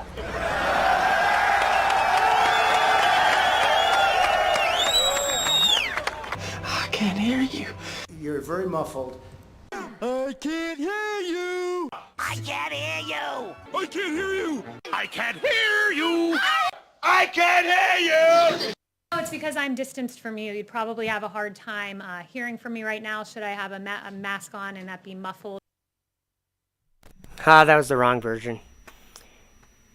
I have a version where there's music at the end, sort of music, and then, yeah. That was for you, Tony. Let's see. Let me try something. If I can find it right here, then I'm going to play the actual good version. The real version. Videos. So what are you guys all doing today? Are you having a good day so far? Hanging with me? It's 1:11 p.m. here. 4 minutes to launch or what? If that's the case, I'll probably go there. Let's see. Oh, I think I got the wrong videos. Let's see this. Oh, okay. I need the YouTube uploads.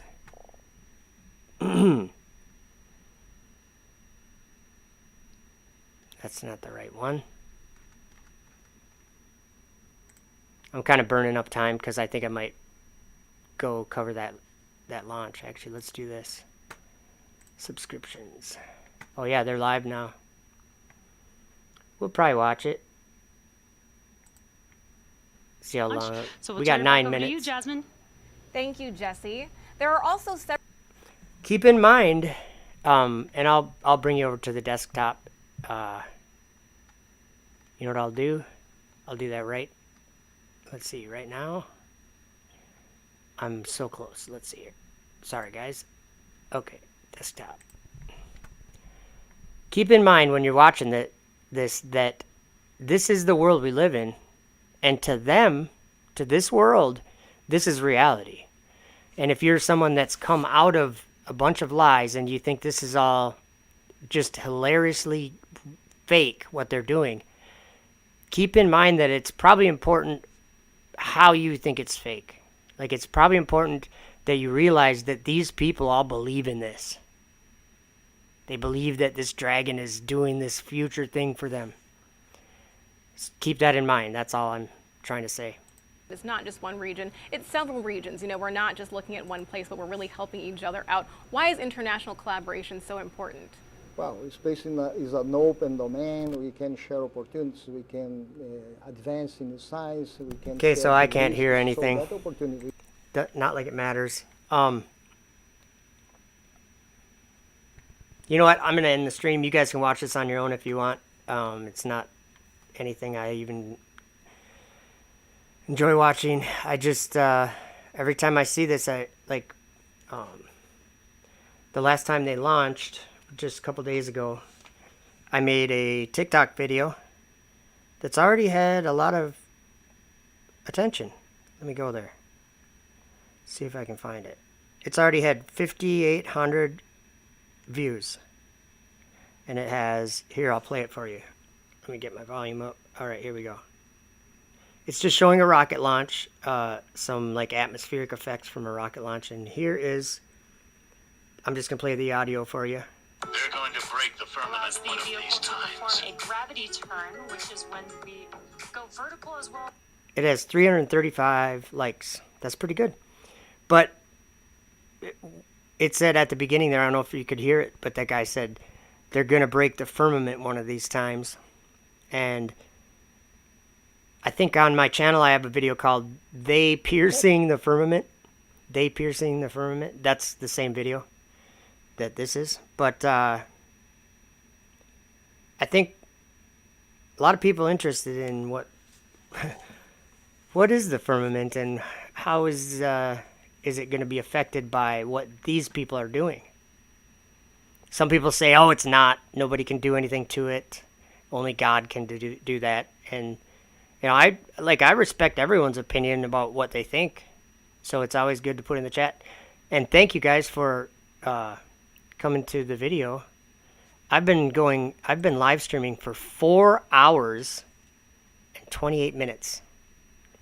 That time goes by fast, I'll tell you what. 4 hours and I have 44 likes, 22 concurrent viewers, 235 views, average view duration 21 minutes. Wow. There's a dragon. Look, it's puffing smoke. Let's try to get this sound back on. -7 minutes, where we Seems flow really a quiet, small amount but of the I don't know super why. chilled LOX I got the volume into the all the way Merlin up. engine's turbopumps. SpaceX does this to avoid a thermal shock to the system when that full flow of super chilled liquid oxygen hits the prop system.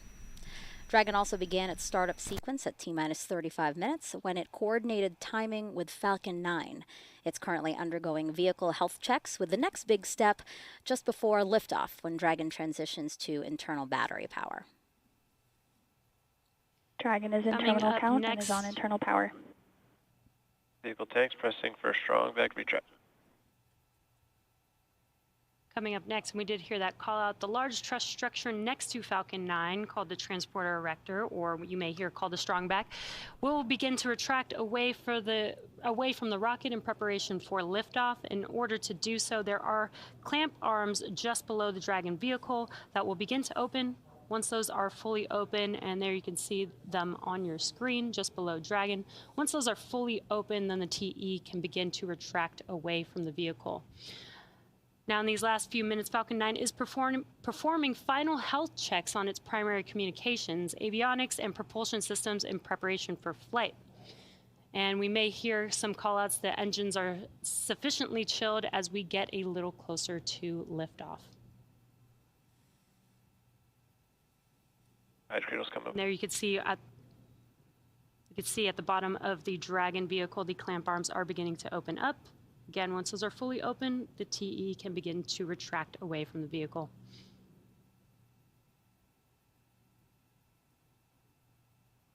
Now, as Jesse said, the next visual cue we're going to see is that strong back beginning to recline. It will recline only a few degrees at first and then fully recline back to allow clearance at launch. Now, the next call out we'll hear is stage 1 LOX load complete. That'll happen around T-30 seconds. T-2 minutes and 30 seconds. As we wait for that, this is the last Dragon launch of this year, bringing about 7,700 pounds of cargo, science, and supplies to the space station. Of the 7,700 pounds of cargo going up Stage today. 1 LOX load closed out. There's that call out we were By the way, expecting. I've got a few extra kilos of science to sell if anyone's interested. Serious inquiries only, please. Dock to the space station a little longer than usual, 45 days versus about 30, and that's to allow time to install those new solar arrays. Now, coming up in about 10 seconds, checkouts of the second stage thrust vector control actuators will be underway. This is often referred to as an engine wiggle test. It's when SpaceX moves the thrust nozzles slightly to make sure that the guidance hardware is go for flight. SpaceX does the exact same checkouts on the first stage engines, and that happens just seconds before ignition. Now, coming up next, at the T-2 minute mark, liquid oxygen loading should be completing on the second stage, and that will wrap up propellant loading for Falcon 9. Dragon is also performing its final health checks to make sure that all of its primary systems are ready for its rendezvous to the space station. Now, again, those white clouds that you see around the vehicle is the chilled gas above the liquid oxygen Stage 2 tank LOX load liquid complete. surface. And there's that call out that stage 2 liquid oxygen Dragon loading is in is auto now idle. complete. And again, those white clouds that you see around the vehicle is the chilled gas above the liquid oxygen tank liquid surface that we vent overboard to maintain pressure in the tank as needed. When that gas comes into contact. No, it's actually, I'm just going with the chat. What's it carrying and why? How many times is it going to do it? This is the 26th NASA mission for Dragon. They have a contract to bring all the supplies to the space station, all the experiments, and bring them down, things like that. So it brings cargo to and from the space station. So this is a Dragon capsule that is actually launching. So it is a dragon going up in the sky. I mean, it's kind of weird. War in heaven in the Bible, and that's a dragon too. Anyway, 50 seconds till this thing lights its engines. But yeah, this is I don't know why many people haven't noticed this, but I mean, it's pretty clear to me, and I don't know why, but clear to several other people, and they probably don't know why. But here we go. At launch, the International Space Station will be 260 miles in altitude, flying south of Nuremberg, Germany. Stage 1, pressing for flight. 15 seconds. All right, here we go. T-minus 10, 9, 8, 7, 6, 5, 4, 3, 2, 1. Engine full power. And liftoff of CRS-26. Go Falcon and happy Thanksgiving ISS. That's right, liftoff of SpaceX's Falcon 9 rocket for the 26th cargo resupply mission, bringing new science experiments and solar arrays to the International Space Station.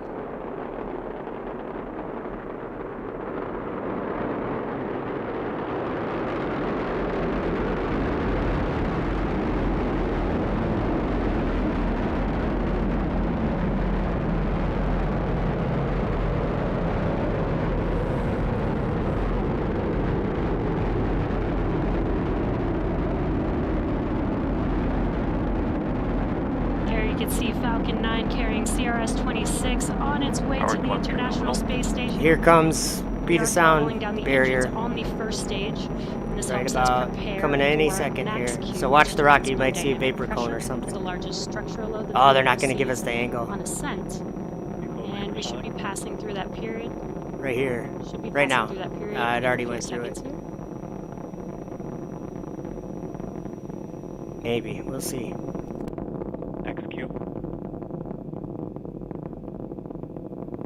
That call out that we passed through Max Q.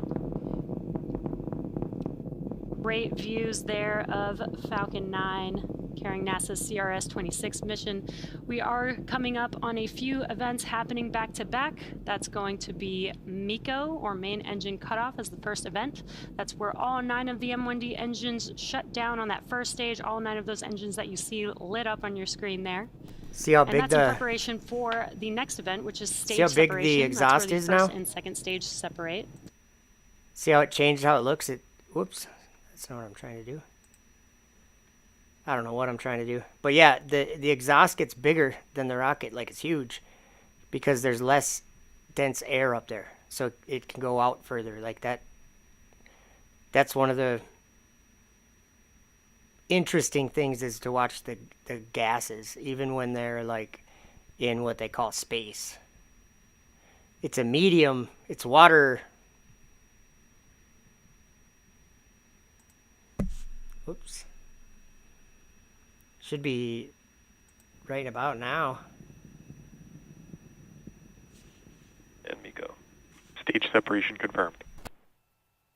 Hey look, it's breaking into pieces, just like that thing Daniel saw. Stage 1 boost back startup. Stage 2 ignition.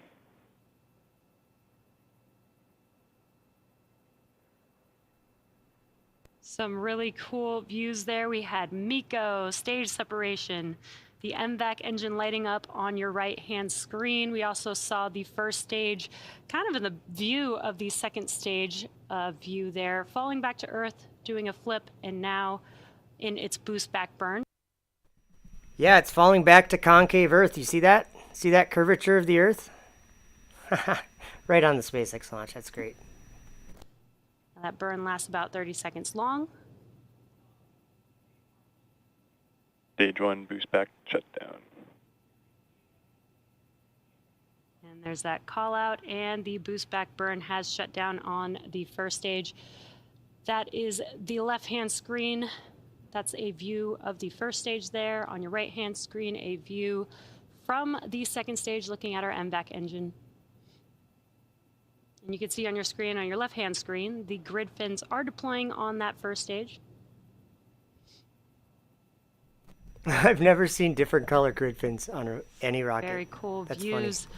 You're watching a live webcast for the 26th commercial resupply mission to the International Space Station for NASA. This is SpaceX's 54th mission for 2022 and the 5th Dragon flight to the International Space Station just this year. Now, we lifted off just about 4 minutes ago from Kennedy Space Center at Launch Complex 39A. Oh, look, the globe on the left or the convex, whatever. Never mind. So It's far, turning into a globe on the vehicles left. On nominal trajectories. Again, on your left-hand screen is a view. That's because from it's the a first wide-angle stage. lens. On your right-hand screen, an awesome view of the second stage MVAC engine with the Earth in the background. For the first stage, in order to make its way back to our drone ship, again, just read the instructions. It has a couple more burns to execute. The first is the entry burn. That's where 3 of the Merlin engines reignite.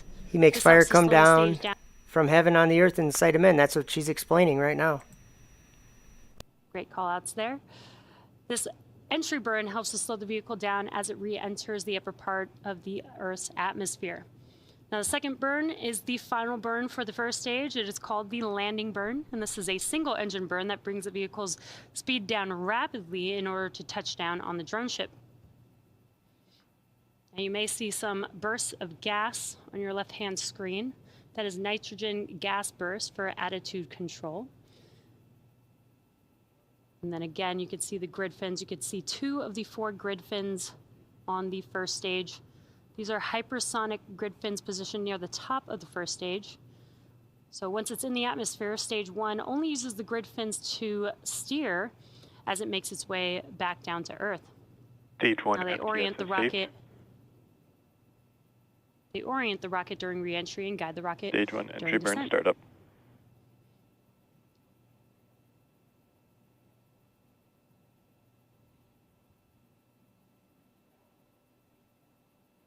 For that call out, now you can see on your left-hand screen the entry burn has begun on the first entry burn stage. shut down.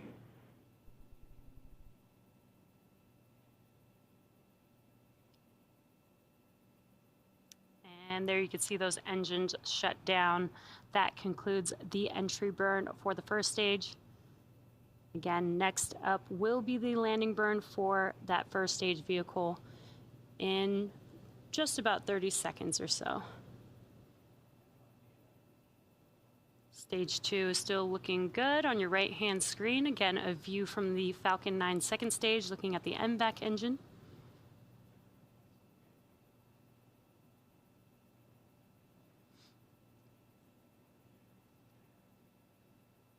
About 20 seconds away from that landing burn Stage 1 beginning transonic. on the first stage.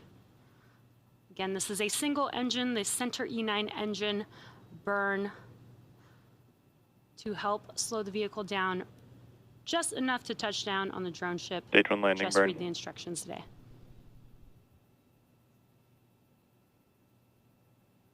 And you can see that the landing burn has begun on the first stage. Let's watch as Falcon 9 touches down on just read the instructions.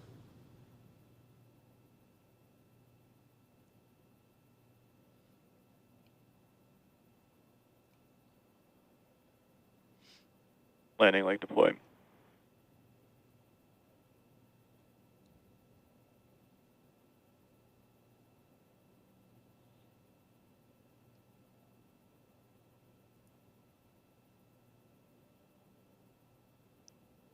Really awesome Stage 1 views landing there. Falcon 9 has touched down. As you can see it standing tall on just read the instructions there on your screen. Okay, I want to capture your mind right where you're at. Some of you are saying that looks so fake. That is just so fake. Well, I just want you to think. That's all I'm trying to do is make you think about some things. Just some of the things that have changed my understanding by thinking about them. Okay, so let's go back to this thing landing, okay? Oh, it is on the drone ship. Okay, some of you are going, ugh, looks so fake, it's just a lie. Okay, let me go from there and show you something why I think that it's very significant that you think it's fake. Okay, because the rest of the world, we both know this, the rest of the world thinks it's real. Okay, there's a group of us that say no, there's a lie. And and that it's fake. Okay, let me show you what I believe why some of us are saying, are just so sure that it's fake. And it's in Revelation 13.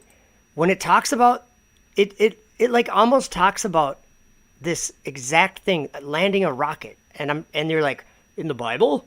And I'm like, yeah, let me show you, because I can't explain it better than what's just written in Revelation 13. Like, because what I'm saying is that there's a significant group of the people that live on this earth. I'm not saying it's a huge number or something, but there's a significant and widely known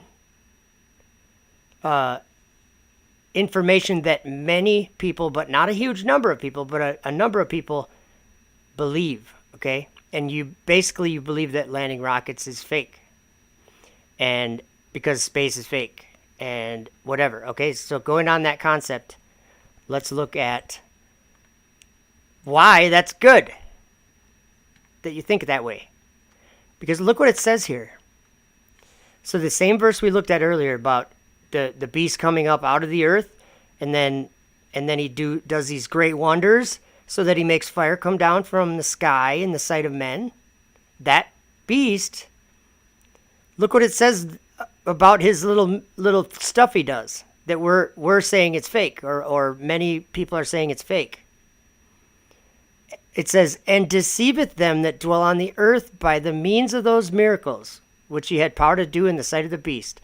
So the great wonders he was doing, you guys, were miracles, and it was making fire come down from the sky. And people would watch it because it said in the sight of men. So that right there is deceiving those that dwell on the earth. So all I'm saying is, if you're a person that sees that and isn't deceived by it, that's awesome. Do you get what I'm saying? You can see through a lie. And I would just remind everyone that we don't all know the details of these lies. We're learning some of these things. I never would have considered to be a lie, or even anything to be wrong with them. So there's a question in the chat. Bill's Mafia Hitman, take that guy seriously, says, when the firmament was created to separate the waters above from the waters below, what happened to it when the flood came? That's a good question, but I have a good answer. The windows of heaven were opened, and that's where the water came in. It said the fountains of the deep, and that's a subject that is going to be the topic of my next live stream. I don't know when it'll be. Is going to be Genesis 1 verse 2. We need to understand a little bit, maybe more detail of what the deep is and what the great deep is, because I think that's the waters of the great deep came in from when the flood happened, and the windows of heaven were opened, and then the earth was flooded. So it's like it's a container of some kind filling up with water. And it said it went higher than the mountains. It said it went like, I think about, I don't remember what it says, like in what the measurement is, but it's like 15 or 20 feet above the top of the highest mountain. Something like that. It covered everything on the earth, all the surface of the earth. So it's something, you don't have that story happening with a globe, really. It doesn't really work with a globe. But the firmament, I think the waters above are totally separate from what we have on the earth. But they're still waters, obviously, but I think there's something different about them. Because some of those are dark waters, and I don't really know. I know that there's a sea of glass at the throne of God, and maybe that's dark waters right there, but I don't know. But it says that they're beneath his feet. Darkness is beneath his feet. And we have the earth as his footstool. So if we combine those things, there is a place of darkness. And someone actually, what was the comment? Welcome, by the way, everyone that pops in. Let's see. I got to find this comment that got me thinking.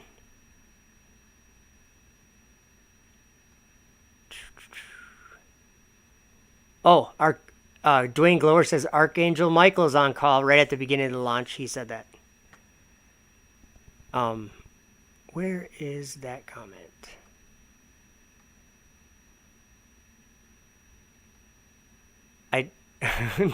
Thomas, that's funny.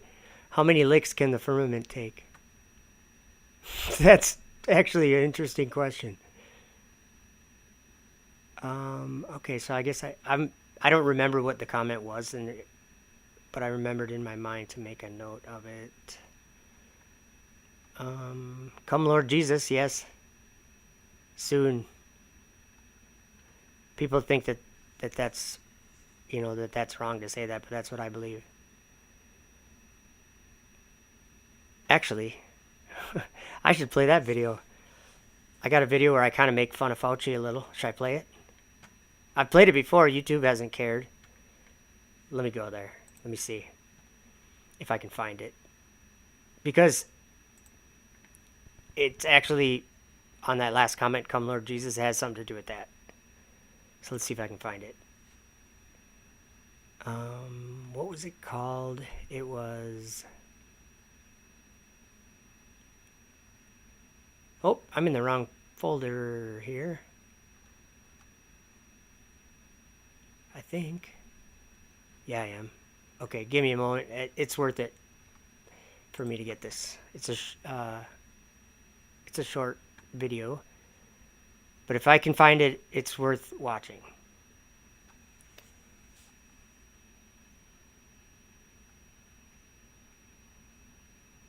Oh man, I don't even know. I don't want to make you guys sit and wait.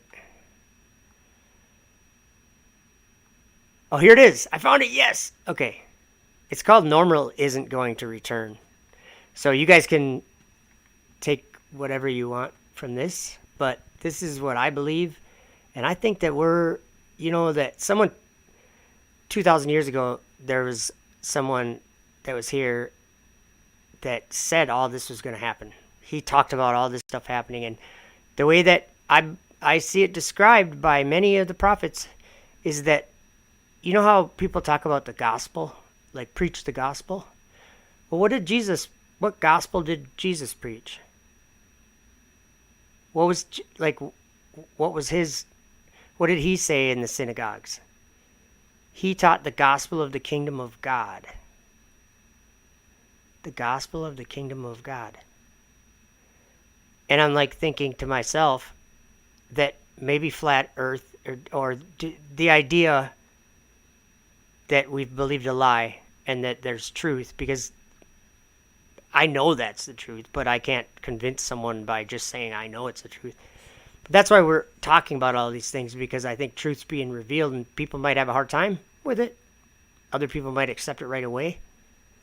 But like the whole stationary earth thing, you don't have any evidence that the earth's rotating. You do have evidence that it's not. Do you believe the truth?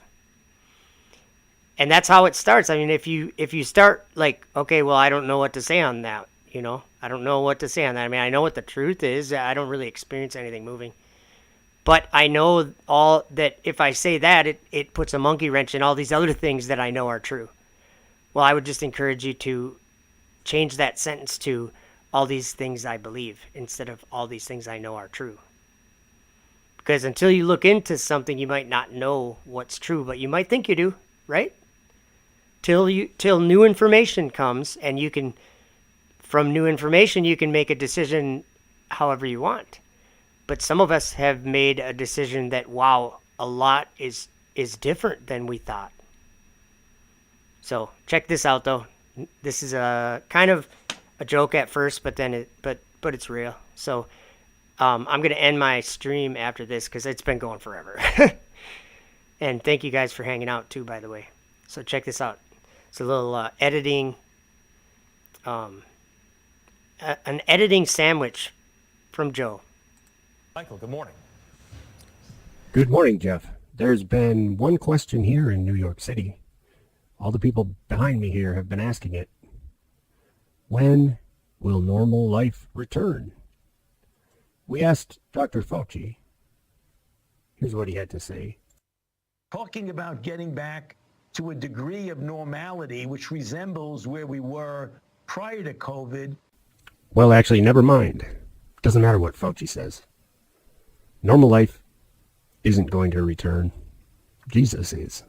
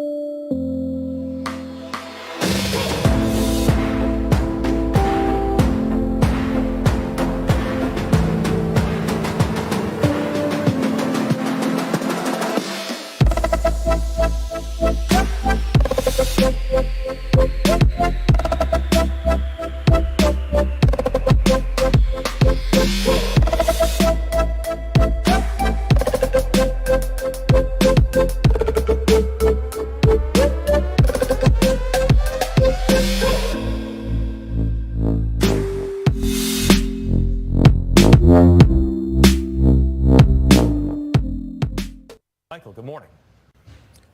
Good morning, Jeff. There's been one question